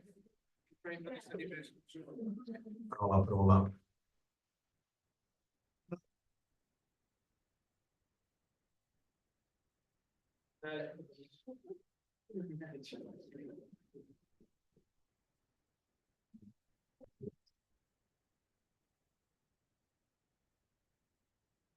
Guys, we're again having technical issues, but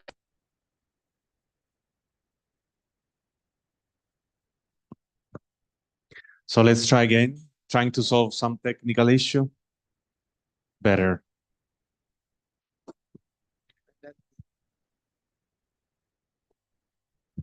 Then, all right. After lunch, it's always difficult to restart. Hopefully, you're not feeling sleepy, but I hope you enjoyed the lunch break. I'm gonna give a little bit of information. We have moved some of our food from the room behind the panelists to the room next to this room. We still have coffee and water and apple juice in the room behind us.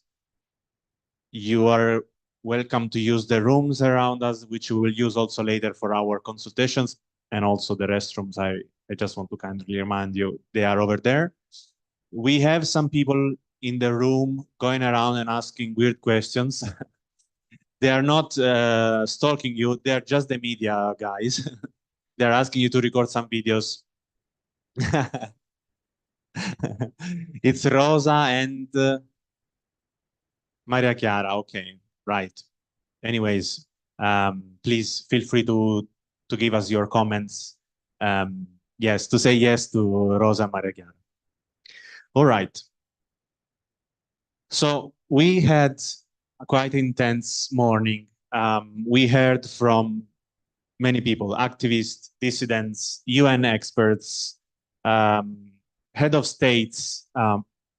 It was amazing, right? We have also a packed agenda for the afternoon. We have one more keynote with Kenneth Roth. We have then our consultations, and then we have final keynotes, which we will hold in Italian with many more distinguished guests. So we can get moving.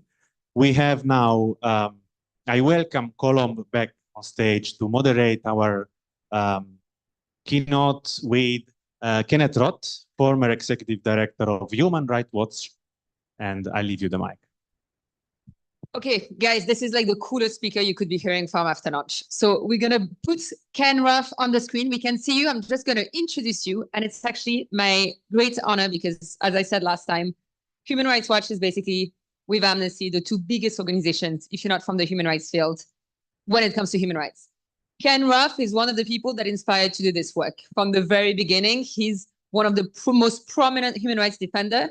I mean, I don't even have the words, right? The first time we held this, I fangirled for about 10 minutes before letting him speak, so I'll do it a bit less this time. But he was the executive director of Human Rights Watch for a very long time, and now is a professor at Princeton University. He also just published a book called Righting Wrongs that I recommend for everyone to order. I actually ordered mine and I'm waiting for it, and on how we can actually, right the wrongs happening across the world.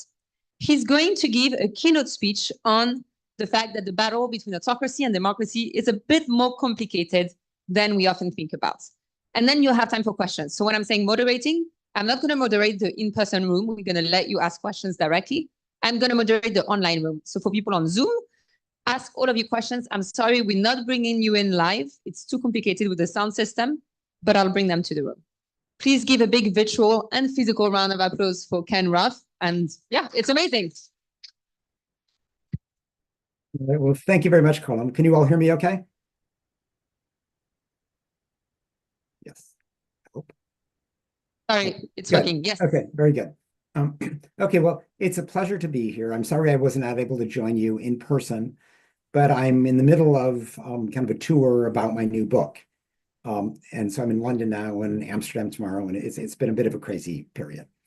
But I do encourage you to buy the book. I'm going to talk today on some of what's in the book. It obviously covers a lot of territory, but I thought that this would be the most appropriate issue to address you with. And as Colin mentioned, when people talk these days about the global contest between autocracy and democracy, people tend to assume that the autocrats are winning, that democracy is in decline. And I think they feel that because of Trump, because the AfD just did well in Germany, because Marine Le Pen is threatening to be the next president of France. But as Colin said, I think it's a little bit more complicated than that, both more encouraging, but also more challenging. And so I thought I would explain that now, and then, welcome a conversation with you. So first, when I look at the world, I realize that if you happen to be an autocrat, imagine yourself sort of, sitting in the throne, the world is a very hostile place out there. And I'll say why I think that. First of all, it used to be that autocrats claimed that they could deliver better than democracies. Democracies were messy, they were divisive, they took time, whereas, a good autocrat could just order and get things done. And that was, a big selling point.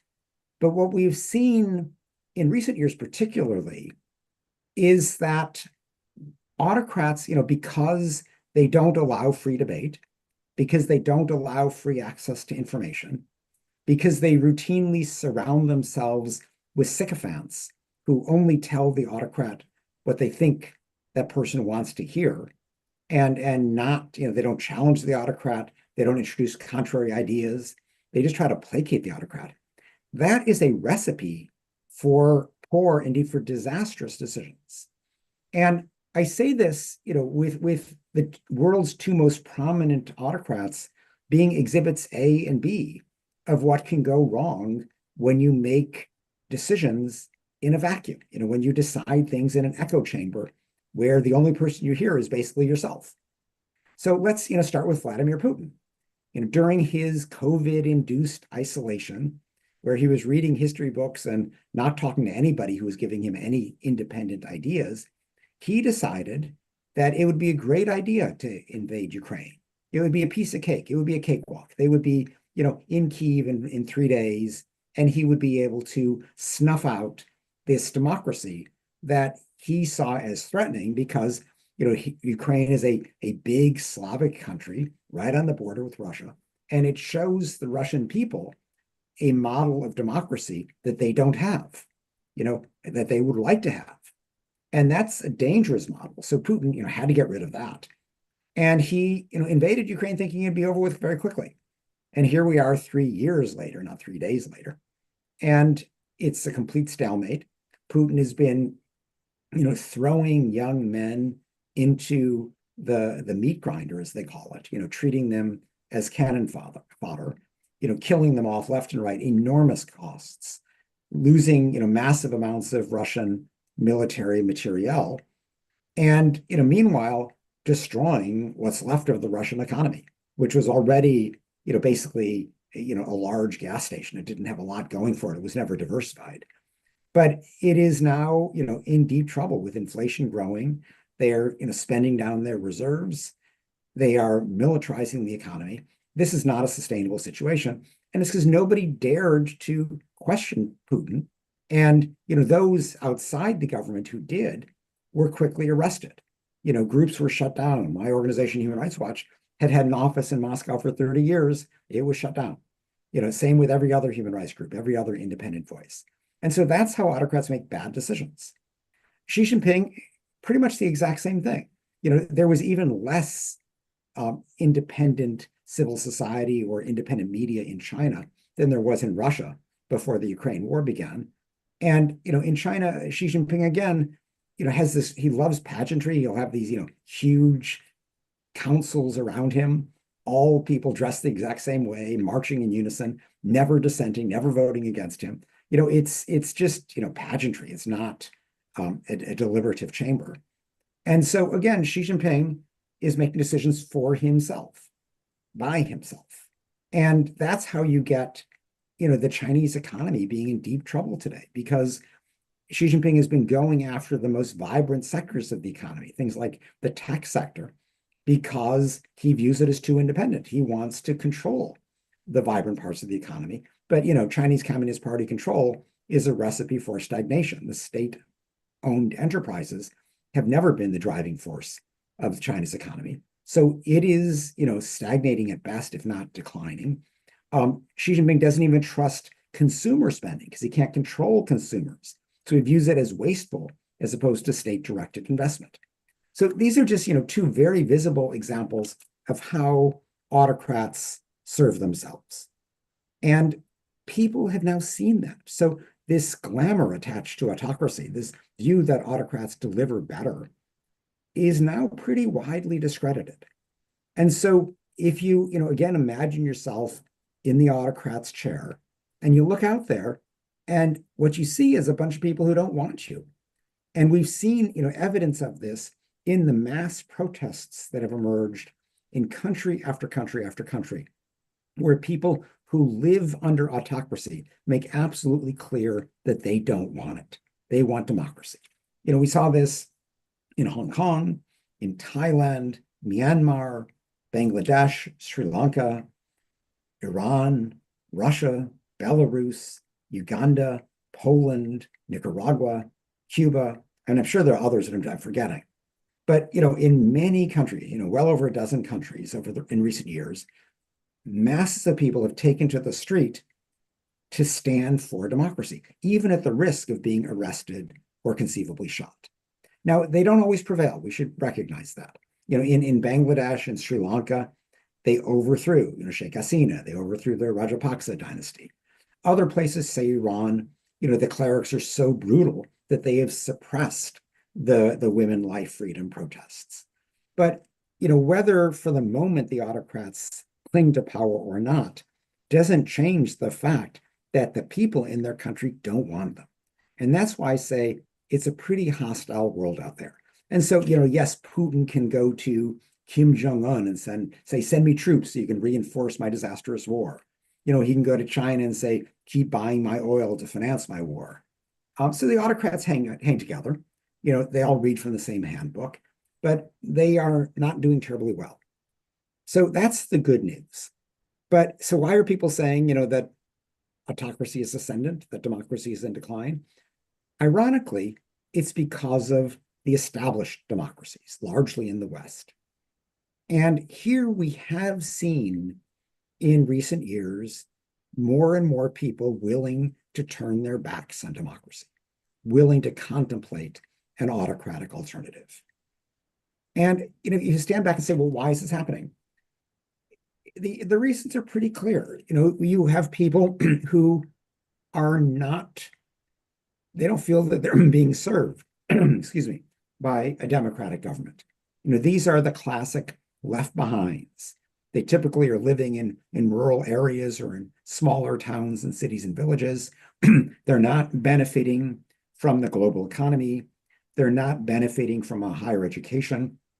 They feel that democracy has come to mean rule by experts, and that these experts don't have the common person's welfare in mind, that they have been pushing kind of neoliberalism, they've been pushing a global economy, and that hasn't worked for some people.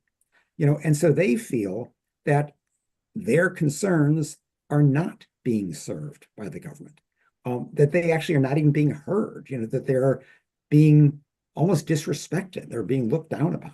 In the United States, there's this joke about, flyover country, which is this ridiculous, term used for the bulk of the country, but that people fly over when they're, going from New York or Washington on the East Coast to San Francisco or Los Angeles on the West Coast.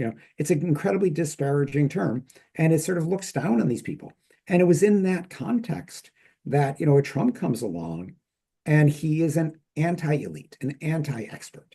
And people are saying, what's so great about democracy? And I'll try this guy out who is going to dump on the establishment and is not clear what he's offering as an alternative, but the existing status quo isn't working for me.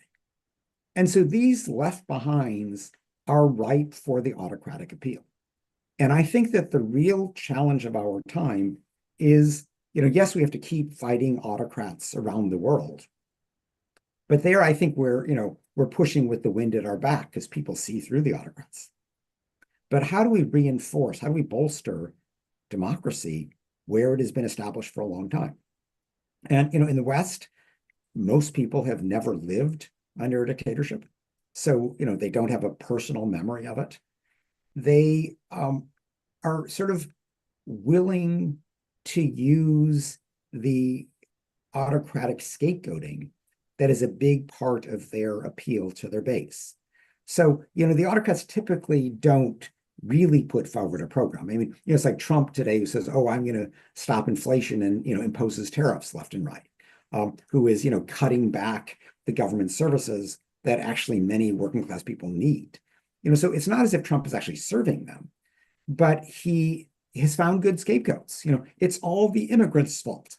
It's the immigrants who are driving up housing. It's the immigrants who are competing and preventing you from getting a better wage. It's the immigrants who are behind crime. And there doesn't have to be a lot of facts behind this, but it gives people a facile explanation for their hardship. And it prevents them from spending much time asking Trump or, the autocrat at the moment, so what are you going to do about it for me? Because the answer is not much. So I think that the challenge for us, as we think about how do we reinforce democracy, is severalfold. One is we do have to press democratic governments to do a better job of serving everybody. We have to recognize that the classic neoliberal formulas, the ritualistic endorsement of a global economy has brought great wealth to many people. I mean, there's no question about that, but it has left people behind. And we have to find a way to answer to those people and to say, oh, they'll just get another job. They can move, they can retrain. That's clearly not good enough for people who, may only know how to do one thing, who don't want to move from the place where they grow up. So we need governments that really do serve everybody better. We need also to attack the demagogueries, that is to say, to attack the scapegoating of disfavored minorities. And, it's always immigrants. I mean, that's always on the list. A lot of times it's gays, sometimes it's women who don't want to lead a traditional life, who don't want to go back to the 19th century. There's always something like this in the name of tradition, in the name of, how it used to be, the halcyon old days. And we need to show that, this is just scapegoating. It's not a substitute for a real political platform that serves everybody. But the other thing we have to do, and here I'm going to conclude on this, and I say this because, I think Atlas is sort of a member of progressive forces. And I think that, I could count myself among them. I think progressives also have to look at how we may have contributed to this. And what I mean by that is that we have had a tendency in recent years to operate overwhelmingly through identity politics. And there's a reason for that. There's identity politics is a way of saying, we know that there are certain people who have been discriminated against, who've been stigmatized, who have really been harmed by the existing system. And this could be because of racism, it could be because of Islamophobia, xenophobia, homophobia. And progressives tend to view the world through these identities that have been repressed and need to be sustained, need to, be backed as they push for their rights. And, so that's an important battle. I'm not disparaging that. But I think what we've been bad about doing is using a language that speaks for everybody. That is, we tend to conceive of politics these days as just a collection of individual interests, the different identities that we are promoting in our identity politics. And that does not include everybody. That's how Trump can come in and say, the white people in America are being persecuted. We're looking to South Africa. I mean, why did Trump just kicked out the South African ambassador to the United States? Because Trump loves to portray South Africa as what's going to happen to the United States, how, whites are being persecuted, which isn't even true in South Africa. But he portrays it that way and says, if we don't kind of rein in DEI, diversity, equity, and inclusion, if we don't, stop all this concern with racism, we're going to be persecuting white people before you know it. And, he can do that because progressives have not been good about speaking about a national community where everybody has rights. And I say that not meaning nationalism. I don't want us to go out, fighting wars for the Italian nation or whatever. But I do want us to be able to recognize that we should be defending the rights of everyone who lives in our community, however you define that. But let's use the nation as the logical political boundary. And we have to find a way to, in a sense, almost embrace patriotism as meaning the rights of everybody. Not the rights of a coalition of individual interests, but the rights of everybody by virtue of their membership in that national community. And I think that, this is not a language that progressives have traditionally been using, not in recent years, but we need to recapture it because, the right has abandoned it. The right is saying, if you're in this disparaged white minority, we're looking out for your rights, but everybody else, we're tired of people talking about their rights. That's DEI. We're going to, unfund any agency that promotes that. So in a sense, the right is abandoning the field of believing in rights for everybody. I think progressives can capture that language, but we have to recognize we haven't been using it. And to do that more consistently will help to fight this demonization of disfavored minorities, which has been a key part of the autocrats' appeal to their base. So, to sum up again, I think autocracy looks pretty bad in the parts of the world where people are living under autocrats. Where people are living under democracy, there's a segment of our societies that, has had it. They feel that they're not being served. They are ripe for the autocrats' appeal, but we can counter that by getting democracy to serve them better and by clarifying that we stand for the rights of everybody in our communities, not just, the particular groups that we might be promoting, but really everybody. And we can, I think, recapture the essence of democracy, which is that it should serve everybody, it should be accountable to everybody, and it should be respectful of the rights of everybody. So I will stop there and very much welcome your questions and your comments.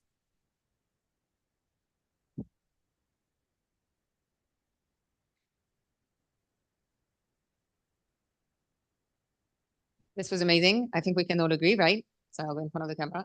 And I love the idea of seeing autocrats being all lonely in their room, looking at the world and feeling, oh my God, no one wants me. I hope this is the case. I'm going to directly open it up for questions. So before I take the questions from online, anyone has questions? And don't be shy. I know you have one of the world's leading human rights advocates, but he actually is very happy to answer all of your craziest questions. I start with Yassine and then I come to Jovi. Thank you very much. My question is very short and pretty simple. I can't seem to understand personally what the answer would be. What do we do if tomorrow we are met with millions of Ukrainians who say, hey, I want to be part of Russia? Well, I mean, if they wanted that, fine. I think that's a counterfactual hypothetical.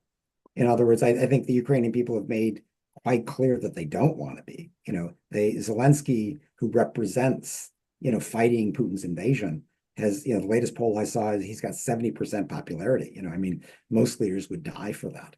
So I don't think that's where we face. But look, at a democracy says that, if you really do have free debate and free discussion, and then you have a vote, governments can merge. It's not the end of the world. But it should be done freely, not coercively, not by virtue of invasion. So, if what you're suggesting is that really was the case, you would have to respect that. I just don't think it's the case. Hi, Kenneth. Thank you very much for the speech. I completely agree with what you said. I actually have so many questions for you, but we don't have the time, so we'll stick to one. I'm not sure it's the purpose of the event of today, but how can we challenge autocracies? Okay, no, but that's a good question. And I actually think, I mean, there are two ways that I'll stress. I mean, one is that, autocrats survive by restricting people's ability to dissent. And so I think one thing that we do have to do is to try as much as we can to preserve the civic space so that dissent is possible. So there can be free debate, there can be, criticism, there can be discussion of alternatives. So as much as we can preserve that civic space, that's important. But the other thing that I think is important to do is to recognize that, autocrats, they can't just, maintain their power at the barrel of a gun. I mean, that's what Assad tried to do in Syria, and it's not a long-term solution. At some point, people are going to oust the autocrat. But autocrats try to pretend to be serving the people. And they want, just popular acquiescence to be a large part of why they're able to stay in power. So what is very helpful to do is to investigate and spotlight ways in which autocrats serve themselves. And so, when I was at Human Rights Watch, one of my favorite little projects was we looked at Hungary, at Viktor Orban, who is, Europe's probably most famous autocrat. And he, of course, claimed to serve the people. He would take these huge subsidies that he received from the European Union, and instead of, spending them on the people, he would build football stadiums.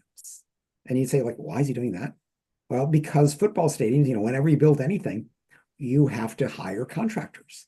And the contractors he would hire would be his cronies. It was a way of paying off his cronies. And so, Hungary has all these, world-class football stadiums. When we then looked at, hospitals in Hungary, and the hospitals were decrepit. People would have to bring in their own toilet paper. I mean, they were just horrible. And so all that money, which could have been spent for the people, was spent, to shore up Orban's regime. And that kind of illustration of how autocrats serve themselves, not the people, really helps to discredit them. Another example today is in Egypt, where President Sisi has been pursuing this incredibly expensive vanity project of building a new administrative capital outside of Cairo. And who needs this? Nobody, but it's a way of, paying off the contractors again. Anytime you build something big, there's a lot of money to be spent for your friends. So while people are scrambling just to get tomorrow's breakfast, here's this massive vanity project. And that again is what happens when, Sisi has shut down the independent media, he's shut down civil society. He's created the most repressive environment in Egypt in its modern history. And when you have an unaccountable government, it serves itself. So this kind of exposure, and you can find this in any autocracy because they all are the same in that sense. This helps to discredit them. It helps to show what they're really about, and it helps to build popular opposition to their reign. Thank you so much. I have 3 questions in the room, but first I'm going to take the ones online and let us know when we are out of time and we will wrap up. I have one question on autocrats and one on democracies, and it being a bit more complicated than it seems. Elisenda said, Ken mentioned that authoritarianisms are rarely truly questioned by those closest to them. As you know, in many cases, questioning them comes at the risk of imprisonment or even death. Given that they often silence dissent and surround themselves with those who reinforce their views, do you think they even have the introspection to recognize the widespread opposition they face?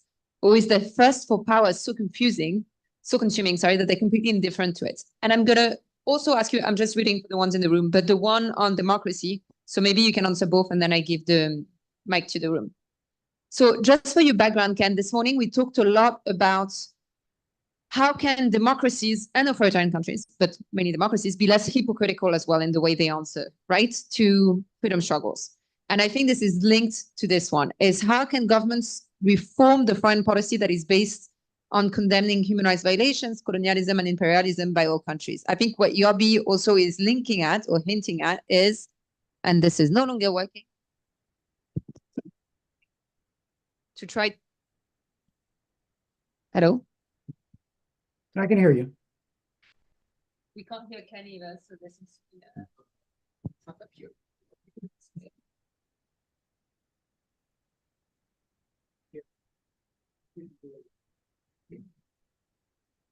Sorry, is it working? Yeah.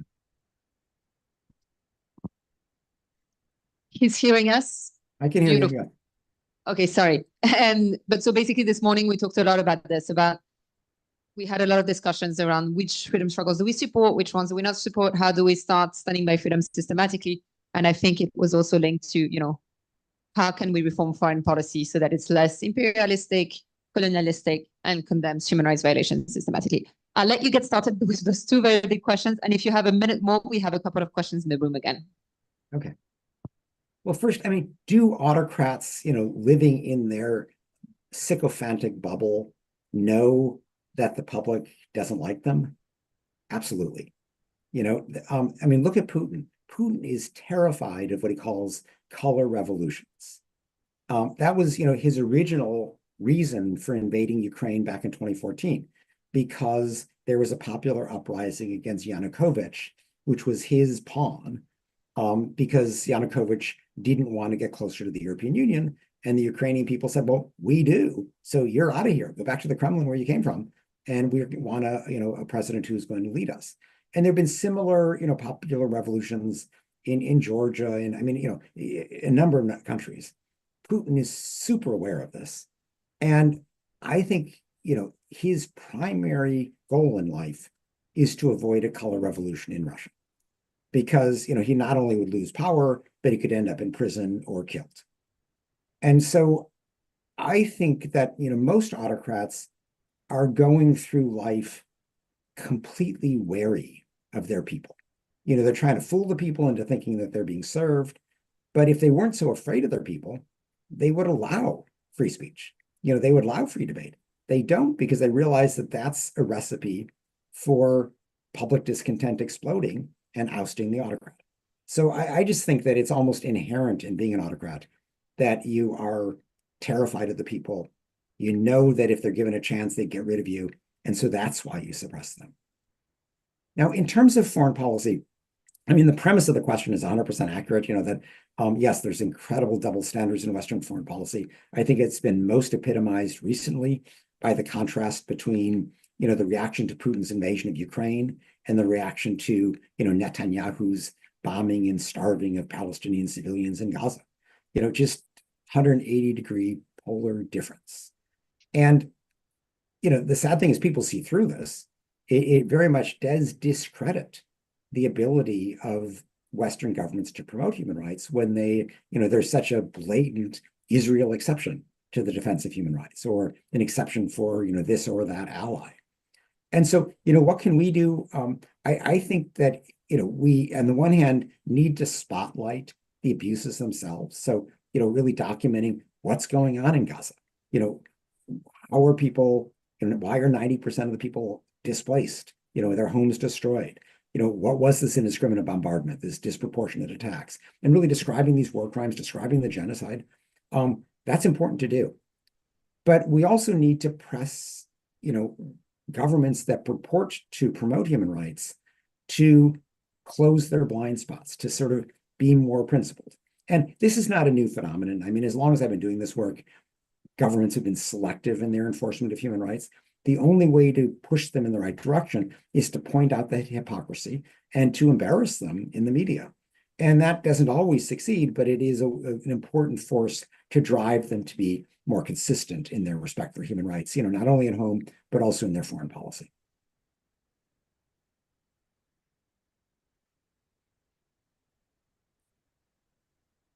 Hello, Kate. I have a question for you. How do you see also the raising of the extreme right parties in Europe? And how do you think this is linked to the fear that people have in general of the problems that we see raising in Europe, in the US, and everywhere? And what do you think is the right sentiment that democracy should really advocate? Thank you. And because I'm conscious of your time, I'm going to ask the last two questions to be said together so you can package it however you want before you have to go on to your book tour. Okay. I think you had a question and you had. Hi, thank you so much for your intervention. I was wondering, how does one classify countries among democracies and autocracies, and what was the role of the defense of human rights played in that classification? Because I mean, I study political science, and we learn that democracies are mainly defined by the presence of free elections and checks and balances. But all of these, for example, are present in the case of Israel, which we call the only democracy in the Middle East. And obviously seeing like recent events, but also history-wise, I was wondering, are checks and balances and free elections enough to define a democracy? And can Israel still be considered a democracy as citizens, like Arab citizens and Jewish citizens, don't have the same rights? Thank you. And last question. Yes. Quite connected to this one. Today, in the discussion of the morning, it's come out that direct democracy can, in a way, improve the situation of the crisis of democracy. And the question is it is, and maybe this crisis of the representative democracy could not be predictable properly because it's a system that is now a long time in charge, but doesn't have any innovation, especially in the Western countries. Okay, well, let me take the last question first. I mean, direct democracy, I just didn't think it's practical when you've got a huge country. So, I mean, you can have referenda for certain things, but I don't think there's a real practical alternative to representative democracy when you've got a country of millions and millions of people. So I'm not quite sure what's proposed there, but direct democracy is fine if you have a village or a small number. In terms of the question of the European far right, I mean, what I said about Trump is completely true for the European far right. Again, it's appealing to typically people who feel left behind. The AfD in Germany, its main source of support is in what used to be Eastern Germany, where people are not benefiting from reunification in the way that they had hoped. They feel very unequal compared to people who live in what had been Western Germany. And so it's the same phenomenon. And I think that we need to push any government to ensure that it is serving everybody on its territory and that people don't feel left behind, because it's those left behinds that are increasingly willing to just upend the system and go with some right-wing demagogue who promises the moon, but typically won't deliver. Now, on the question of, how do you classify? I mean, I think of democracy as really having essentially three things. I mean, one is periodic elections. Second is the rule of law, which means that even senior government officials are subject to the law. They're not above the law.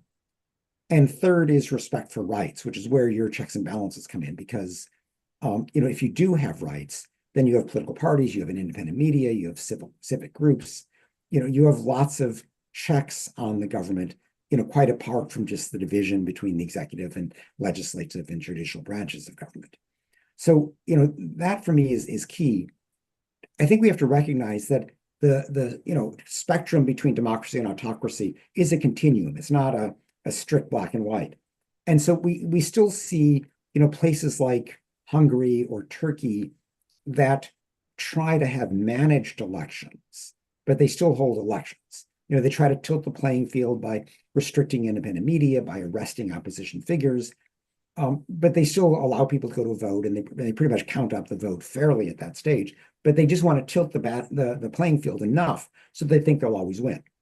But that's a very risky endeavor. Orban and Erdogan have found out that in recent elections they've lost, local elections big time. I mean, Orban lost the three biggest cities of Turkey, Istanbul, Ankara, and Izmir. Erdogan did. Orban lost again, Budapest and most of the big cities of Hungary. So it's a risky endeavor having these managed elections because you may not manage it enough, which is why so many autocrats are dispensing with anything that's even vaguely credible. They're just having electoral charades, which they're guaranteed to win because there's no real opposition, but they don't confer any legitimacy because they're so obviously charades. But we have to be kind of aware that there's this movement toward these electoral charades away from managed democracy. But all of these exist on a continuum of autocracy. None of that is really a free and fair election. Now, your question on Israel, I mean, there is systematic discrimination against Israeli Arabs, but I think Israel still is a democracy within the Green Line, within its pre-1967 borders. It obviously is not a democracy in the occupied territory, and there it's imposing apartheid on the Palestinians of the occupied territory.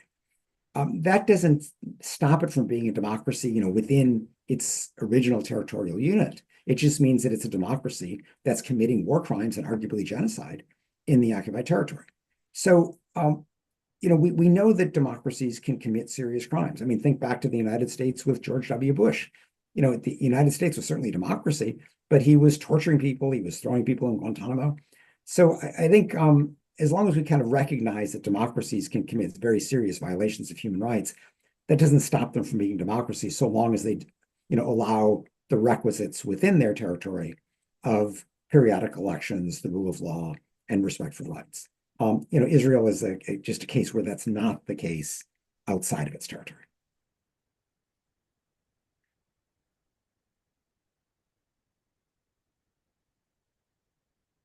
Wonderful.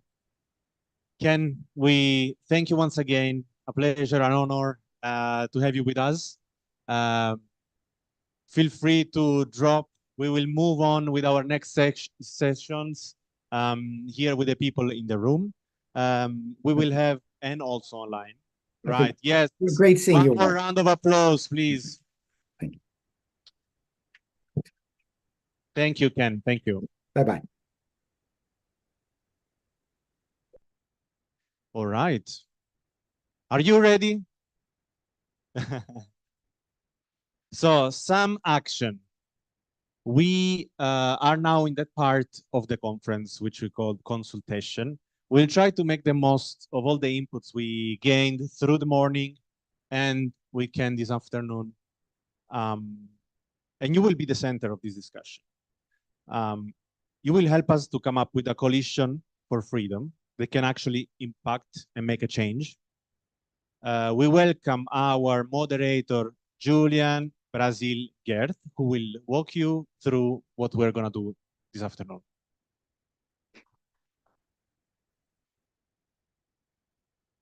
So, hello everyone. My name is Julian Brazil Gert. I'm the tech guy who has been sitting there the whole day, sometimes some difficulties. But I have a totally other role at Atlas. I am the global community lead, and I've been with Atlas over 2 years, and has been a huge pleasure. Really beautiful to see the development of it. So yeah, that's a little bit about me. Let's go directly to the points. We're going to do a little session, more interactive with everyone. Everyone will be participating here. I think everyone's also passing the slides, right? More closer there? Oh yeah, it's better. Okay. What will these consultations be about? We're going to try to figure out how we can build a global new coalition for freedom. Of course, it's a very complicated topic. It's easy to say, right? But we'll try to find some solutions here today, everyone, that maybe can be practical and can eventually change the world. Exactly. So before we split into the groups, we will hear from the experts. Some of them already were here. Then we will split you in groups. I don't know if you've seen, but we have a lot of tables here, chairs. We will be split in groups. People at home too, you will also be split in groups. Then we'll work together to find potential solutions. Then you don't need to be afraid. You don't need to be an expert in the topic. It's okay if you don't know much about it. It's important just for you to give your opinion and what you think. Maybe you're an expert about it. Your input will be very valuable for us. We have already done many consultations before, so don't worry. We will guide you throughout the whole session. Okay, and then the end, the objective will be for us to come with concrete solutions on how to build a global coalition for freedom. There are a couple of rules. So, of course, this is obvious, but I think I should mention it. Be respectful and listen to each other, right? Don't try to be provocative or sarcastic or try to humiliate people. that happen sometimes, and come up with solutions that can be applied in the real world, right? Not some imaginary stuff from games that sometimes I imagine. Yeah, so let's welcome our guests. Let's start with Karin Kanimba. She already was here before. Then, round of applause.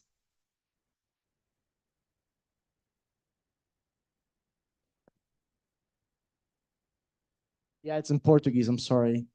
What do you need? You okay? Okay.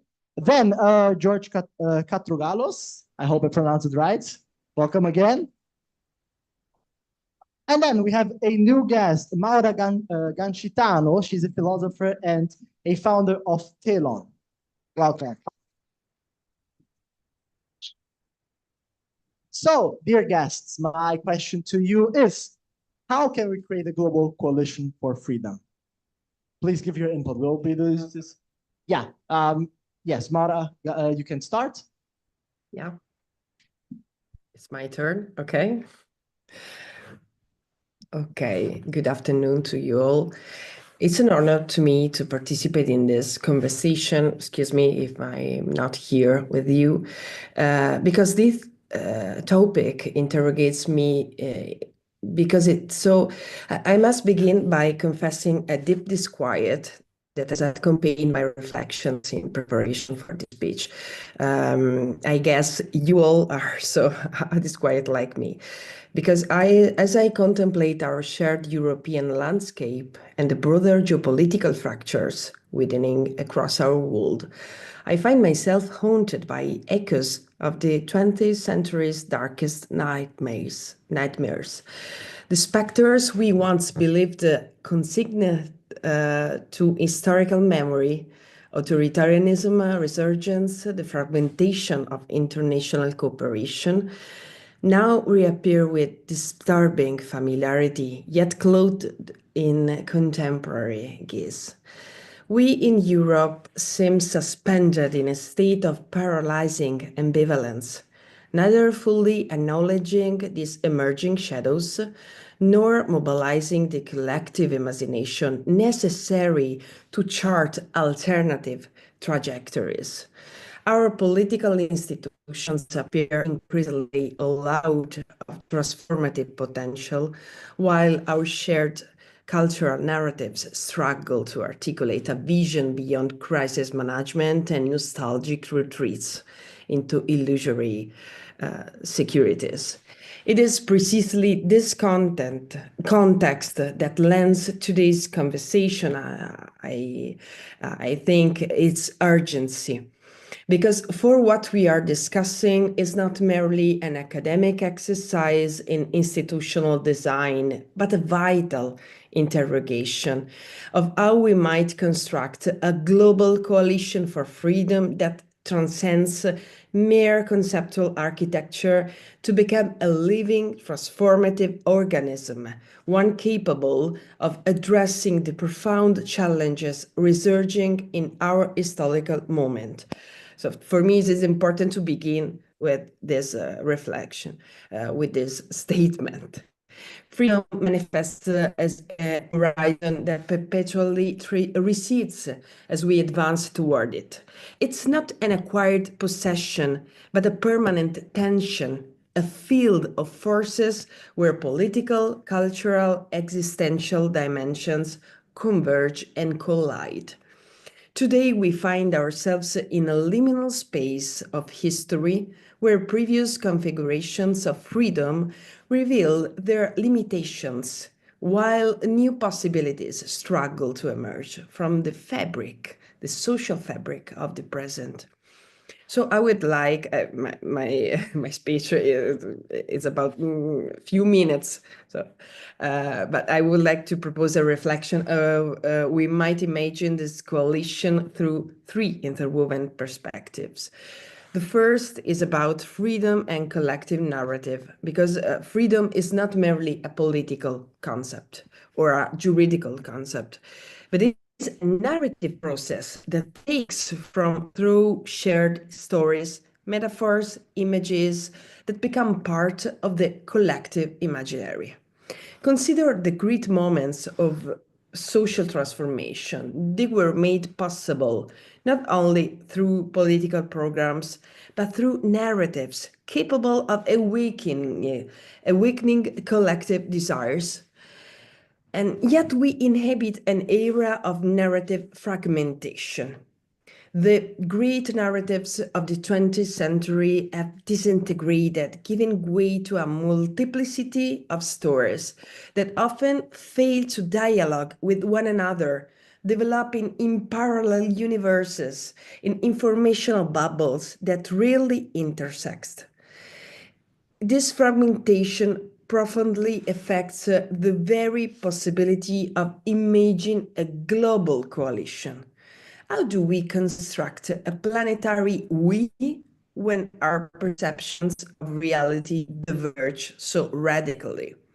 So the challenge lies in the passionate weaving of narratives that can resonate beyond cultural, geographical, and political boundaries. This is not about imposing a new great narrative, but it's about to creating conditions for dialogue between different stories, for the emergence of a narrative fabric to contain plurality without dissolving it.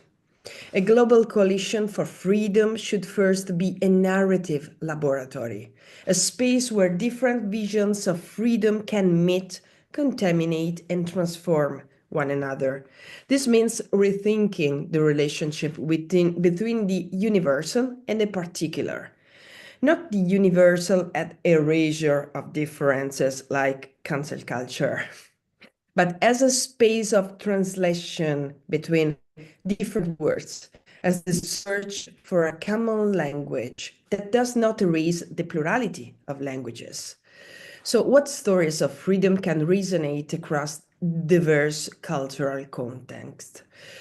How might we construct narratives that speak simultaneously to the universal human condition and to historical and cultural particularities? This question is so important because it's not a conceptual abstraction, but is a living organism that had to mobilizing desires and imaginaries. And this is the second point of my speech. It's about the role of philosophy and pedagogy for freedom. Because freedom has to materialize beyond formal dimensions, and it requires a continuous exercise of critical thinking, an ability to navigate complexity without reducing it to simplified formulas. Here emerges the pedagogical and philosophical dimension of freedom. Without education for intellectual complexity in dialogue and autonomy, we risk confusing freedom with a simple possibility of choosing between options or with the absence of constraints. It's not about freedom. In an era of abundant and fragmented informations or infodemia, of temporal acceleration that compresses spaces for reflection, we do not have time for nothing, of polarization that reduced thought of opposing camps. It becomes urgent to cultivate what we might call an ecology of attention or an ethic of interpretation. The ecology of attention concerns our capacity to direct consciously our attention, to create sustainable rhythms of relation with information. It's about work, the atmosphere in the workplace, the lives of people in Europe. It's about to resist the imperative of immediate reactions to preserve spaces for reflection. It's about utopia, but it is important. And the ethics of interpretation, meanwhile, concerns our responsibility in attributing meanings to the word, in seeking partial but not arbitrary truths, in recognizing complexity without dissolving into a relativism that lives the search of understanding. So it's about to interrogate how to cultivate this capacity, and philosophy and pedagogy are so important for do that. And this is about the third point of my speech. It's about hypocrisy. Because one of the most subtle risks of our time is what we might define as hypocrisy. It's a system in which people's attention is continuously captured, stimulated, fragmented, but rarely channeled toward processes of authentic democratic participation. It's a form of governance that operates not primarily through coercion, but through the manipulation of attention and desire and emotions and perceptions. I think it's not so necessary to specify who at this moment holds the power of this narrative. So digital technologies have multiplied possibilities for expression, connection, and access to information. But they have also created new forms of passivity. The illusion of participation, the quick gesture that creates the impression of action without really modifying power relations, is one of the greatest pitfalls for those who wish to build a global coalition for freedom. So how do we overcome this hypocrisy? The coalition, I imagine, should be a laboratory for new forms of participation that transcends both the elitism of traditional international organizations and the superficiality of many forms of digital activism. We can draw inspiration from experiences such as civic assemblies, citizens' parliaments, platforms for deliberative democracy. The challenge is to create spaces where people are not merely consulted or called to express opinions, but can directly contribute to decisions through structured processes of collective deliberations. So spaces that cultivate the art of active listening, authentic dialogue, the search for shared solutions that are not simple compromises between pre-existing positions, but creative emergences from the confrontations of different perspectives. This requires a profound rethinking of the temporalities of democratic participation against the acceleration that it's so huge and important in our world. In 1979, Jean-François Lyotard wrote this book. It's the postmodern condition. I think you know it very well. And in this book, he had already told us that the great meta-narratives, the great stories of the past no longer worked. But this would open the way to other modalities, other practices, a new form of sensibility and connection through people. We are still in this condition, what he called the postmodern condition. And I was born in a small village in Sicily, and for a long time, in my childhood, in my, I think in my 20s, I felt cut off from decision-making processes because Europe, in my vision, in my scenario, was elsewhere, not where I lived. My village was not in Europe. Europe was elsewhere. Maybe also Italy was elsewhere. This is how so many people in Europe felt and still feel, and this is so important to me. In conclusion, the coalition, I imagine, is not merely a front of resistance against threats for freedom, resistance against Trump or Putin or Musk and so on, but it's a laboratory for the future. a space to experiment with new forms of democratic participation, narrative construction, and critical education.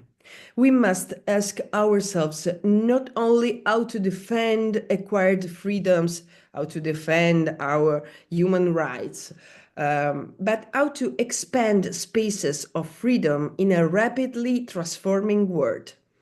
It's not about just how to react to crises, but how to anticipate them through a profound rethinking of our institutions and our democratic practices. Because freedom is not the absence of constraints, it's the creative capacity to shape the world. So I leave you with this question. How do we build a coalition that is not an instrument, just an instrument for protecting something, but something, a tool to generate something new and to create something new? Thank you for your attention. Thank you very much. Thank you so much, Maura. Very, very interesting because we all spoke a lot about practical things, and here we get some more intellectual and philosophical points that we should bring into our session, right? It's true, we can not only like think about how to defend, but how to generate something better. I also want to jump in before the other two experts, just to say, so to reiterate, we're gonna have roughly an hour where first we're gonna understand the problems we are facing with freedom. And you heard them a lot. I mean, if you already formed quite a bit right now. And after that, we're going to jump into the solution. So how do we practically imagine this front of resistance, of generation, of freedom, democracy to be recreated now that the United States, Europe, and those countries that traditionally have sometimes pretended, sometimes effectively done, protected freedom and are failing at doing so.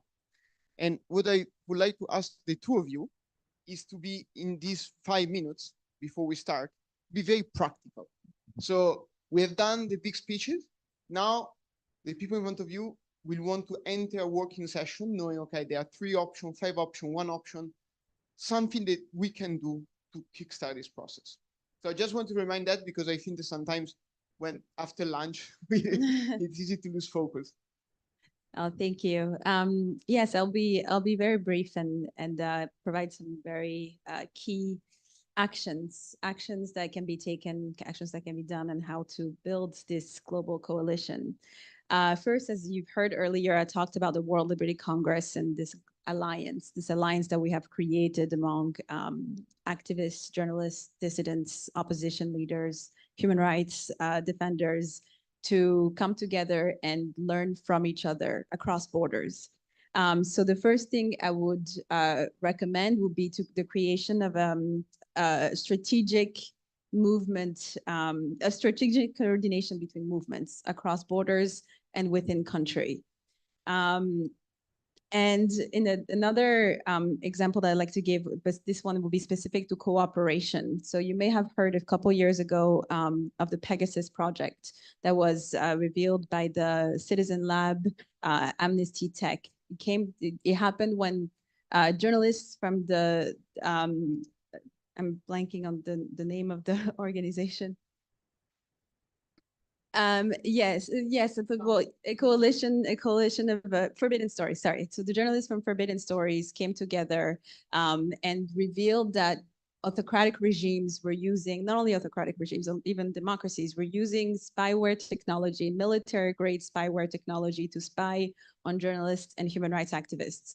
But they didn't just one by one reveal their stories. It was a very strategic way of, through cooperation, of revealing of the story of the people who were targeted at once. The reason why I said this cooperation was very effective is that, for example, Rwanda was exposed of having spied on me. They put Pegasus on my phone. They were following every step and every conversation I was having through this military-grade technology. Had one of these papers come out first and said, we know that the government of Rwanda is spying on Corinne Kanimba. The government of Rwanda would have come out and said, oh, that's not true. These journalists are against us. They're making up lies. They would have attacked this one organization or two organizations and really broken down their entire argument in a way that they could not have, they would have almost lost credibility. The reason why it was so effective for this coalition of over 50 journal organizations from around the world to come out at once and tell the stories of the victims of the Pegasus spyware, tell the stories of the autocratic regimes that went after different individuals and how these methods were utilized at once made it very difficult, because then they were basically hit by several sides at once, and it was difficult to attack one journalist or difficult to attack one organization and discredit them. So this cooperation, this type of cooperation where people come together, do projects together, reveal and expose the techniques of these autocratic regimes at once, is one way to build that coalition. Another example that I'd like to give is using sanctions as a guide. So we know that every single one of us can probably reach out, find the contact of our elected officials wherever we are in the world, and encourage them to use the tools at their disposal to put sanctions on these human rights violators, these autocrats, these individuals who are committing abuse. So these are tools that are available within the toolbox of our elected officials. They're not always utilizing them for obviously political interests and other interests, but we must use our voices as citizens, our voices, and encourage them to use those tools. That can be sanctions, economic sanctions. It can be targeted sanctions like the Magnitsky sanctions, which are to target specific visas and financial access for the people who are perpetrating human rights abuses. This is to say there are tools, and we need to encourage our elected officials to utilize these tools.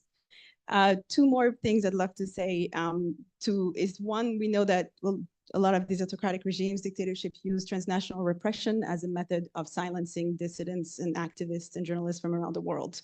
Again, transnational repression is the technique of going across borders to go and hurt individuals in different jurisdictions, in different countries that are doing this exposing. So it is our role and our duty to expose these methods and give a platform to the activists and individuals who have been targeted, because these voice and their stories, the way they tell their stories, is one way to warn all of us of what could happen if we don't take responsibility and if we don't hold these perpetrators accountable. And then lastly, I'd love to encourage everyone to believe in justice, believe in international justice, and support the justice process. Earlier today, the president in exile of Belarus quoted Martin Luther King. And I will end by quoting Martin Luther King, who also said that the arc of the moral universe is long, but it bends towards justice.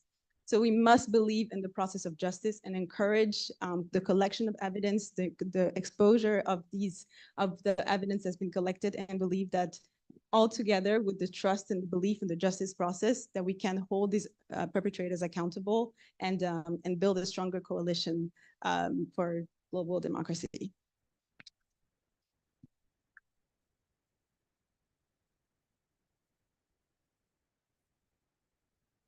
Well, I'm going to proceed to some practical proposals, but first I would like to build a little upon some important concepts that Laura has introduced.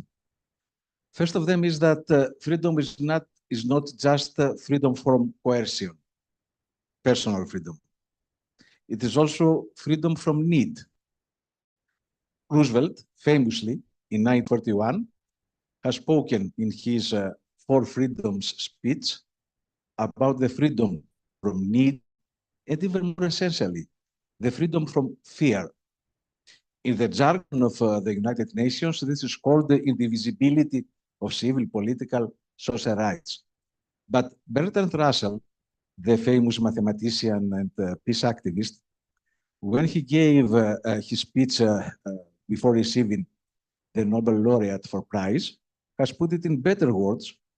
He has said, if you have to choose between democracy and a sack of grain or a loaf of bread, there is only one factor which is going to determine the decision: how hungry you are.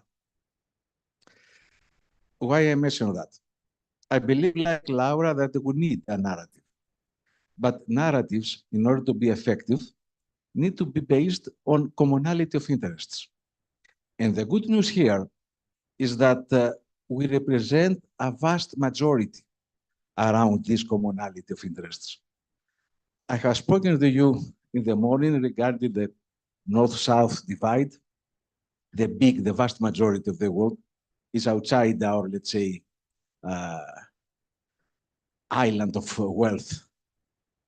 But within this island of wealth, the big majorities of our societies are not rich, are not affluent, quite the contrary. My generation believes that your generation is going to be much worse off. And unfortunately, your generation believes the same. The inequalities do not exist just between North and South, but are now explosive within our societies. And that's why we have the rise of the right populism. It is not the root cause, it is the symptom of the disease that our democracies have. Why this is reason for optimism? Exactly because we are the big majority that it is harmed by the policies applied to all of us. There is a nice saying at the United Nations Development Program that there is a North in the South, meaning that even in the South there are elites which are exploiting and extracting national resources. But on the contrary, there is also a South in the North, practically all of us, the 99% of the population. And what is inequalities are obvious why they're happening, because we implement policies that undermine the welfare state. They favor just the 1% of the population. Pay attention now to how that reflects in the institutions. We usually speak about the liberal democracies, Hungary, Turkey, where elections function, but rights do not function. We have, and it is now a permanent phenomenon in our Western societies, the quite inverse idol, undemocratic liberalism. Economic rights work, but democracy in the sense that majorities can change essential parts of the economic policy do not work. The reason that we have illiberal democracies and the rise of the extreme right parties, of the demagogy of the populists is exactly that the majorities in our societies do not believe anymore that through the natural channels of representative democracy, we can have change. And what is the response then? Globally, the response is one of solidarity with the global South. That means, for instance, regarding the migrant issue, where we have the interface between us and them, realize how this is a human rights issue, but it's also a democratic issue. Regarding what we are doing in our societies, direct democracy is absolutely necessary. We have heard examples like let's say, the popular assemblies. We had examples in Iceland, Ireland. It is not enough. Why it is not enough? Because when we have consultation, the best result we can have is us being heard. It is not enough. We need action in order to be transformative in any kind of politics. So direct democracy must mean also direct public struggle upon concrete issues. Privatization of water. What we are doing here in Atlas, a more abstract idea, but still can mobilize people. This is not utopian. Ideas can become a material force when they are going down to the masses and when they are associated to real interests. I would like to finish this small, let's say, speech of mine with a historical anecdote which underscores what I said about the unity of interests. You know that Haiti was the first nation in Latin America that liberated themselves, and the first Black nation which has become independent. During the Haitian Revolution, Napoleon has sent to fight against the revolutionaries, besides French troops, a brigade of Polish troops from Poland. The Polish have deserted, and they have joined the Black revolutionaries. In order to honor them, when the revolution became victorious, the president of Haiti has called them as a title of honor, "You, the white Negroes of Europe." We are in a situation that the big majorities in our societies are now the white Negroes of the global South. And that's a reason of optimism, exactly because we are the 99%. Thank you.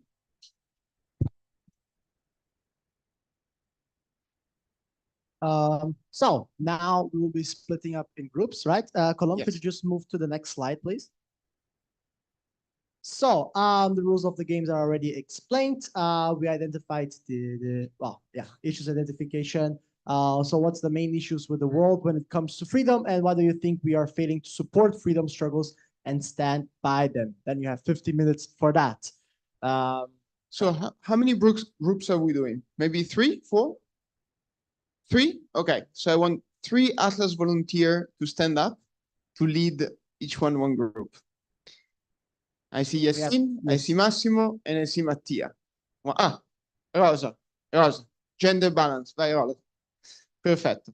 Go, sorry. No, okay, perfect. Column, next slide, please. Just to the explanation.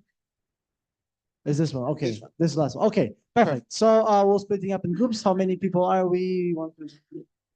Yeah. I would say maybe Rosa, you take the front of the room. Simple. Yeah. Mattia, you take the center, and Massimo take the back. Yeah, that's all. And you can either organize the chairs here or go into the room. Maybe 2 groups go in the room and 1 stays here. We have post-it and paper. So the idea is the following, guys. Now you're going to sit 15 minutes. You're going to get to know each other. But the idea is, in these 15 minutes, you need to try to answer these 2 questions with 1 to 3 issues. If you go more, it's impossible to discuss later. So you say, okay, for me, the main issues with the world when it comes to freedom is that people are massacred against their will, whatever, or that there is no space for self-determination, and so on. You discuss in the group, and you agree on 1 to 3 issues.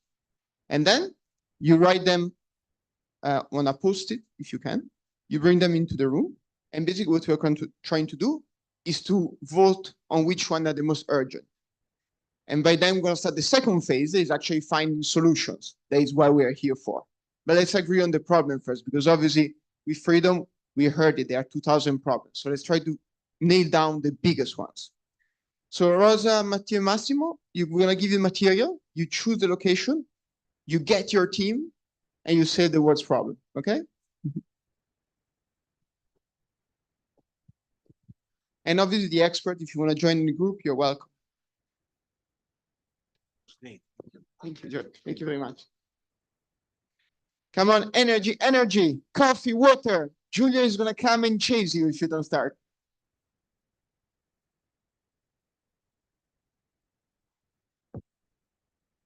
And Atlas members, spread a bit around the groups as well. Hello to the...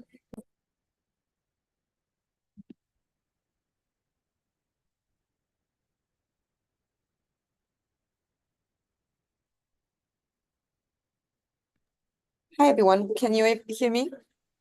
Yes, Colombe, we can hear you. Can you hear me? Oh, hi, sorry, can you hear me? Yes, sorry, I'm just trying to disconnecting the audio from here. Okay, take your time. I'm talking with the group online, so you need to stop the audio.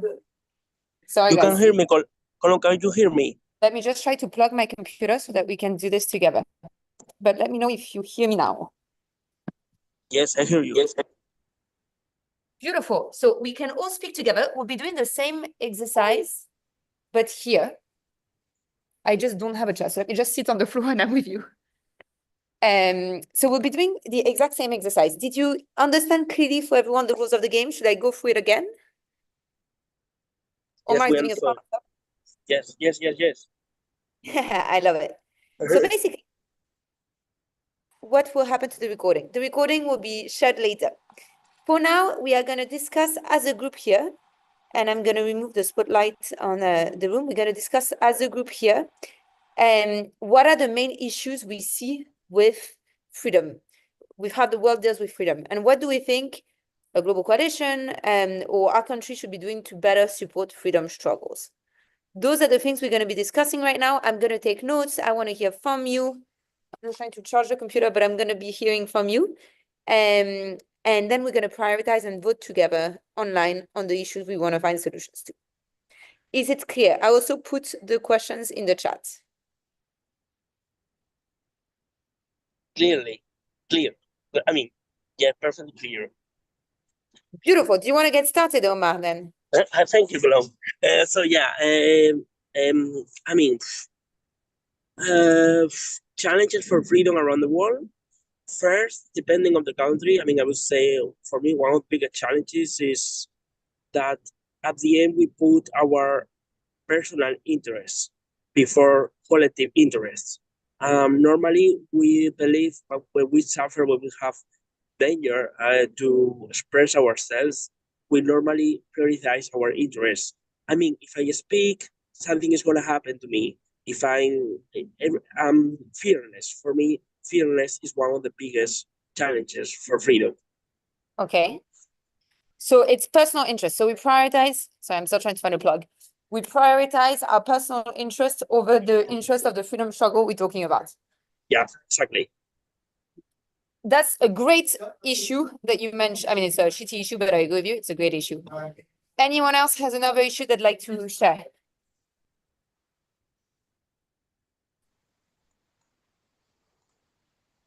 Anyone else besides the... I'll go. Please, then I think that I have been here all the time. It's super interesting. I think that one of the things that is one of the main issues when it comes to freedom is how governments are restricting those exact freedoms under the guise of national security or under the guise of stability. So how governments are actually curtailing freedoms, saying that's in the interest of national security. So, and this also brings to undermining the institutions from within. So we're talking about attacking judicial independence, suppressing dissent, limiting opposition, and these kind of things. Beautiful. I mean, it sucks, but it'd be beautiful. So we have our own interest over collective interest. How governments restrict, curtail freedom, saying it's in the interest of national security. Let's keep them coming. We have 15 minutes to identify the biggest issues, and then we'll vote on one and try to tackle it. Yobi is saying the main issues are democratic backsliding, economic inequality, influenced by lobby groups, division and polarization, and low voter turnout. That's great. We're talking precisely, and Yobi, just feel free to go for it, but about, if you read the questions, how governments are dealing with freedom struggles, so the issues with it. With freedom, with how governments are, go for it. I agree with Elisenda, what she was saying, that we live in a world where we have a lot of narrative. Her hand. So can I? Someone was raising their hand. Yes, you are. We can hear you. Okay, and I completely apologize because I just saw the recording. So, and I did mention the main issues in the world when it comes to freedom are democratic backsliding, economic inequality, influenced by lobbying groups, division and polarization, and low voter turnout, considering the electoral system, because they are concerned about low voter turnout and express, yeah.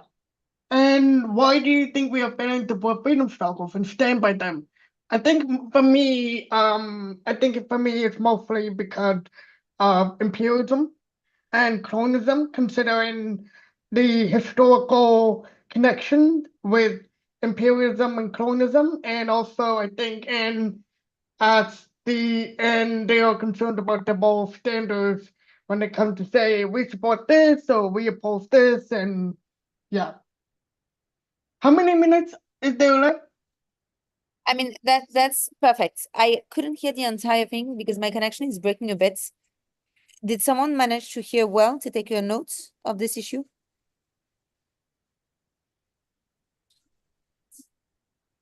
If not, I'll pass the mic to Reagan Uganda, who's raising their hand. Yes, can you hear me? I can hear you.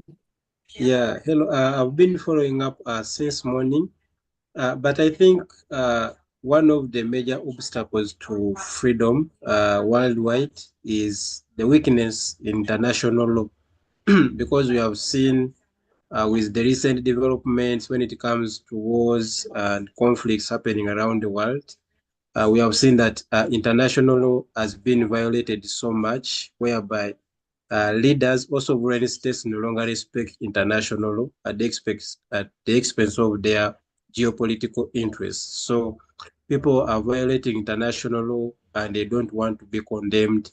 They don't want to be responsible. No one wants to take accountability.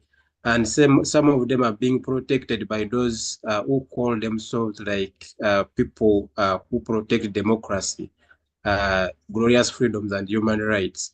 So we find that that has been a challenge, and international law is at its weakest point at the moment, whereby it cannot protect the freedoms and rights of millions of people across the world. Thank you.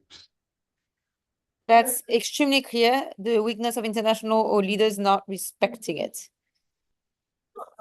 Anyone else wants to add on why, again, the question that you can find on the chat is, and I'm going back to it, why do we think we are failing to support freedom struggles and stand by them from our countries to others in a systematic manner? I'll add one quick thing. For me, it's the fact that we don't have to. It's the fact that we choose when we act and when we consider crimes to be crimes, and we choose to ignore some. And I think this is to hypocrisy. So the lack of binding commitment to take action systematically is an issue. The fact that countries can choose when their interests align is an issue. Let me know if it's clear, but that's my take on it. And it's linked to the point of Reagan on weakness of international law. Something that you can find smaller or higher. Anyone else? Omar, you unmuted at one point.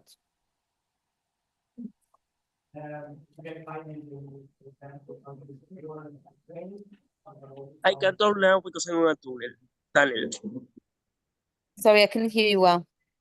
I cannot talk now because I'm on a tunnel. Okay. No worries, you can text. I love how everyone is taking the co-commuting. Anyone else?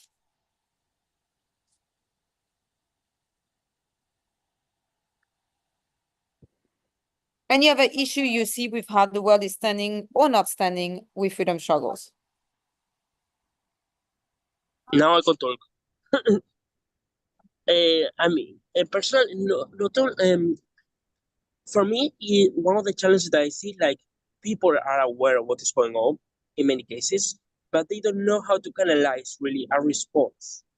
We see people are aware, but they don't know really the answer. It's not about detecting the problem. It's about how to give an answer. And when you see that there is an argument with the whole system, there needs to be a way to analyze that angry and that feeling.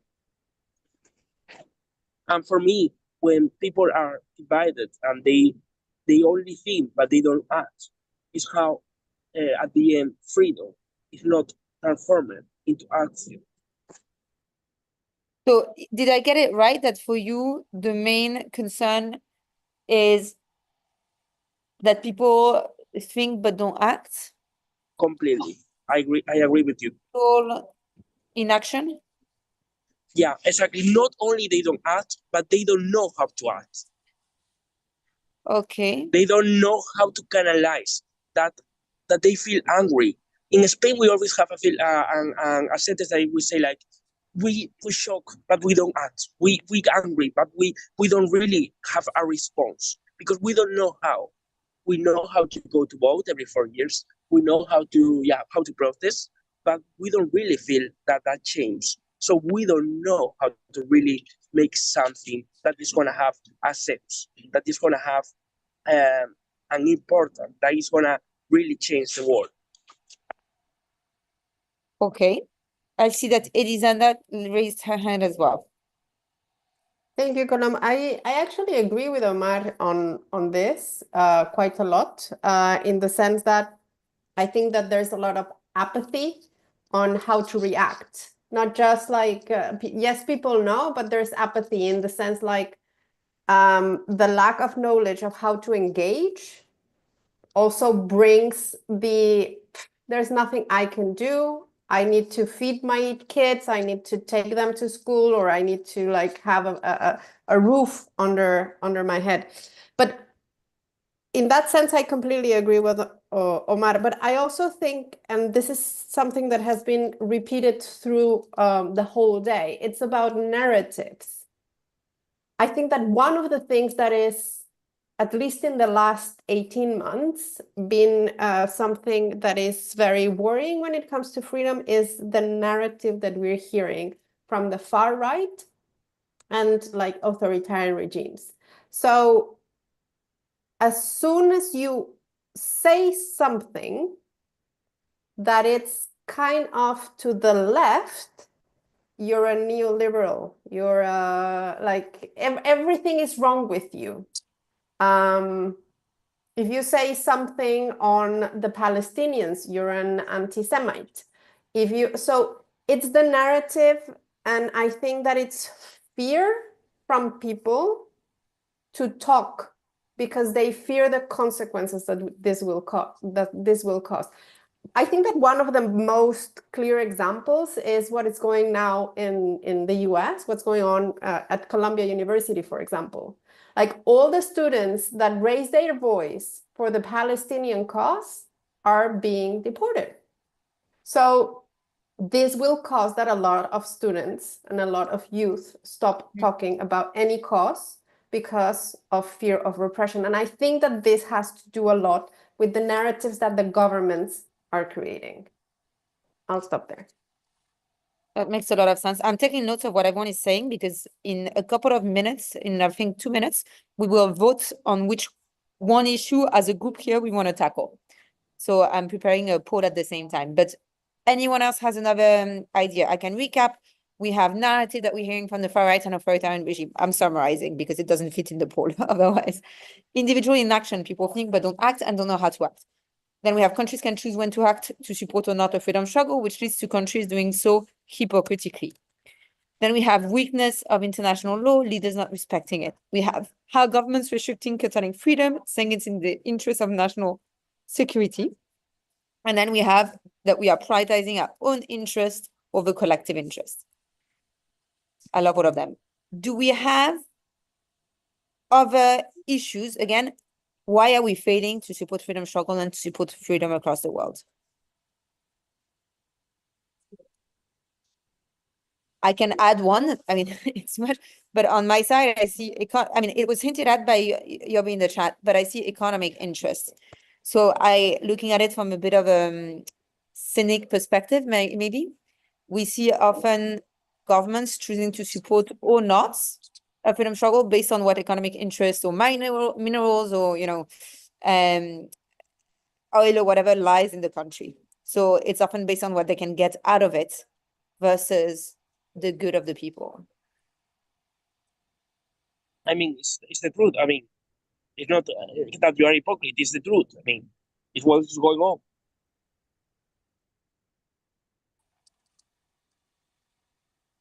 Perfect, we agree on that. I'm adding into the list. Other choices, I'm sure you see many, many, many issues. I'm not reading all of the chats because I'm trying to create a poll. So, no, I think I created the poll and I didn't want to. Wait a second, sorry. Don't show the poll. But if you have other issues you want to be sharing, you still have 1 minute. Want to think about it, when you're very annoyed within the news about what's happening in Ukraine, in Palestine, what are you thinking the issue is?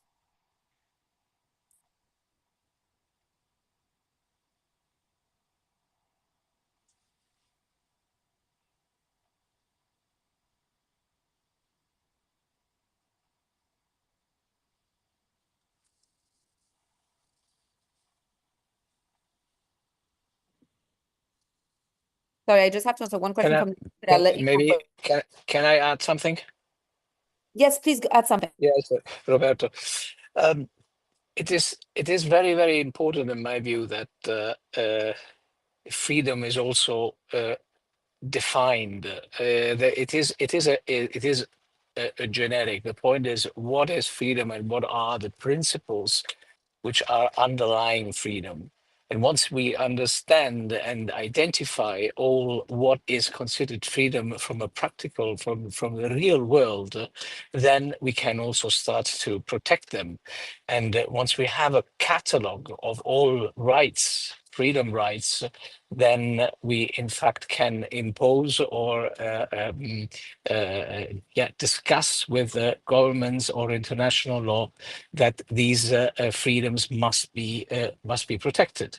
And because speaking generally, any country has different concepts maybe of freedom and protects freedom and human rights in a different way.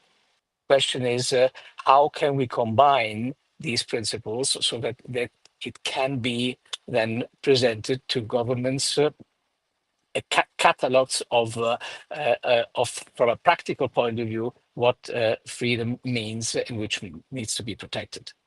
So it's identification of real rights which are intended to be covered by freedom, by the definition of freedom. So do I understand well when you, if I try to rephrase into the issue in one line, is it we don't agree on what is freedom, so we can't start to protect it? Is that right? It's not that we don't agree about what is freedom, because anyone has a concept of freedom, and we all agree on freedom. The point is that generally we don't really know at the end what needs to be protected in the concept of freedom. So we need to identify very practically what are the rights that needs to be protected under the freedom. Okay, so the issue is we need to identify. Sorry, I'm so at multitasking. Yeah. What the rights that need to be protected under the concept of freedom? Correct. Yeah. So that from a practical point of view, even if you write a law, a piece of law, which may be international law or even domestic law, you need to write down what that is and what you're going to protect. Otherwise, it's not possible to protect them, or very difficult. That makes sense. Last chance for anyone that wants to speak on issues. Then we're gonna decide on an issue and it will be too late. No, I just want, go ahead, Philip, I have spoken. Okay, thank you very much. I agree with Roberto, with what Roberto just said, because freedom is essential, but it cannot be absolute, right? It has to be relative, because each person's freedom has its limits in other people's freedom, for instance, right? So you cannot be free totally when you live in society. You have to take in consideration other people's freedom.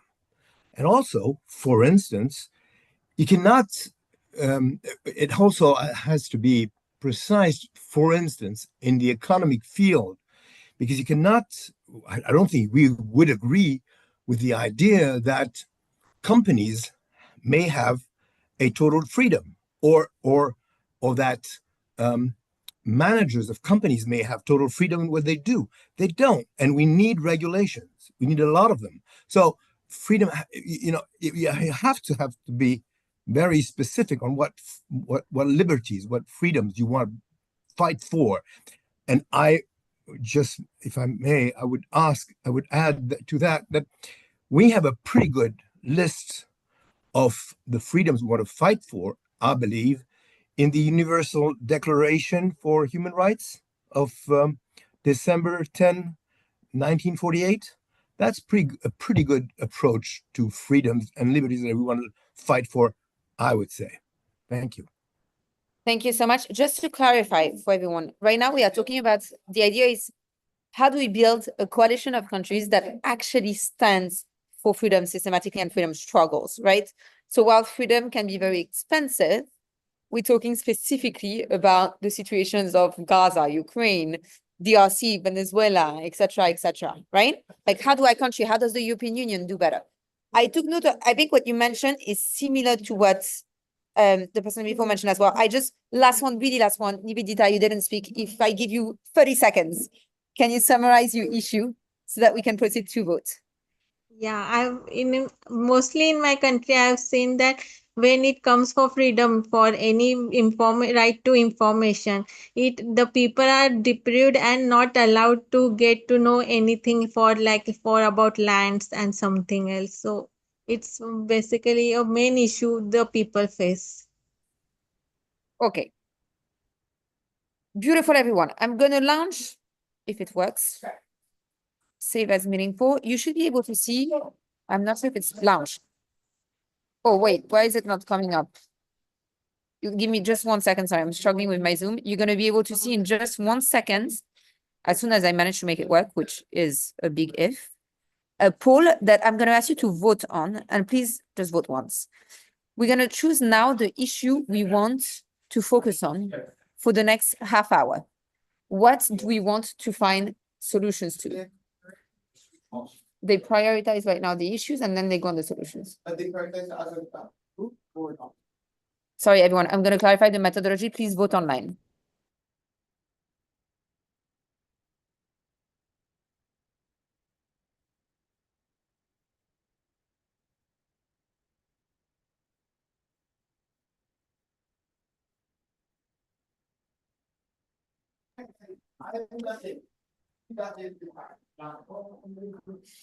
I don't see a lot of votes. I need everyone to vote for Sigi, who just joined us a couple of minutes ago, and I just accepted someone new whose name I didn't see. We are in the consultations. What we are doing is, number one, we are identifying the biggest issues with why are governments failing to stand by freedom and freedom struggles systematically. The issues you see in the poll, tell me if you can't see a poll, and please vote because we have too many ties and that doesn't work. We don't have any unique solution and I can't vote. And the issue we will choose is the one we will be debating over the next half hour of how do we solve it. And then we're going to, again, vote on solutions. After this, just to tell you, once we have our 3 top solutions that we really agree with, we will come back all together. And with the other groups that are in person, they'll present their issues. And one spokesperson here will present their issue and solutions. And we'll decide on the best one. So let's be the best group. I'm going to close the voting in 30 seconds. For now, the winning one is weakness of international law, leaders not respecting it.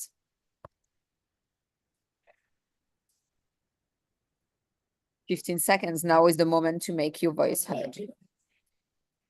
Close second, we need to identify what rights that need to be protected. Sorry, I'm driving. I cannot find the way how to vote. Sorry. Oh. Roberto speaking. No problem. Yes. But the majority is good for me.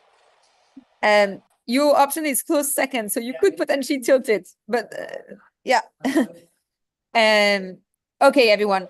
We're going to be discussing the weakness of international law and leaders not respecting it. The majority has decided, even if Roberto could be voting, it wouldn't help. I'm very sorry to say. No, fine. I would have voted very likely also that. Beautiful. So again, I'm going to reiterate, and let me know if you have any questions. I'm trying, sorry, to moderate both rooms in person and online, so I'm a bit all around. But I'm putting in the chat right now, and I know it sounds scary, but actually, I'm sure you have a lot of ideas. Together, we're going to come up with more than 3, but then we're going to vote on 3 solutions on how do we counter if the weak, sorry, let me try again. We are failing to stand by freedom struggle and by freedom because international law is weak and leaders are not respecting it. What do we do about this? What must be done? And this is really much an open conversation. So let's go for it. The craziest ideas are the best ones. If you have a magic wand, what would you want to be doing? I have lots of ideas, but you know, I don't want to keep on speaking. Share your first one with us, Colom, so we get inspiration. Fine. I mean, I have 200, but I'll just share one.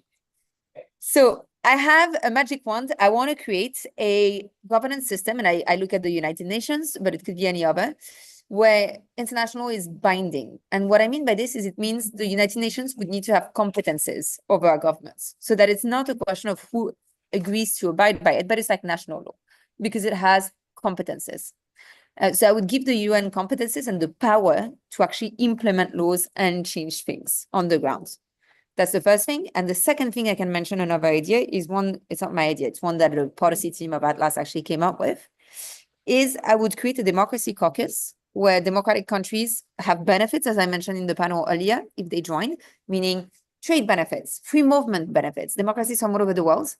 But it also means that if they don't abide by international law, they get kicked out and they lose out on funds, on opportunities, on trade, etc. So at least you have one block that is pushing it, abiding by it, and as a result, it strengthens it. And kind of like the European Union, for those of you that are a bit aware of the concept, it creates an incentive for others to meet the criteria to join it. Those are my two ideas. As I said, I'm a bit, I have a magic wand in my head. Thank you, Colom. Can I just challenge you a little bit? Of course, but please share your idea. Right, we have to come up. Yeah, I'll give one idea, but like I think that it's interesting that you're talking about this democracy caucus. I think that it's something. It's a very interesting idea, but I think that the first thing that we would have to think about is how we define democracy. Who is a democracy and who is not a democracy, and how they will be entering this caucus. So I think that would be something that it's important to put. I think that the idea of strengthening multilateralism is very interesting, and it is important, but I think that one of the things is the role of civil society organizations, because for them to have a real place in the system where they do the checks and balances that they are supposed to do, and that some regimes are not allowing them to do. I do agree with Yobi, abolishing the veto and reforming the UN Security Council, but I think that you have to have something similar to the Security Council that actually enforces like international law, for example. So, sorry, my magic wand is not super clear today. So to recap, strengthening civil society organizations to have check and balances. To push back on your pushback, I agree, we need criterias. I was the one that we have. Let me try again. The one that we have is free and fair elections. That's but it's not complete enough. That was one of the idea. I noted as well reform of the Security Council, on abolishing the veto power. Agreed. Do you think that this would mean that international law would be respected? Applied. I'm challenging you because I want more ideas. We just have 4 people. We need so many more.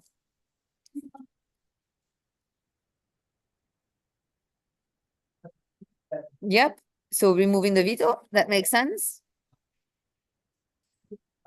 I'll keep on going. I want a world government. I want every citizen to have the power to vote, so that then our leaders are accountable to us and the law has to be enforced. I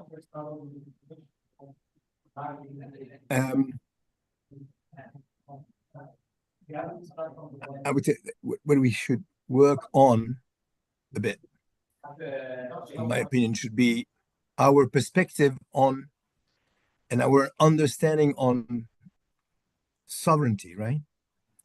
Because what makes it impossible for us to have individual rights respected by governors, by governments who violate them, is that sovereignty today lies in nation states.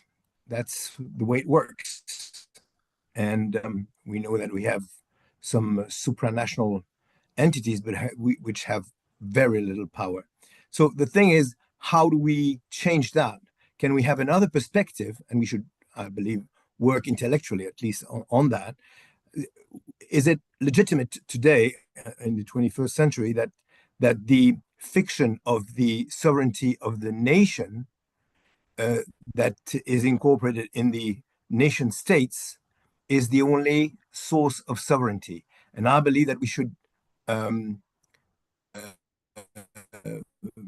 fight for and advocate the idea that sovereignty lies in every one of us, particularly in the 21st century, because we're more and more educated and because we can understand things better and communicate between all of us, and that we delegate our sovereignty to certain entities. Some are local, some are regional, some are national, but there has to be a global one, or a global entity that will be in charge of conducting the action on our behalf, on our sovereignty's behalf. So just so I can write it down properly, Philip, how is it different from the world government or from a global governance system with accountability and competences? Like, how would you define it in one line? Because I need to summarize it in one line. Can you repeat the question? I'm sorry. I'm not sure how to summarize your idea in one line. So can you tell me how it's different from the global governance system with competences, or from the world government where every citizen is able to vote and as a result leaders are accountable to us? Can you tell me how it's different, or can you summarize your idea in one line so that I can add it? Yeah, sorry, I struggle to capture it completely. Yeah, it's another perspective, yes, on it. But it's the idea. The outcome might be the same, but it's another way of presenting it, right? Which is to advocate the idea or the fact that the people are sovereign, but they are individually sovereign, you know, and that they delegate their sovereignty to entities which are in charge of putting in action their will on the local, global, or national level, right? So it's. So I wrote it down as advocate the idea that people are sovereign individual and delegate their sovereignty. That's all right. Okay, perfect. More ideas. I see Roberto is back. Yeah, but I mean, similar what you say, and Philippe. The point is, you can have a global entity, but you need to have also the way to enforce infringements to the principles and to the global, to the laws that the global entity must protect. That's a real problem. And how can you control? How can that become binding? And how can you sanction all the countries that are not going to respect the global law that protects freedom? And in this sense, the states must delegate this global entity to do that and to protect freedom. And the global entity must have the means for enforcing them. Question is how. It could be economic means. It could be sanctions to the states. It could be even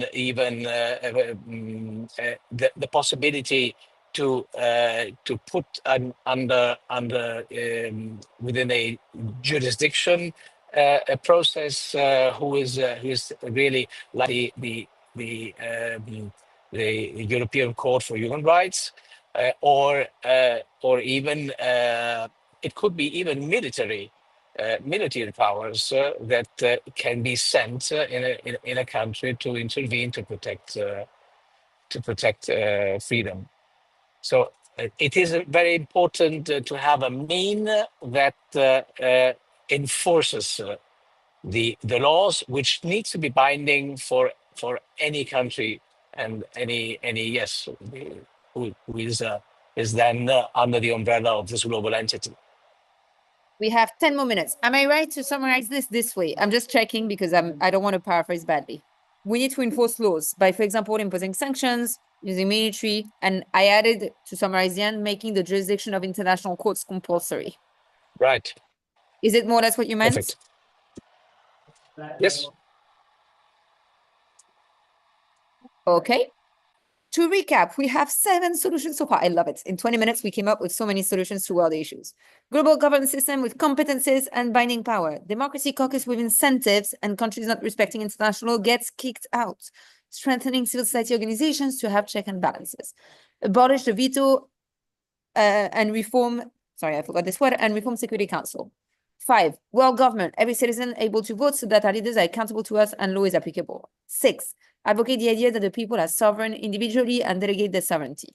7, enforce the laws by, for example, imposing sanctions, sometimes even military, making jurisdiction of international courts compulsory. Sorry, it's not very grammatically, it's not completely grammatically correct, but I'm doing this on the go. Yobi, please go for it. Okay, I did mention in the chat about reforming the United Nations by removing the veto power. I also did mention about removing the permanent members of the United Nations Security Council and incorporating the permanent members of the United Nations Security Council into temporary members. And I did mention that these reforms can allow members of the United Nations to be treated equally and democratically without the influence of permanent members and without the influence of a veto power. What do you think? Is that right? I think it's number 4 that I put based on your chat, but am I summarizing it well by saying 4, abolish the veto and reform the Security Council? Is that right? Is that what you meant? Yes, but then incorporating the permanent members into temporary members. Yeah. What do you think? I think we definitely need to do this. Okay, my apology. More ideas. Again, you have a magic wand. How do we make international law enforceable? We all complain, or I complain a lot that it's not enforceable. How do we make it? I think having the mandatory compulsory jurisdiction of international courts makes it better, but still, how do we impose it? Well, there's only way sanctions, economic sanctions, very strict, that countries must pay compulsory. And the other one is the unfortunately the military one. Perfect. So we have this as number 7. Now, we talked about the stick. Let's talk about the carrots. So Roberta's idea, and I agree with it, by the way, is the stick, right? We try to enforce, we try to punish. How do we make international law, or how do we do so, but in a way where countries have more to lose than to gain by breaching international law? What do you think about, if the UN or any other organizations had more competencies, and as a result, countries would benefit? So, for example, again, if there was a fund that was available for countries that respect international law to do projects related to democracy, law, or whatever, and you removed it so that it's more having access to certain funds or having access to a common market, or I'm brainstorming, right? But if there were incentives, and if suddenly you no longer respected international law, those incentives were removed. You no longer had access to it. What do you think?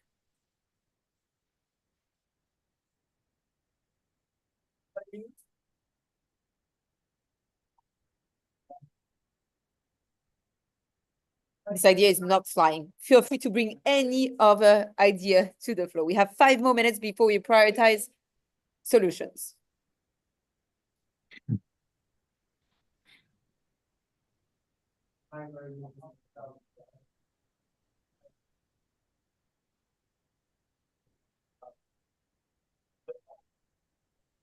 Sure, a lot of people have thought of the craziest ones. They can come from sci-fi movies. They can come from anything you've seen on how to actually ensure that international law is enforced. Freezing properties, freezing money, freezing banks, freezing assets. spread over the world and of that country that is in breach. So sanctions. That's yeah, sanctions. I added it. Philip, I'm And disappointed. anyway, So much on global governance. I want to hear more about you on how to make Philip for years Okay, wrote papers for Atlas on okay. on Let's- global democracy. I expect more. The global governance should have the monopoly of the use of legitimate force, right? That's it. They are the only ones who are entitled to use force. And they may delegate it, but that's where the force lies. The legitimate force is exercised by the global government and not by nations anymore, but nation states anymore. And when you say force, do you mean, just so we are all on the same page, because I'm seeing Yobi's comments as well, do you mean only military force, or do you also mean force through the imposition of sanctions? That's a use of force in a way, right? And what type of force do you mean? First of all, military. Okay. Yeah. I see Trent. So thank you. I'm adding this as one of the solutions. I'm less disappointed. I'm kidding. So, Philip, would it be like the blue helmets, the UN blue helmets in asteroids, or would it be how like do you what? the blue helmets, the UN blue helmets, but in they asteroids? they don't have power. No, but that's why I'm saying like in asteroids, No, like no. with power and like how do you envision this? Well, first of all, I believe that the use of the nuclear power should be at the only hand of the global government and not in the hands of nation states. Then I believe that the use of more conventional military force should be only decided by a global government that should decide and allow it or not. I also see in the chat, so this is noted down, Philip.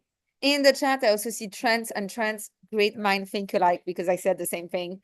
An incentive could be receiving preferential trade status with the countries of a democratic caucus if such a thing was established.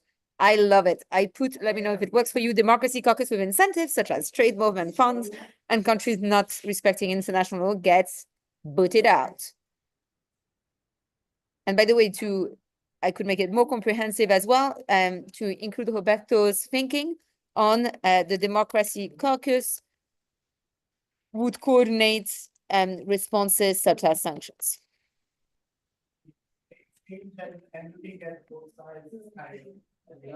Can I ask a quick question just to break 1 second? When you voted on the issues before, did you have the option to vote on more than one issue?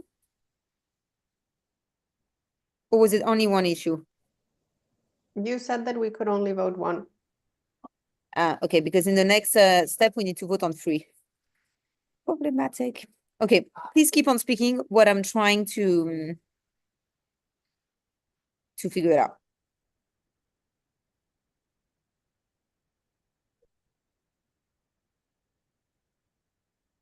Any other ideas? We have so far quite a few. I think we have 8. Yeah, well, obviously the global government or the authority, the global authority has to have autonomous financial means, which means that it has to be able to raise in a way or another taxes to have resources to be able to do its job, right? So autonomous taxes, or it could be part of the taxes that are until now raised by nation states, but it has to have autonomous financial autonomy. Yeah. I'm cutting Philip because apparently I didn't see the time and we are late. So we are actually beautiful. I added this, Philip, it's becoming a fully fledged policy. I'm sending you to vote. Please vote fast because of me, we are very, very late. I'm just trying to send you to, wait, sorry. So we are ready to come back from the session. Take a seat.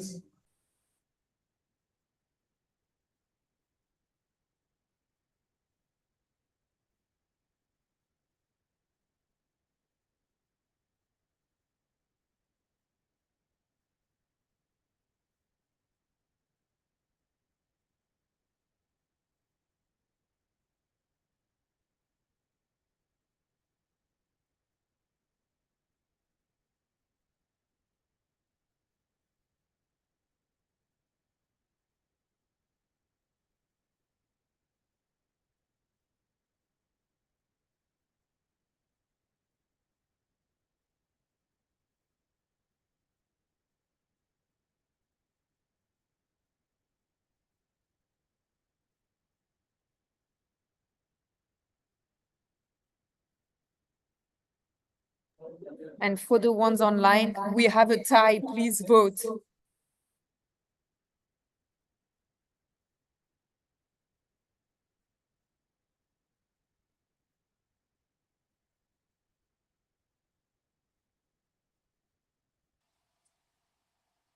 I can't find the way how to vote.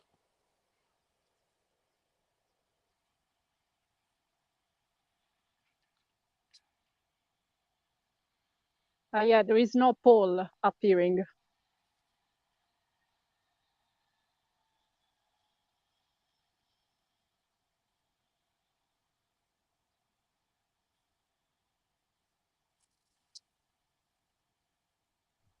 Strangely enough, I received one. Well, where? Me too. It just appeared in my screen.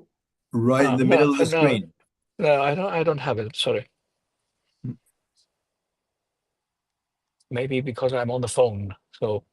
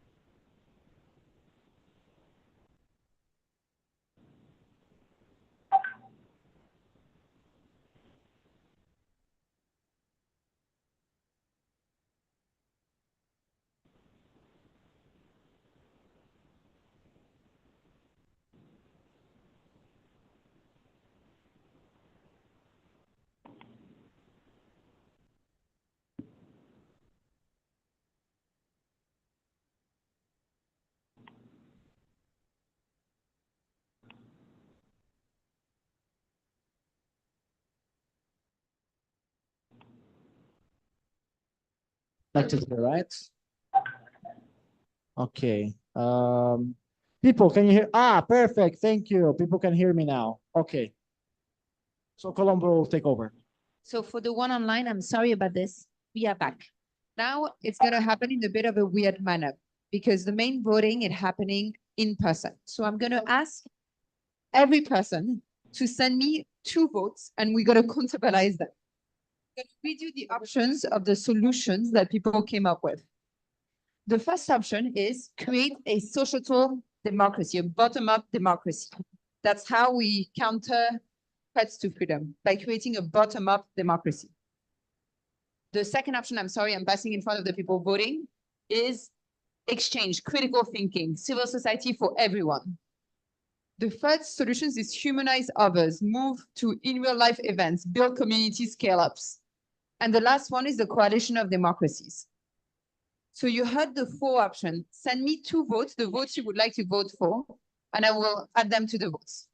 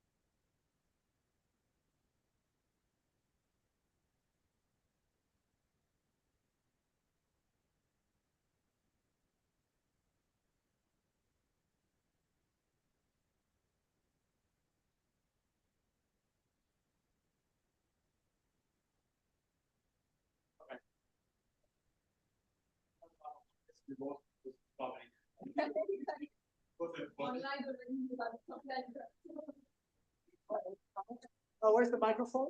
We just count. Test. Okay, how much do we have?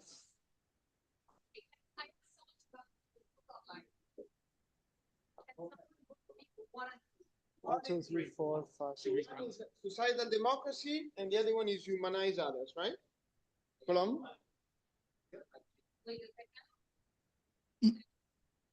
Should I repeat for everyone?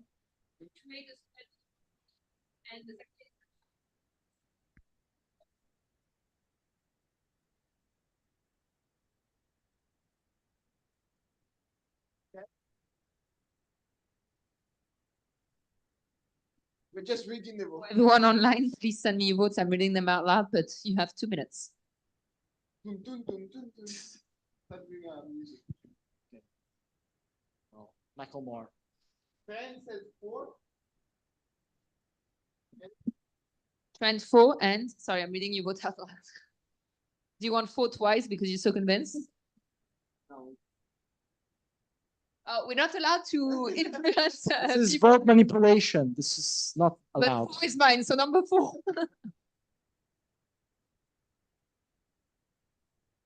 Okay, 1 more minute for those online. I'm sorry to say you missed your chance, people. I will count. Democracy is tough. Votes. 2 and 4, 2 and 4. It is under. It came in time. This is not democracy at all. There's no rules. Andrea, can you note down when I say the numbers? Okay. So, is everyone Done? We go? Okay, we are closing the vote. Trent, last moment to tell us if your 2 votes are going on for or somewhere else. I don't know. I'm waiting for Trent. Okay, Trent, you lost your chance. Okay, let's go.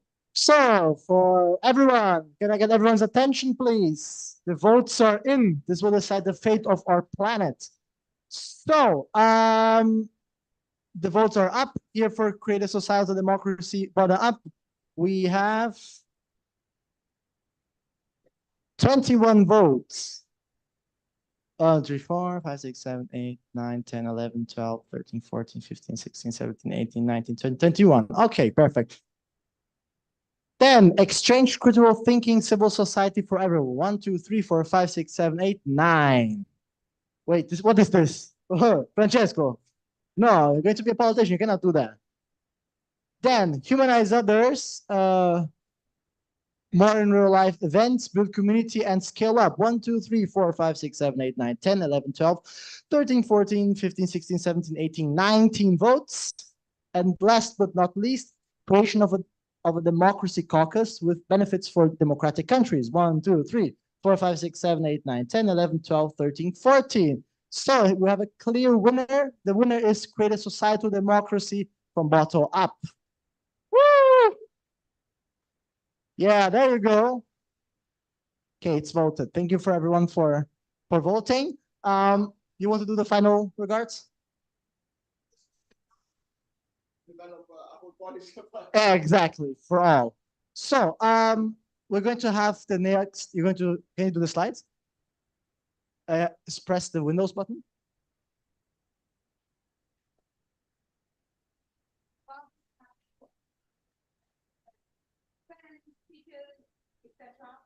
Window. I have a mic. Perfect.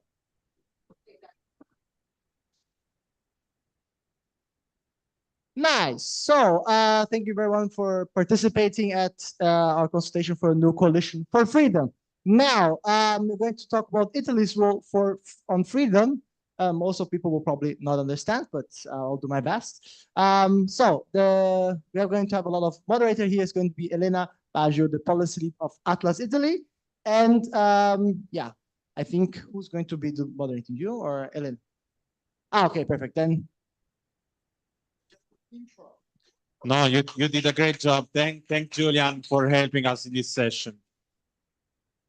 So this is gonna be the last of our sessions. The role of Italy on freedom. We have several guests. I believe all of them are participating online.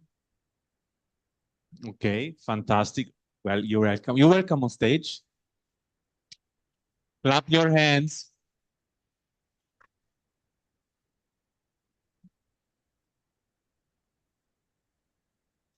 So, moderating the session, we have Elena Baggio, academic researcher on the topic of political innovation, something we really need. The mic to you. Thank you. So I will switch to Italian for this event, but as before during the day, you can find links to the subtitles on Zoom and on the invite for the event. Grazie ancora Francesco. Con questa ultima tavola rotonda della giornata vogliamo spostare l'attenzione dal piano internazionale a quello nazionale, perché l'Italia ama presentarsi come un paese difensore della democrazia e dei diritti umani, ma spesso le sue azioni raccontano una realtà diversa. E nel corso della giornata abbiamo sentito spunti molto importanti da esperti, da leader politici ed attivisti in prima linea su come possiamo costruire una coalizione globale per la libertà. E ora è il momento di provare a trasformare queste idee in azioni concrete per l'Italia e di discutere di come l'Italia possa assumersi la responsabilità di definire una vera politica estera a sostegno della libertà e della pace. E per aiutarci a farlo si collegano online l'onorevole Pierfrancesco Maran, europarlamentare del Partito Democratico, e a breve anche il suo collega, l'onorevole Brando Benifei. Mentre qui con noi in sala abbiamo Ruslana Tkac, la cofondatrice e segretaria dell'associazione UAMI, e il nostro Andrea Benzon, cofondatore di Atlas. Prima però sentiamo un messaggio da Giulia Pastorella, che è la deputata di Azione, e chiedo a Julian, I will ask Julian if he can load the message.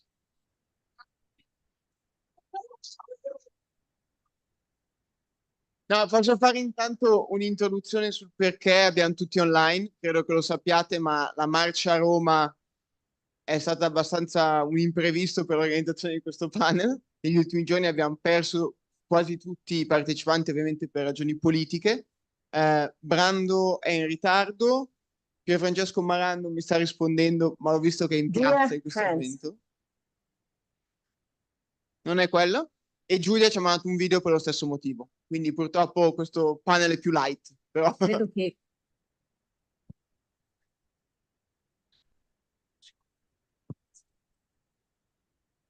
piazza adesso. Andiamo avanti.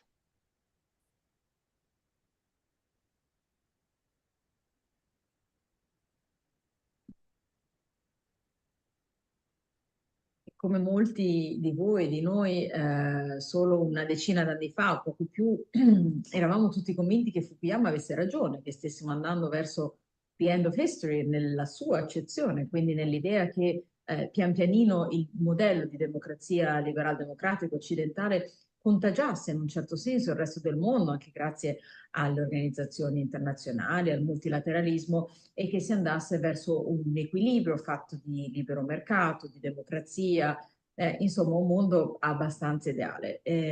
Purtroppo se siamo qui a parlare è perché questo non è accaduto. Non siamo neanche andati in un mondo alla Huntington di clash di civiltà, ma una cosa ancora più complessa in cui le logiche della il libero mercato, l'idea di un'apertura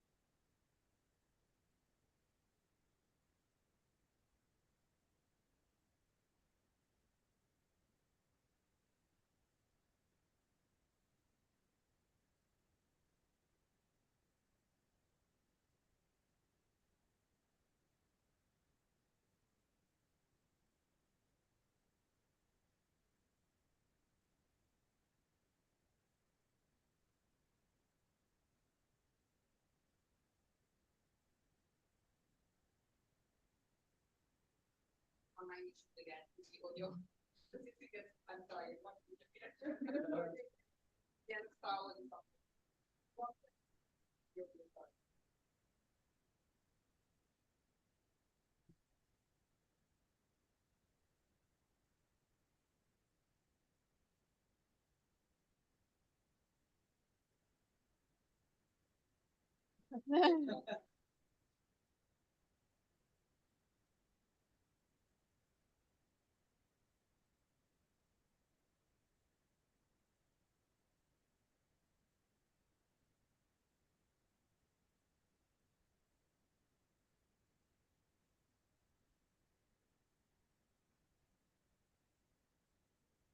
Can you hear me online?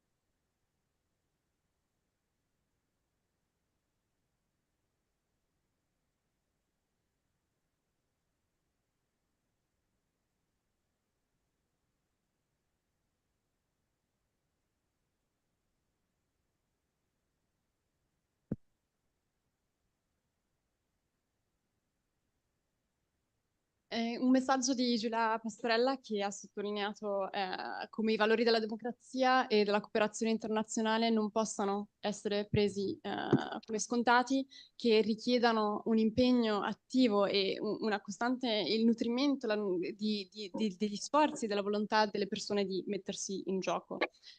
E un messaggio che si collega perfettamente su quanto abbiamo discusso oggi e assolutamente un'azione che necessita il coinvolgimento dell'Unione Europea, ma anche dell'Italia in prima linea. E quindi magari vorrei partire da Andrea chiedendo, sulla base delle consultazioni di oggi, secondo te quale dovrebbe essere il ruolo dell'Italia nella creazione di una coalizione globale per la libertà? E vedi questo momento di transizione e di imprevedibile, che come ha sottolineato Giulia Pastorella, come una potenziale nuova era per l'Italia per mettersi in gioco. Grazie mille, Elena. Allora, prima di tutto vorrei... Mi sentite? Devo stare più vicino. Prima di tutto vorrei fare una piccola notazione. Secondo me oggi, avete sentito ovviamente Giulia parlare e poi arriverà Brando e altri, continuiamo a parlare molto di Europa. Io vorrei parlare anche di Italia, non perché sapete sono solo molto nazionalista o altro, anzi, però perché mi sembra che usiamo molto spesso la scusa dell'Europa per non fare. Cioè dire vogliamo l'esercito europeo perché sappiamo che ci vorranno molti anni, o c'è l'Europa che deve rafforzarsi. Giustissimo, io sono assolutamente pro, penso che bisognava iniziare 20 anni fa un processo di unione militare, finanziaria, politica seria per creare qualcosa che sia uno Stato federale o simile in Europa.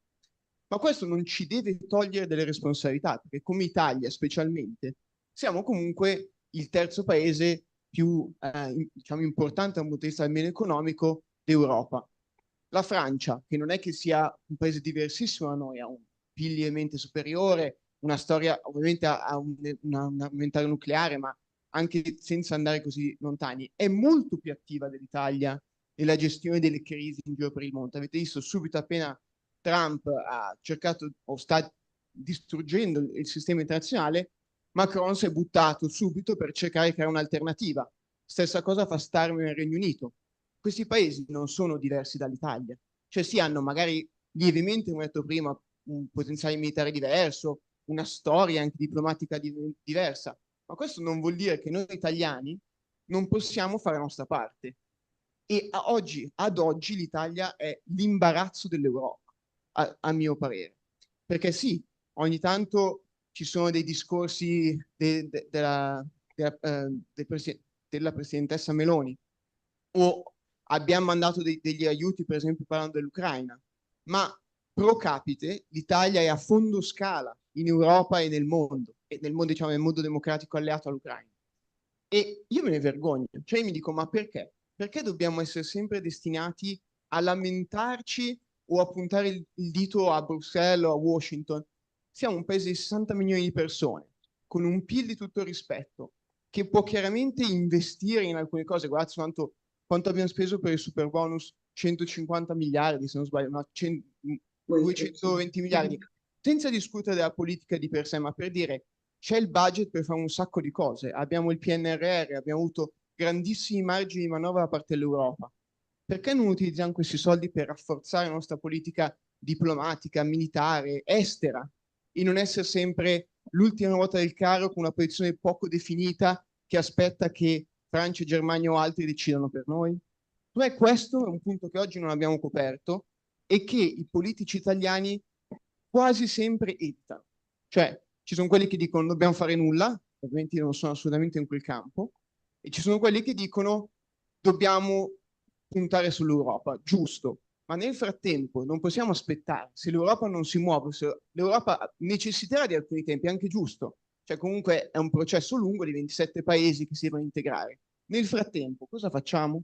E questo è quello che ho anche detto settimana scorsa, quando sono andato da Omnibus, che secondo me l'Italia, per esempio, deve cominciare a parlare del fatto che noi dovremmo partecipare in missioni di peacekeeping in Ucraina se ci saranno. Perché no? Perché sempre dire no, vediamo cosa fanno gli altri? No, mettiamoci davanti, diciamo, noi pensiamo che per difendere quello che tutti parlano di pace in Italia, ma pochi sono decisi a davvero investire nella pace. Per fare la pace noi partecipiamo a un processo internazionale di pace, questo vuol dire che se necessario mettiamo le risorse per farlo succedere.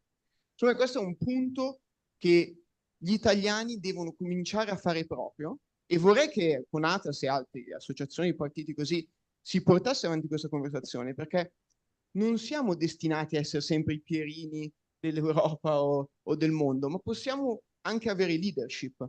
Non sogno un'Italia superpotenza, non mi interessa, ma sogno un'Italia, un'Europa, una coalizione mondiale che prenda l'iniziativa, si faccia carico delle proprie responsabilità e non eviti sempre le cose più difficili. E secondo me oggi con l'Ucraina, dato che ormai tutto sta collassando ed è chiaro che gli Stati Uniti non faranno più quello che avevano promesso di fare, dobbiamo prendere iniziativa. Costruiamo l'Europa, costruiamo una coalizione globale per la democrazia e la libertà e facciamo la nostra parte come italiani da oggi.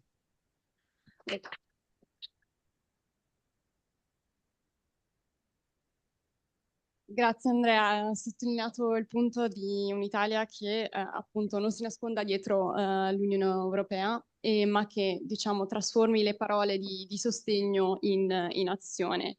E l'Italia a suo modo, con i suoi fallimenti, ha cercato di essere un partner per l'Ucraina, fornendo aiuti militari e sostegno politico, però ci sono stati appunto ritardi e dibattiti interni sul livello di impegno che andrebbe preso. E volevo chiedere a Ruslana per qualcuno che è impegnato in Italia per far conoscere la causa dell'Ucraina, ma non solo. E dove hai riscontrato più resistenza?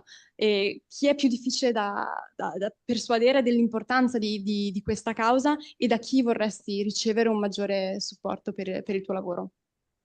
È una domanda molto, molto interessante e sicuramente in questo caso vorrei parlare della popolazione. È molto, molto bello quello che hai detto, Andrea, sul fatto di prendere posizione, sul fatto anche quello di cui abbiamo parlato prima al tavolo, insomma, su cosa possiamo fare, cosa si può cambiare. E io questi argomenti in realtà li vedo molto insieme.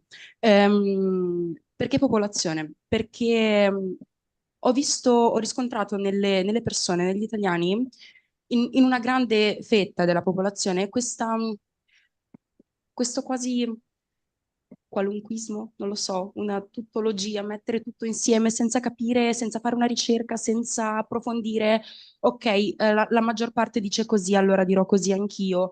Parlo di pace, ma non so cosa sia davvero la pace. Spero in una pace, ma quale? Non so, a tutti i costi. Però quali sono questi costi?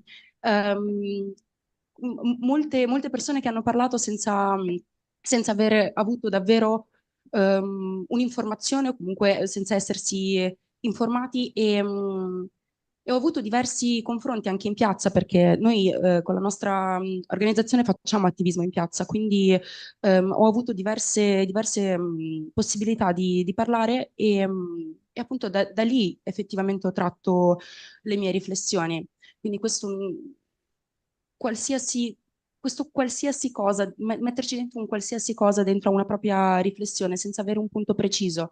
E forse questo mi manca davvero molto. Quindi tutta quella fetta di popolazione che non ha un pensiero concreto, non ha un pensiero critico e a me piacerebbe in qualche modo arrivarci, ma che anche le persone si rendano conto che effettivamente hanno tutte le risorse, tutte le possibilità di avere tutte le informazioni a loro necessarie per farsi un'idea. Quindi se parliamo di cosa mi è mancato molto, forse è questo.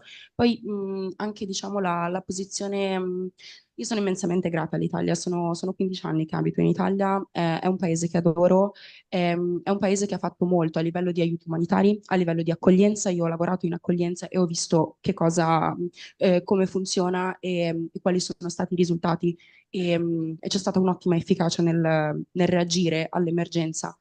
E, però appunto quello che dicevi anche tu, Andrea, prendere l'iniziativa.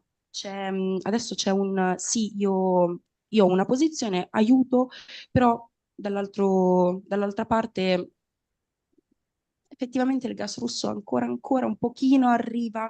Beh, però queste sanzioni io le posso in qualche modo raggirare, effettivamente questa collaborazione forse non è il caso di chiuderla, quindi magari più decisione e posizione, forse questo. Sì, assolutamente, la questione della coerenza e della posizione di un chiaro sostegno è decisamente qualcosa su cui si può lavorare e quindi forse chiederei ad Andrea se parliamo di incentivi per l'Italia, per rompere i legami profondi che intrattiene tuttora, commerciali soprattutto, ma anche di legami militari che intrattiene con regimi autoritari. Quali meccanismi politici o economici potrebbero effettivamente costringere l'Italia ad assumere una posizione chiara a favore della libertà e della democrazia? Beh, iniziamo dall'esempio più semplice, quello che tu hai citato, in cui ieri abbiamo organizzato una protesta, il fatto che l'Italia, l'Europa tutta, ovviamente l'Italia è una grande parte, ha importato un numero record di gas liquefatti, gas naturali liquefatti, si dice in italiano, dalla Russia nel 2024, cioè il numero più alto della storia. Ovviamente questo è anche dovuto al fatto che abbiamo smesso di importare altri tipi di gas, il gas naturale normale, ma non è una scusa. E abbiamo fatto questo video in cui abbiamo proiettato le cifre 7 miliardi e 3 di euro date alla Russia direttamente per il gas naturale liquefatto. Questo vuol dire che noi attivamente abbiamo aiutato la Russia a pagare per i suoi soldati, per i suoi armamenti, così, mentre al contempo aiutiamo l'Ucraina a difendersi, cioè un meccanismo perverso e stupido.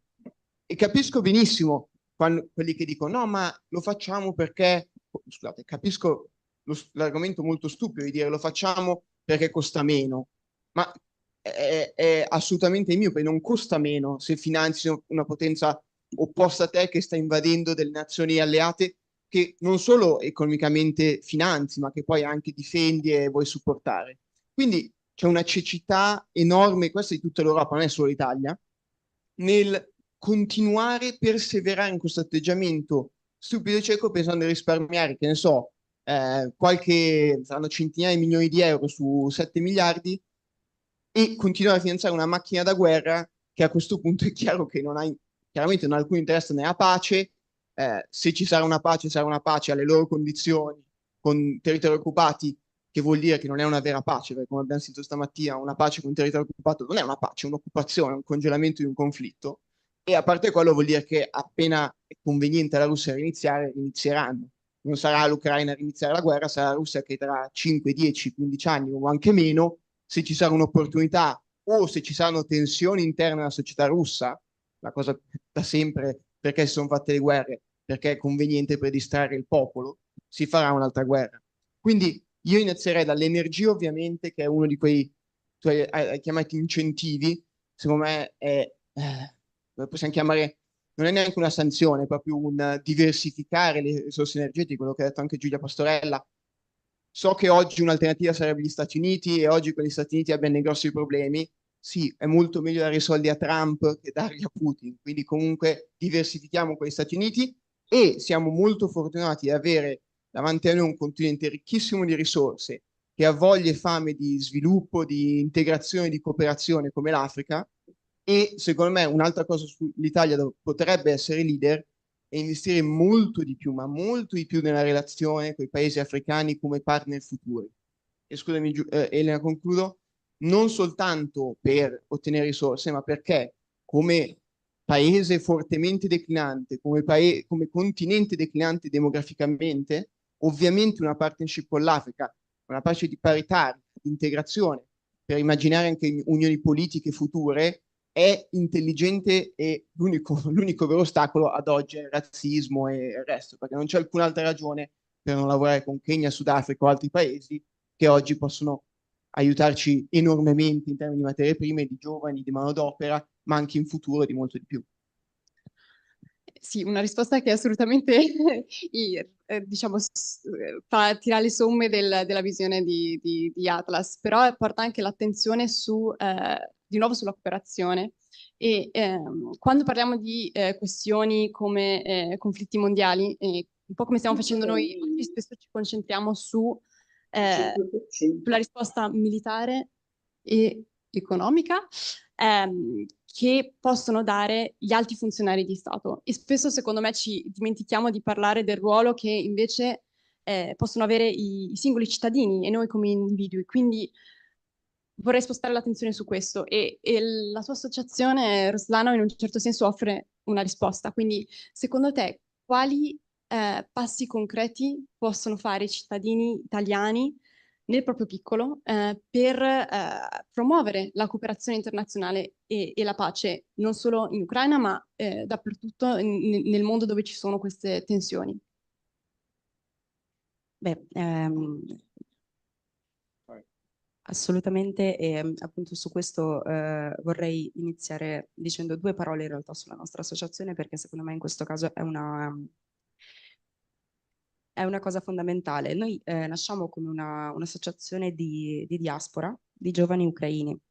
Negli anni siamo diventati un'associazione italo-ucraina, perché abbiamo avuto ragazzi italiani meravigliosi che io ringrazio ogni giorno di avere al nostro fianco, che si sono interessati, che ci hanno insegnato molto, si sono fatti insegnare molto, c'è stata una condivisione fantastica di momenti di vita, di cultura, di lingua, di pensieri, di opinioni e sono persone che che sono arrivati che erano curiosi e hanno voluto conoscere di più e hanno voluto farsi conoscere da noi. Quindi forse questa è la cosa che potrebbe essere veramente fondamentale: avvicinarsi, chiedere, informarsi. Io punto sempre sull'informazione, perché effettivamente è una cosa che secondo me è veramente problematica. Adesso è forse più semplice ripetere quello che per sentito dire che affrontare magari persone, realtà e entrare in questo tunnel dove bisogna sforzarsi nell'informarsi, nel capire e nel capire l'altro. E questo forse potrebbe essere un'ottima cosa. Sicuramente quello che possiamo fare noi ucraini, quindi la diaspora, è far vedere, quindi dare tutte le possibilità di scoprirci, e dare tutte le possibilità di scoprire e vedere l'Ucraina. E le persone che sono in Italia dovrebbero soltanto guardare, quindi guardateci, siamo qui, vorremmo essere visti, abbiamo tanto da raccontarvi, abbiamo tanto da mostrarvi, vogliamo condividere con voi la nostra cultura, vogliamo condividere con voi le nostre usanze, la nostra lingua, la nostra poesia, letteratura, tutto, siamo davvero aperti e vorremmo farci conoscere.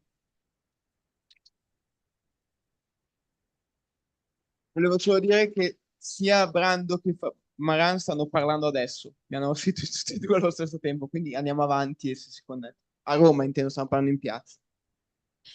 Allora diciamo che sposto l'attenzione da questo invito a conoscere e informarsi a invece un tema che è diciamo sorto nel corso della mattinata e che in un certo senso hai anche toccato tu Andrea, perché di recente sentiamo molte spinte al riarmo in Europa e, e il nostro speaker Bernardica ha, diciamo, ribaltato il classico detto di se vogliamo la pace dobbiamo prepararci alla guerra, e invece ha detto chiaramente: se vogliamo la pace dobbiamo prepararci alla pace. E quindi, Andrea, secondo te, come si concilia da un lato la spinta al riarmo e la necessità che appunto in molti sottolineano e evidenziano che l'Italia spenda più in riarmo, con la visione originaria dell'Europa come strumento di equilibrio e di pace, e appunto come possiamo prepararci come Italia alla pace se non alla guerra? Allora, purtroppo credo che io non ho mai conosciuto nessuno che ami la guerra veramente e che ami le armi o che voglia spendere in armi. Quindi, secondo me, la verità è che questo necessario riarmo, questa necessaria spesa militare è un sacrificio temporaneo che dobbiamo fare. E non lo dico a cuore leggero, uno perché sono in età arruolabile, quindi non è che mi divertirei a dover essere mandato al fronte, ma se necessario ovviamente farei la mia parte come chiunque altro. Ma il tema è: non abbiamo alternative. Cioè le alternative oggi dell'Italia, dell'Europa, ovviamente dell'Ucraina, è o questo o schiavitù, praticamente. Influenza da parte di poteri esteri che non hanno assolutamente i nostri valori. E ovviamente siamo sempre stati influenzati da altri poteri, dagli Stati Uniti, prima da altre potenze. Sarebbe bellissimo a un certo punto riuscire a creare un mondo in cui ognuno ha una propria identità, una propria cultura e si possa lavorare assieme senza doversi, diciamo, dominare a viceversa. E questa è la visione che con Nata stiamo cercando di portare avanti, ma ci sono delle necessità di breve periodo. Quindi secondo me, io non sono non d'accordo col fatto che prepararsi alla pace vuol dire anche prepararsi alla pace. Com'è che l'ha detto? Prepararsi alla pace vuol dire anche prepararsi alla pace? Qualcosa del genere. Sono d'accordo. Ma suonava un po' meglio, devo dire. Cioè, non dobbiamo creare una società militaristica dimenticandoci tutto quello che può creare le basi della pace, che vuol dire istruzione, conoscenza degli altri, comunità, andare anche incontro a, per esempio, in questo caso ci sono un sacco di russi che sono contro Putin, che manifestano in tutto il mondo, anche in Russia ancora, aiutarli, creare relazioni con loro, investire in questo, soldi, dico anche, cioè finanziare questi movimenti, ma al contempo, per essere realisti, per non voler diventare un satellite di una potenza che, ripeto, non ha valori, e non dico tutta la Russia, ma di sicuro l'apparato governativo e la maggioranza in questo momento non ha valori che io vorrei vedere mai in Italia, l'alternativa è quella di investire in armamenti, investire in difesa, creare questo benedetto esercito europeo, quindi fare quei sacrifici economici che i tempi chiedono. Per me è esattamente come pensare durante il Covid. Arriva il Covid e la gente dice: ma come dobbiamo investire in sanità invece che in altre cose? E sì, purtroppo sì, in quel momento storico c'è un'urgenza, uno mette molte più risorse che in una situazione normale in vaccini e in ospedali e in ogni apparato sanitario che ci possa salvare la vita. È la stessa cosa. In questo momento la pandemia che ci sta travolgendo è quella delle dittature e degli autocrati, perché in America ci sono anche autocrati, sempre più dominanti, sempre più prossimi e sempre più intenzionati a privarci della nostra indipendenza o delle nostre libertà. Di conseguenza investiamo in questa emergenza. Questo non vuol dire che io vorrei tra 20 anni che l'Italia abbia 10 milioni di soldati o una spesa militare come quella statunitense, che secondo me è un errore di una società. Cioè, quando la gente non ha accesso alla sanità, all'istruzione, non vorrei avere una spesa per PIL nel governo, una spesa militare rispetto al PIL così alta. Però in questo momento storico, oggi, è una necessità. Quindi non capisco nemmeno in realtà questo dibattito molto italiano, un po' qualunquista di facciamolo o non facciamolo. Si farà. La differenza è che lo stiamo facendo lentamente e in ritardo, perché si dovrà fare, a meno che all'improvviso diciamo tutti di avere, appunto, di abbandonare la democrazia e la libertà e abbandonarci a Putin, che non credo che sarà la conclusione che raggiungeremo come continente e come nazione.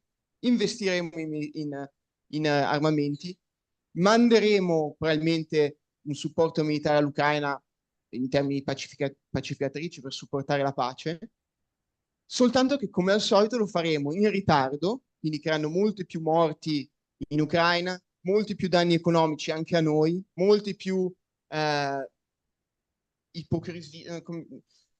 momenti di imbarazzo, di errori storici che poi guarderemo indietro e diremo: ma come, perché non l'abbiamo fatto prima? Sta succedendo, la mia speranza è che la società italiana si risvegli, la società europea si risvegli, e qui aggiungo un tema: non è soltanto un problema italiano e europeo. Ci sono altre democrazie in tutto il mondo che secondo me stanno sbagliando a non investire molto di più nel supporto dell'Ucraina o nel supporto di altre cause simili. Perché quando succederà loro, poi sarà lo stesso. Cioè, se la Cina invade Taiwan, sarà molto difficile spiegare agli italiani o agli europei di investire risorse per supportare la democrazia taiwanese, perché magari delle grandi potenze asiatiche come l'India o l'Australia o il Giappone, che ovviamente hanno aiutato, però non sono state, diciamo, i più attivi. Cioè dobbiamo cominciare a capire che la democrazia è un tema globale, non di prossimità. Cioè la Cina, una superpotenza non democratica, ci impatta, ci influenza tramite i suoi alleati più prossimi, la Russia. Quindi anche la Cina è un nostro problema, come la Russia è anche un problema di altre potenze democratiche in giro per il mondo. Quindi secondo me dobbiamo cominciare a pensare in questa maniera, e per tornare al punto originario, purtroppo a malincuore dobbiamo investire in questo momento in un riarmo che nessuno vuole, ma è fondamentale. È come andare dal dentista, andare dal medico, nessuno lo vuole fare, ma va fatto in certi momenti. E oggi il nostro dentista è Putin, è la guerra che sta arrivando e da cui non possiamo sottrarci. Questo è il punto.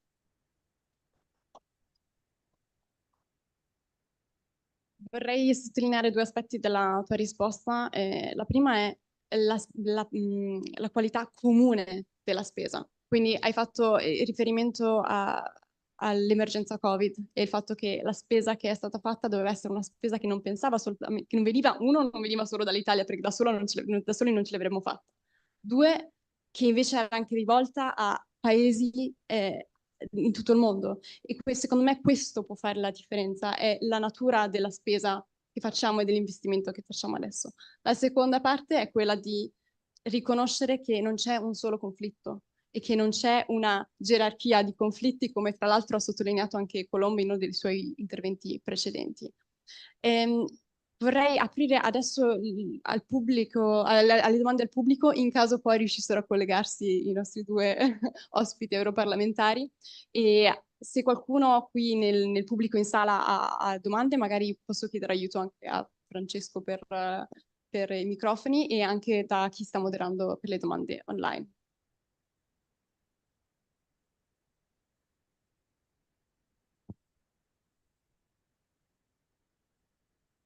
Posso farla io una domanda? O c'è qualcuno? Qua. Dove vado? Di qua?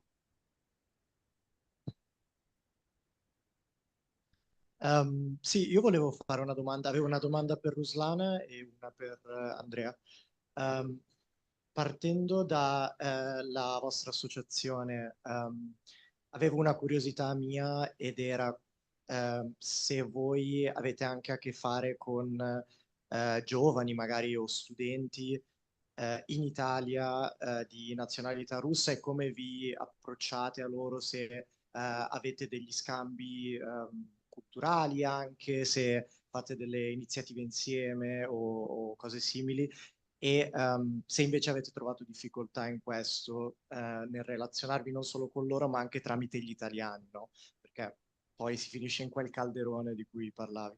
E invece per Andrea sulla parte di difesa, credo che molti sono d'accordo con te, a parte i pacifisti di cui parlavamo, che insomma, quelli in tutto e per tutto, che però lasciano un po' il tempo che trovano ora come ora. La mia domanda è più relativa alle modalità, no? Perché vediamo un piano di riarmo in cui poi sembra che i vari stati membri vadano un po' in ordine sparso e io non è che ti chiedo qual è la soluzione, come arrivare ad avere un esercito europeo comune dall'oggi al domani, ma quali vedi come prossimi step per andare in quella direzione, in modo tale da avere una risposta più coordinata a livello europeo. Grazie. Ok. Allora, è una domanda molto interessante in realtà. A livello studentesco direi di no, ma perché per natura dell'associazione appunto facciamo molto creando insieme o magari in piazza, quindi io parlerei più di attivismo. E se parlando dei russi, effettivamente dei confronti li abbiamo avuti, soprattutto appunto con l'organizzazione dei russi liberi di Milano, quando ci sono state manifestazioni abbiamo sostenuto loro come loro hanno sostenuto noi. Non è un segreto che comunque la comunicazione adesso è molto complicata e effettivamente non è facile e quando ci chiedono aiuto non mi sembra che appunto abbiamo mai rifiutato e anzi vi dirò di più, abbiamo anche proposto all'inizio dell'invasione su vasta scala di fare un brainstorming insieme, che però non era stato accolto, quindi vabbè, il tentativo l'abbiamo fatto. Ci interfacciamo, sì, non siamo migliori amici, non è facile lavorare insieme, è difficile trovare una lingua in comune, però comunque il nostro passo, io credo che noi lo facciamo, non chiudiamo le porte a priori, e anche banalmente le nostre manifestazioni erano state seguite da ragazzi russi che sono venuti, che banalmente condividevano con noi non soltanto la piazza, ma anche magari un tavolo dopo. E, non è facile. Cerchiamo di reagire considerando la situazione e considerando tutte le difficoltà e momenti delicati che potrebbero esserci.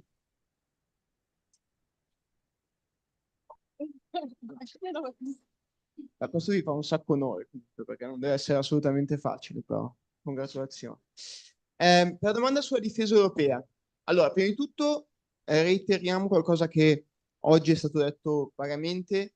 Ovviamente la difesa europea è molto più intelligente che la difesa nazionale in termini di spesa, sarebbe meno costoso e molto più efficace avere già una difesa europea. Sappiamo che ci vorrà tempo, quindi quali sono i passi da prendere? Non sono un esperto, però diciamo da questi anni di politica che ho fatto anche in Europa, sicuramente c'è sempre stata la discussione di sostituire quello che si chiama il pillar della NATO, cioè la colonna della NATO europea, con una coordinazione comune. Cioè oggi, per esempio, nella NATO, che ancora esiste anche se non so per quanto, tutti i paesi europei hanno le loro opinioni, si presentano divisi o uniti in base alla situazione. Quindi già cercare un coordinamento europeo in sede NATO, quindi in un'organizzazione esterna, può aiutare molto a una coordinazione tra i paesi europei, perché ovviamente è molto facile vedere l'efficienza e quindi potrebbe accelerare quel processo che noi vogliamo di integrazione. C'è anche quell'altra proposta del presidente francese di avere uno scudo nucleare condiviso, che secondo me è una proposta assolutamente valida e utile. Ovviamente sarà necessario avere dei passi più concreti per farlo succedere, non soltanto una dichiarazione, perché l'opinione pubblica francese potrebbe benissimo dire no, non voglio mandare delle bombe nucleari per difendere un paese dall'altra parte dell'Europa, a meno che ci sia una struttura chiara, una struttura di comando ben definita, delle regole di ingaggio, quindi formalizzare certi strumenti a livello europeo, che secondo me è nell'interesse di ogni Stato europeo, sempre con la speranza che non sia mai utilizzato, che ovviamente è quello che speriamo tutti. E quindi diciamo questi sono i grandi passi fondamentali.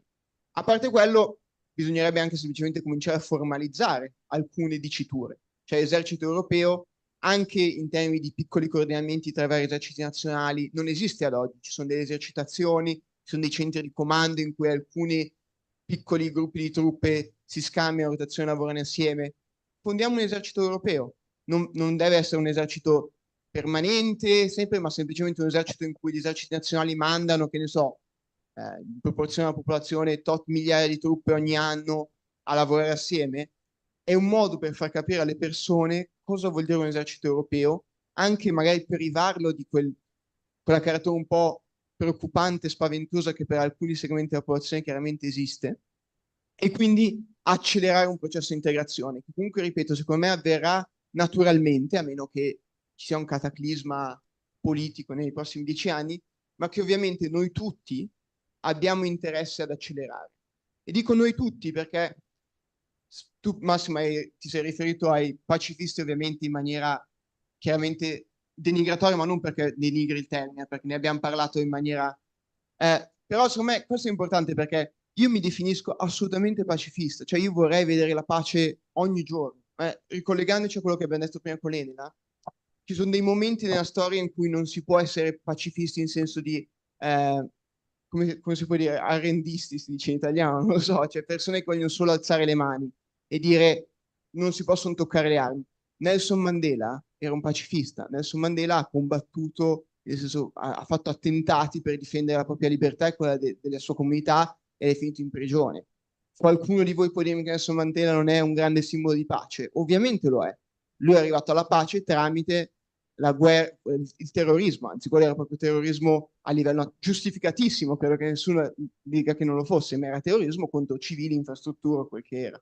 Quindi è fondamentale, secondo me, rimuovere questa concezione che il pacifismo è arrendersi. Il pacifismo non è arrendersi, il pacifismo è lavorare ogni giorno per una pace duratura e stabile a livello nazionale, continentale e globale, che vuol dire a volte prendersi la responsabilità di difendere comunità sotto attacco, difendere i diritti umani, mettere in gioco risorse economiche, militari, diplomatiche, per fare in modo che chi non crede nella pace, purtroppo ci sono persone così, e ne abbiamo discusso a lungo, persone come Trump, persone come Putin, persone come altri, Trump non è un dittatore, però diciamo, questo tipo di leader politici, che non credo credano nella pace, loro credono invece nel dominare gli altri, quindi nell'essere sempre sopra gli altri, che comporta invadere a volte o schiacciare gli avversari. Quindi secondo me questo è il pacifismo, un pacifismo che dovremmo portare avanti e non confondere appunto con l'arrendersi davanti a ogni cosa, l'arrendersi davanti ai prepotenti, che poi sinceramente da quando siamo ragazzini bambini lo sappiamo tutti, che se c'è un prepotente non bisogna mai arrendersi, bisogna unirsi agli altri e rispondere, fare in modo che le regole vengano applicate anche ai prepotenti. Quindi come si applicava dalle classi d'asilo, applichiamo la politica internazionale perché è la cosa più importante che ci hanno insegnato da bambini e non possiamo mollare adesso. Mi discosto un attimo dalle discussioni di che forma esatta dovrebbe prendere questa Europa, difesa comune europea, per chiedere per una domanda a Ruslana sull'adesso in Italia, la situazione che abbiamo adesso. È una domanda che arriva sempre da Colombo. E come possiamo supportare i cittadini ucraini che sono qui in Italia adesso? Abbiamo appunto parlato di fornire supporto e sostegno all'Ucraina in senso di difesa, in senso militare, ma e se pensiamo alle persone che sono qui adesso, di cosa hanno bisogno? Oh, grazie, scusate. Sicuramente questo in realtà è un argomento molto interessante perché, come ho detto all'inizio, ho lavorato nell'accoglienza e la cosa che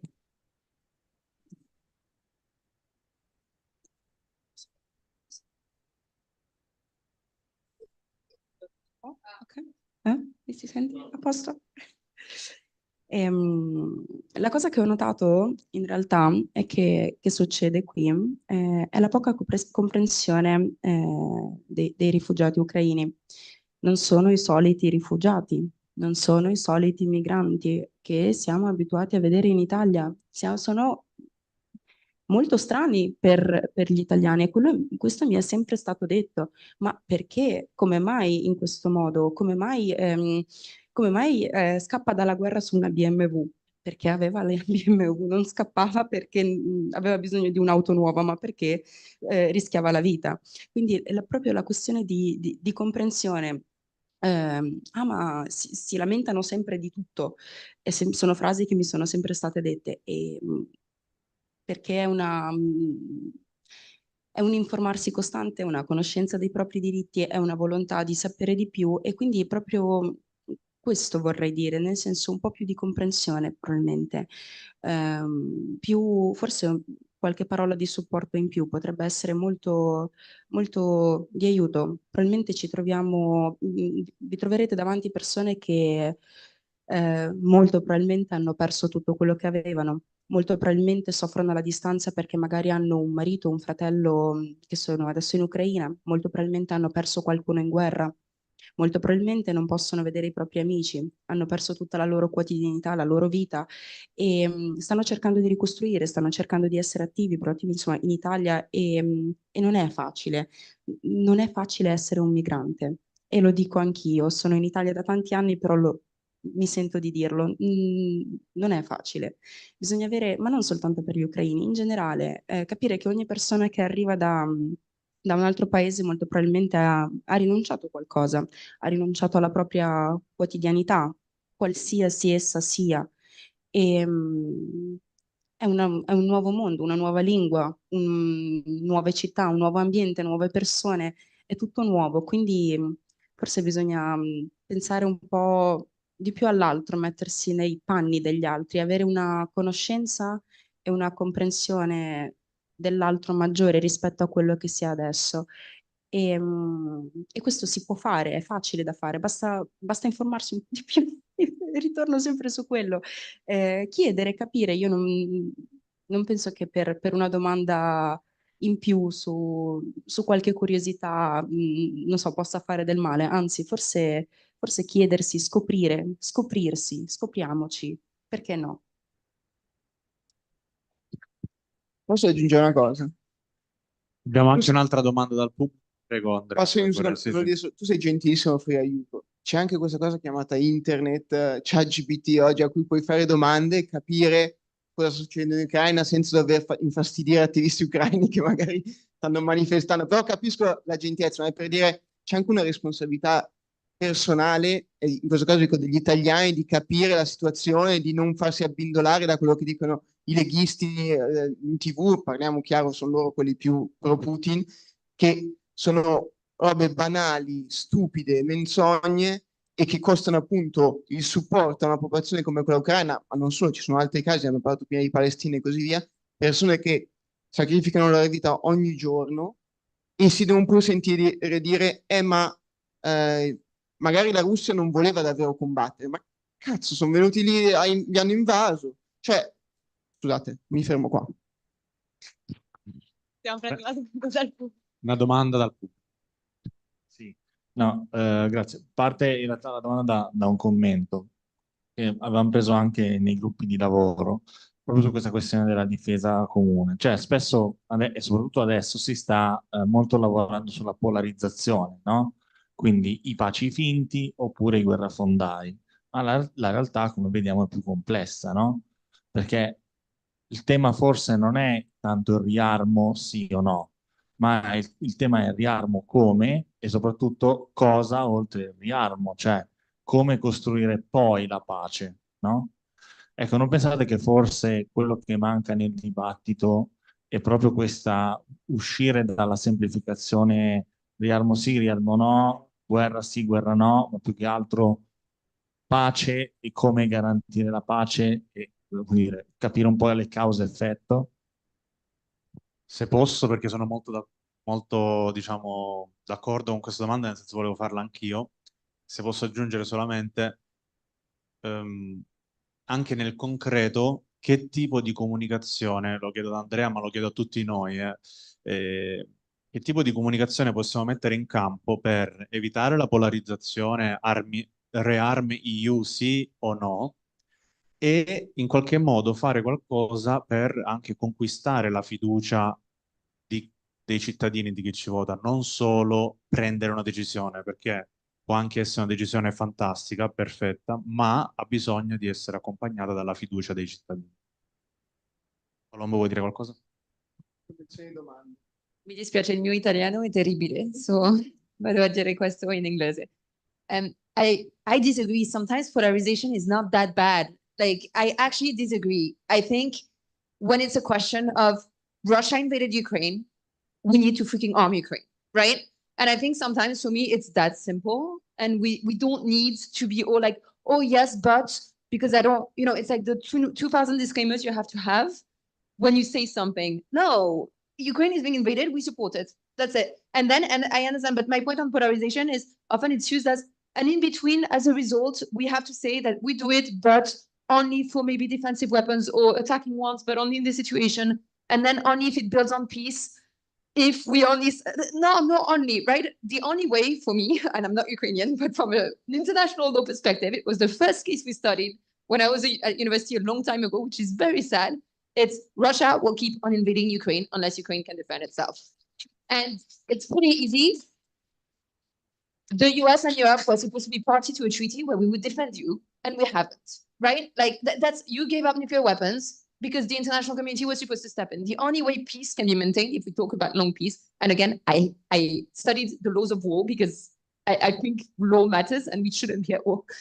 The only way peace can be maintained is if Russia can be stopped. That's it. So polarization, I'm happy to have it. I don't like polarization, but I'm happy to have it. This is bad. We stand by Ukraine. Ukraine needs weapons. With weapons, we can actually have peace. Aggiungo una cosa, poi passiamo chiaramente a un dibattito adesso.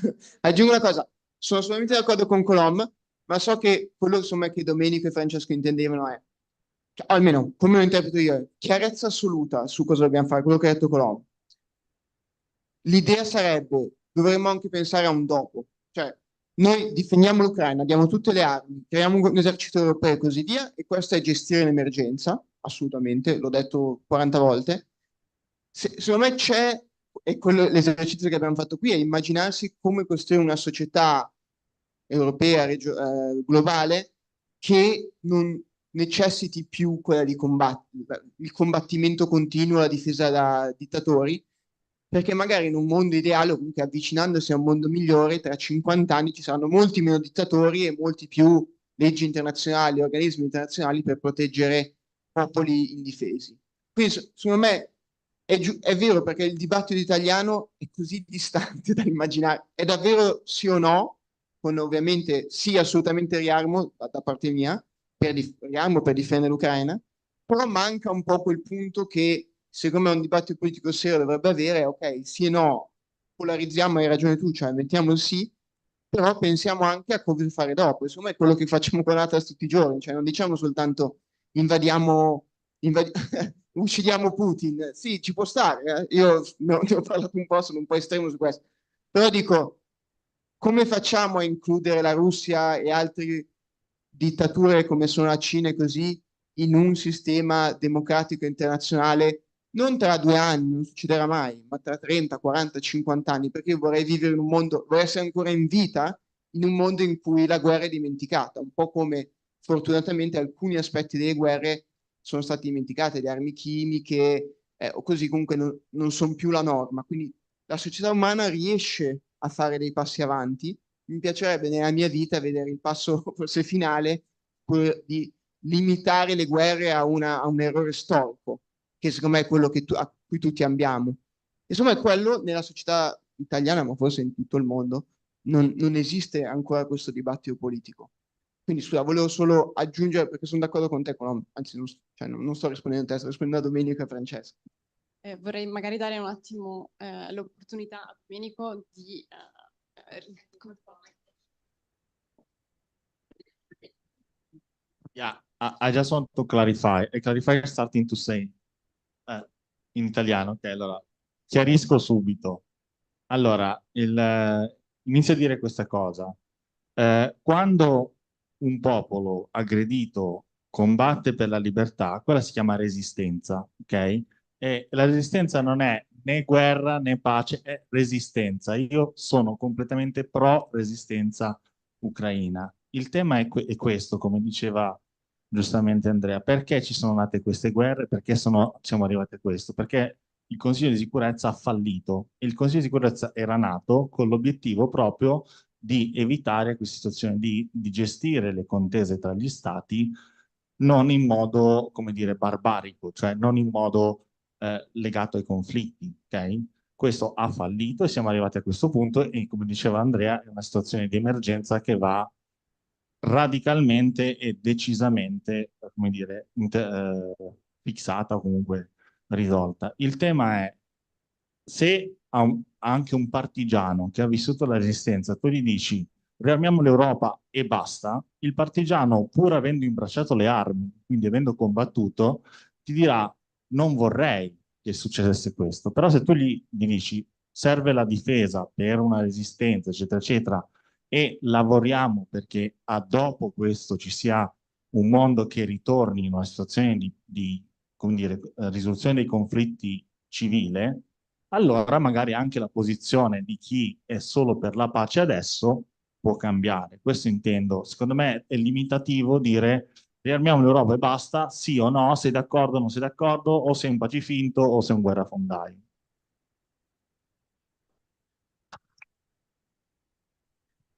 C'è un'altra domanda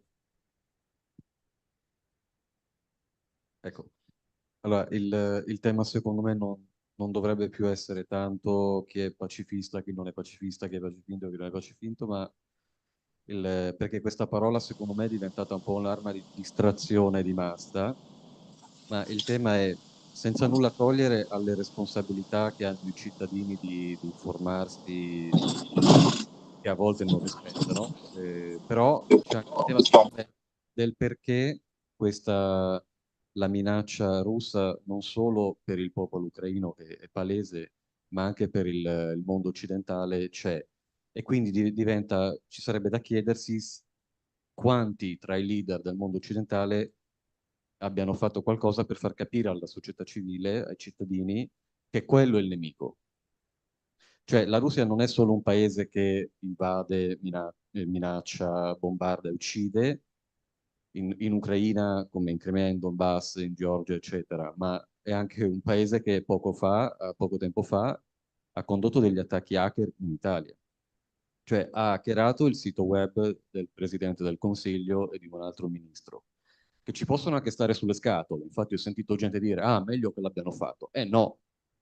Se è un russo, se è un italiano che lo fa per protesta, posso anche capire, ma se è un russo, devi correre a difendere paradossalmente il politico che ti sta sulle scatole. Io la vedo così, quindi visto che avremo degli europarlamentari, gli chiederei se pensano di aver fatto abbastanza per sensibilizzare su questo punto e se no cosa pensano di fare in futuro. Grazie.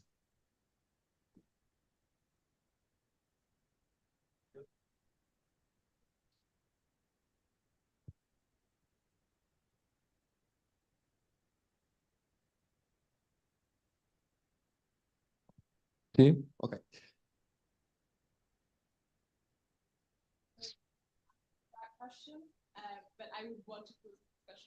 Ok.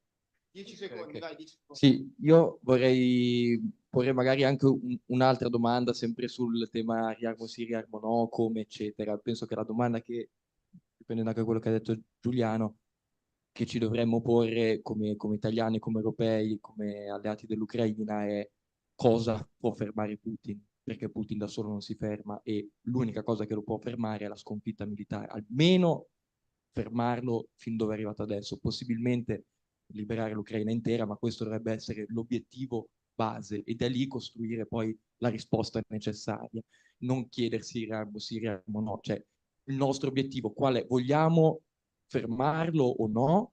Io ovviamente, ovviamente sì, con tutti i mezzi necessari e appunto quali sono questi mezzi necessari? Credo che questo dovrebbe essere la domanda e che anche farei appunto ai nostri parlamentari o europarlamentari.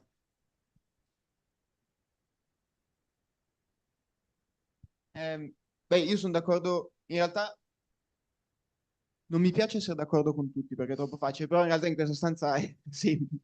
Però dico, chiaramente, credo che nessuno qua sia contro il riarmo e la difesa dell'Ucraina ed è quello che faremo, spingeremo e spero anche che in qualche anno o qualche mese, qualche settimana si arrivi a un risultato soddisfacente per il popolo ucraino, non per il popolo italiano, non per il popolo americano, non per il popolo russo, ma per il popolo ucraino, perché alla fine noi siamo qua alleati per supportare, ma non per prendere decisioni invece del popolo ucraino. Quello che voglio dire agli italiani, non rispondo, ma continuo su quello che ha detto Domenico, è che davvero non capisco cosa sia successo a una grande parte della popolazione italiana. E includo membri, tra i miei amici, la mia famiglia, che pensano che sia normale dire ci sono troppe morti, fermiamoci qua. Ma chi sei tu per dirlo? Non stai combattendo, non hai familiari al fronte, lascialo decidere a chi sta combattendo se è abbastanza, se vogliono arrendersi o meno, prima cosa. E seconda cosa, se succedesse qua, se in Italia ci fosse un esercito, non so, tedesco, francese, per dire nazioni a fianco a noi, che ci invadesse, ma pensate se la comunità internazionale dicesse italiani basta così, avete dato tutto, bravissimi, date via la Lombardia, il Piemonte e la finiamo qua, la chiudiamo qua. Ma scusate, ma pensate se noi che siamo qua a Milano fossimo abbandonati a un'altra nazione semplicemente perché un politico all'estero decidesse che è la cosa migliore da fare. Ma come vi sentireste abbandonati al mondo, traditi e probabilmente non sareste assolutamente, non fermereste l'ostilità assolutamente e dareste tutto per continuare. Quindi anche questa incapacità di mettersi nelle scarpe degli altri, che come hai detto tu, si vede chiaramente su Fontebelli, come si vede anche in caso di migranti, di altri grandi problemi della società, questa incapacità di guardare oltre il proprio naso, che è secondo me uno dei grandi problemi della società, ma non di oggi, che lo sia sempre esistito, su cui dovremmo lavorare, e far capire che uno, quello che sta succedendo ad altri potrebbe succedere a noi, secondo, anche se questo quasi mai succedesse, non è giusto, non dobbiamo fare in modo che dobbiamo batterci per il più possibile in una maniera realista per fermare le ingiustizie di questo mondo. E un'invasione di un popolo innocente è un'ingiustizia. E se succedesse a noi, non lo accetteremo mai. E questo è anche per molti altri conflitti che sono stati menzionati prima, Palestina, Congo, tutte queste grandi tragedie umanitarie ovvie, cioè sono ovvie. E uno può sempre trovare una giustificazione politica, una mossa, una qualche spiegazione. La verità è che se ognuno di noi fosse in uno di quei contesti, non accetterebbe mai di essere massacrato o lasciato al suo destino. E quindi combatterebbe, resisterebbe, combatterebbe, si opporrebbe, farebbe qualcosa.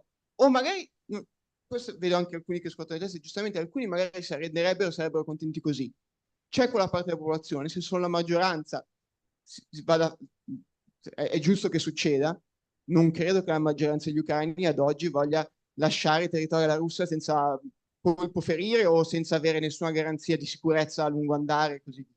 Quindi ascoltiamo le persone, mettiamoci nelle scarpe degli altri, cerchiamo di capire perché gli ucraini perdono parenti e amici continuamente da 3 anni e non si sono arresi dopo una settimana dicendo va bene così, prendete il territorio. No, a nessuno piace morire, a nessuno piace vedere la propria vita distrutta, traumi enormi per divertimento. No, si fa perché è l'unica cosa che si può fare. Cioè o è quello o è davvero, lì è proprio schiavitù, cioè non è neanche influenza, è schiavitù. Vuol dire non poter neppure più votare, non poter più poter parlare contro, esprimere le proprie idee, cioè lì è proprio una dittatura chiara, le persone che oggi abitano nel Donbass non saranno semplicemente sotto un'altra bandiera, ma non potranno più esprimere le proprie opinioni, non potranno più studiare ucraino, non potranno più magari viaggiare, non potranno più scrivere quello che vogliono sui social media. Cioè pensate alla vostra vita sotto una dittatura e capite perché gli ucraini, quelli che sono al fronte, non vogliono arrendersi. E da lì si può capire come costruire un mondo diverso, perché sennò parliamo appunto di teorie complotti senza capire che non è così che funziona l'essere umano. Cioè se io avessi la decisione, se mi diceste, cioè domani tu non hai più diritti, come succede oggi in Donbass, come succede in Palestina, come succede in molti altri posti, io mi opporrei, combatterei, farei attentati, farei quello che posso fare, ma seriamente. Ed è quello che hanno fatto i partigiani 80 anni fa, è quello che si fa sui fronti di guerra. Ed è giusto, non è giusto, non è bello, non è carino, ma è quello che succede. Quindi mettiamoci nei panni degli altri un pochino di più. Secondo me questo, cioè, non partiamo da Atlas, ovviamente, i pochi che siamo e i molti che saremo, e cerchiamo di farlo capire alle persone che incontriamo. Secondo me non è una sfida persa, ogni tanto succede, ogni tanto, come è successo all'inizio del confine ucraino, all'inizio del conflitto, gli italiani e molti altri erano convinti, hanno spinto, hanno investito, ci hanno creduto. Poi col tempo, purtroppo, con la nostra abilità di attenzione che diminuisce sempre di più, ci dimentichiamo che in realtà tutta la società italiana si era mobilitata, tutta la società europea si era mobilitata, tutta la società americana si era mobilitata per aiutare.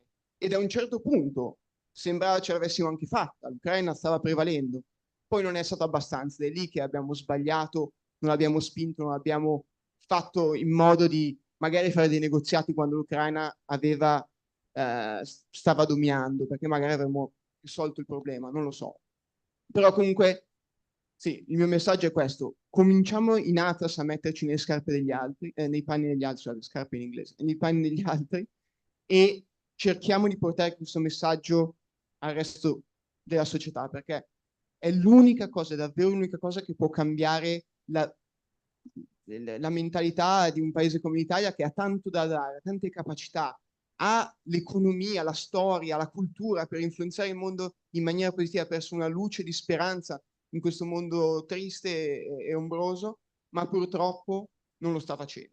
In questo momento noi siamo dalla parte sbagliata della storia, nel senso che ci sono ovviamente criminali, ci sono pochi eroi, ci sono molti ignavi e l'Italia è ignava. L'Italia non sta partecipando come dovrebbe alle grandi sfide dell'umanità. E vorrei che con Atas e con chiunque altro volesse farlo ci provassi.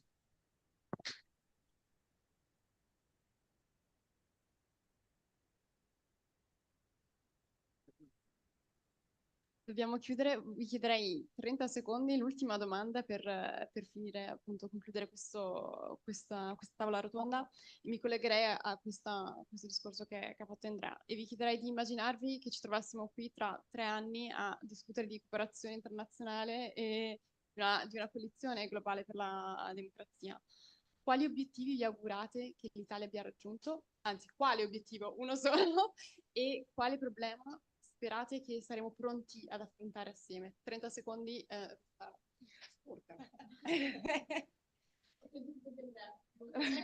Come preferite? Allora, non parlo d'Ucraina perché è troppo facile, lascio a Rossana. La mia speranza a 3 anni è che l'Italia abbia iniziato anzi, siamo ambiziosi, un nuovo organismo internazionale in cui tutte le democrazie intenzionate partecipino, con l'idea di proteggere qualunque popolo sia sotto attacco o stia subendo gravi crimini contro l'umanità. Chiunque essi siano, ovunque essi siano nel mondo, una coalizione di decine di paesi pronta a dare supporto economico, diplomatico e anche militare per proteggere questi popoli. Io mi auguro che tra 3 anni questo evento fosse ospitato in Ucraina, a magari Kiev, magari Vinnytsia, Chernivtsi, non lo so, una delle meravigliose città ucraine, e ne abbiamo davvero tante, con un'Italia che ha accompagnato l'Ucraina nell'integrazione dentro all'Europa, un'Ucraina europea, un'Ucraina con garanzie, e questi meravigliosi discorsi sul come ricostruire, investire nel far fiorire, oh Madonna, il futuro. Grazie mille. E magari tra 4 anni a Mosca, con il regime caduto e una Russia democratica. Okay, 5 minutes and we are done. A big round of applause for the panel. I'm bringing back the energy because it's 6 p.m.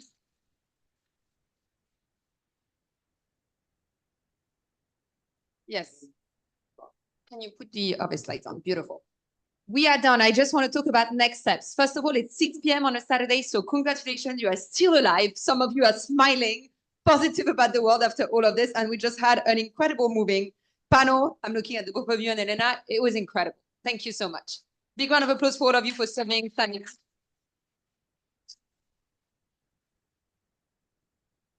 I want to close with a few things. Number one, we understood the next GDC Forum Atlas Marathon is in Kiev, right? So next year in Kiev, I want to make this happen. So as soon as we can, or any other city, I'm very happy to travel all over Ukraine. We'll do it in Kiev. And apart from this, I wanted to thank you because, as I said, we had a lot of panels. We heard from politicians, philosophers, activists. We heard about Palestine, about Congo, about Sudan, about Italy, about Ukraine, about Russia, about Belarus, about Venezuela. I can keep on going for very long because we heard about a lot of things today, right? Sometimes it sounds, until I think this panel, and I think Karin this morning as well put it into context, it sounds a bit abstract. It sounds a bit far away what we're talking about. Again, you heard from people today whose lives have been upended by what is happening. And this is what I want to come back to. We actually had a lot of very good outputs, and you need to give us a week also to be able to digest it and send it to you. But on how we can try to do better. I'm going to put it very simply. We're fucking up massively, right? We're letting Ukraine down, we're letting Palestine down, and I can keep on going. And this, as we've heard, we are interconnected. Our democracies will suffer. From Italy to France to everywhere. Again, I'm mentioning France, but we will suffer, right? So we need to understand how to better stand together. And this is why we founded Atlas, but it's also the topic of this GDC forum. It's how do we better do by one another.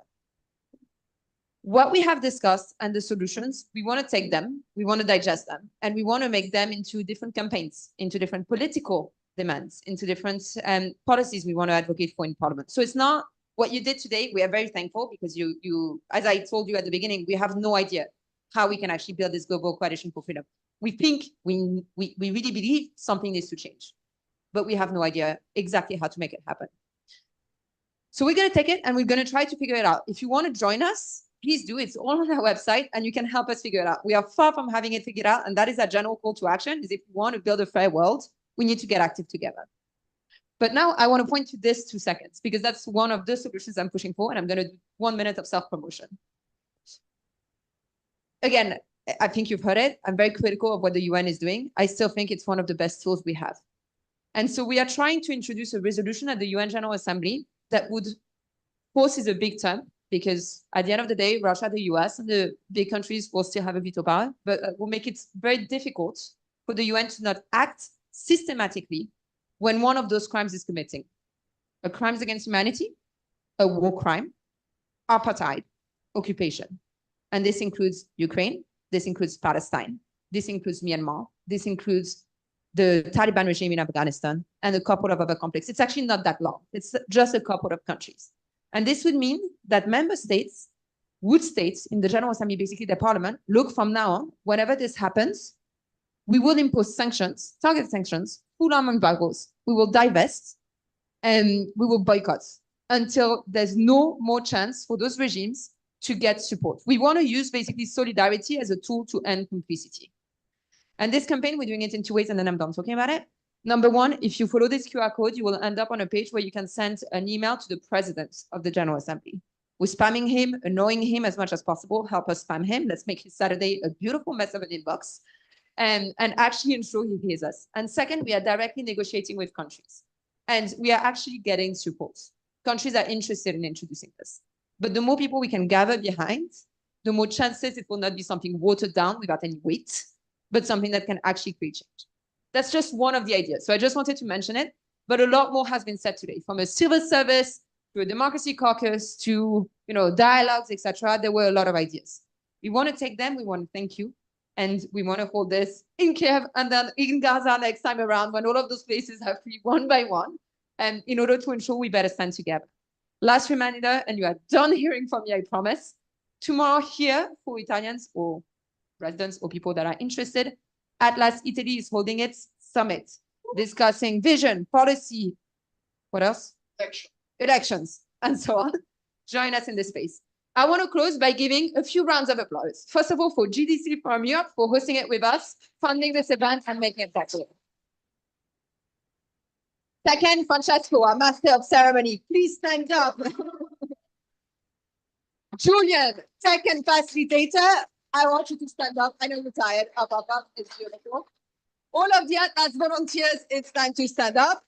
All of our panelists that are still in the room, it's time to stand up for a big round of applause. And some of you are still here standing, it's time to stand up. And then there's still a bit of coffee water. You are done speaking as well. Huh? Lo dico in italiano, i due parlamentari ovviamente non si sono presentati, però mi hanno scritto, quindi faccio fare un evento online magari tra qualche giorno con loro, mi hanno scritto che sono disponibili, manderò l'invito a tutti quelli che sono registrati, così potete fare le vostre domande comunque ai parlamentari. Grazie.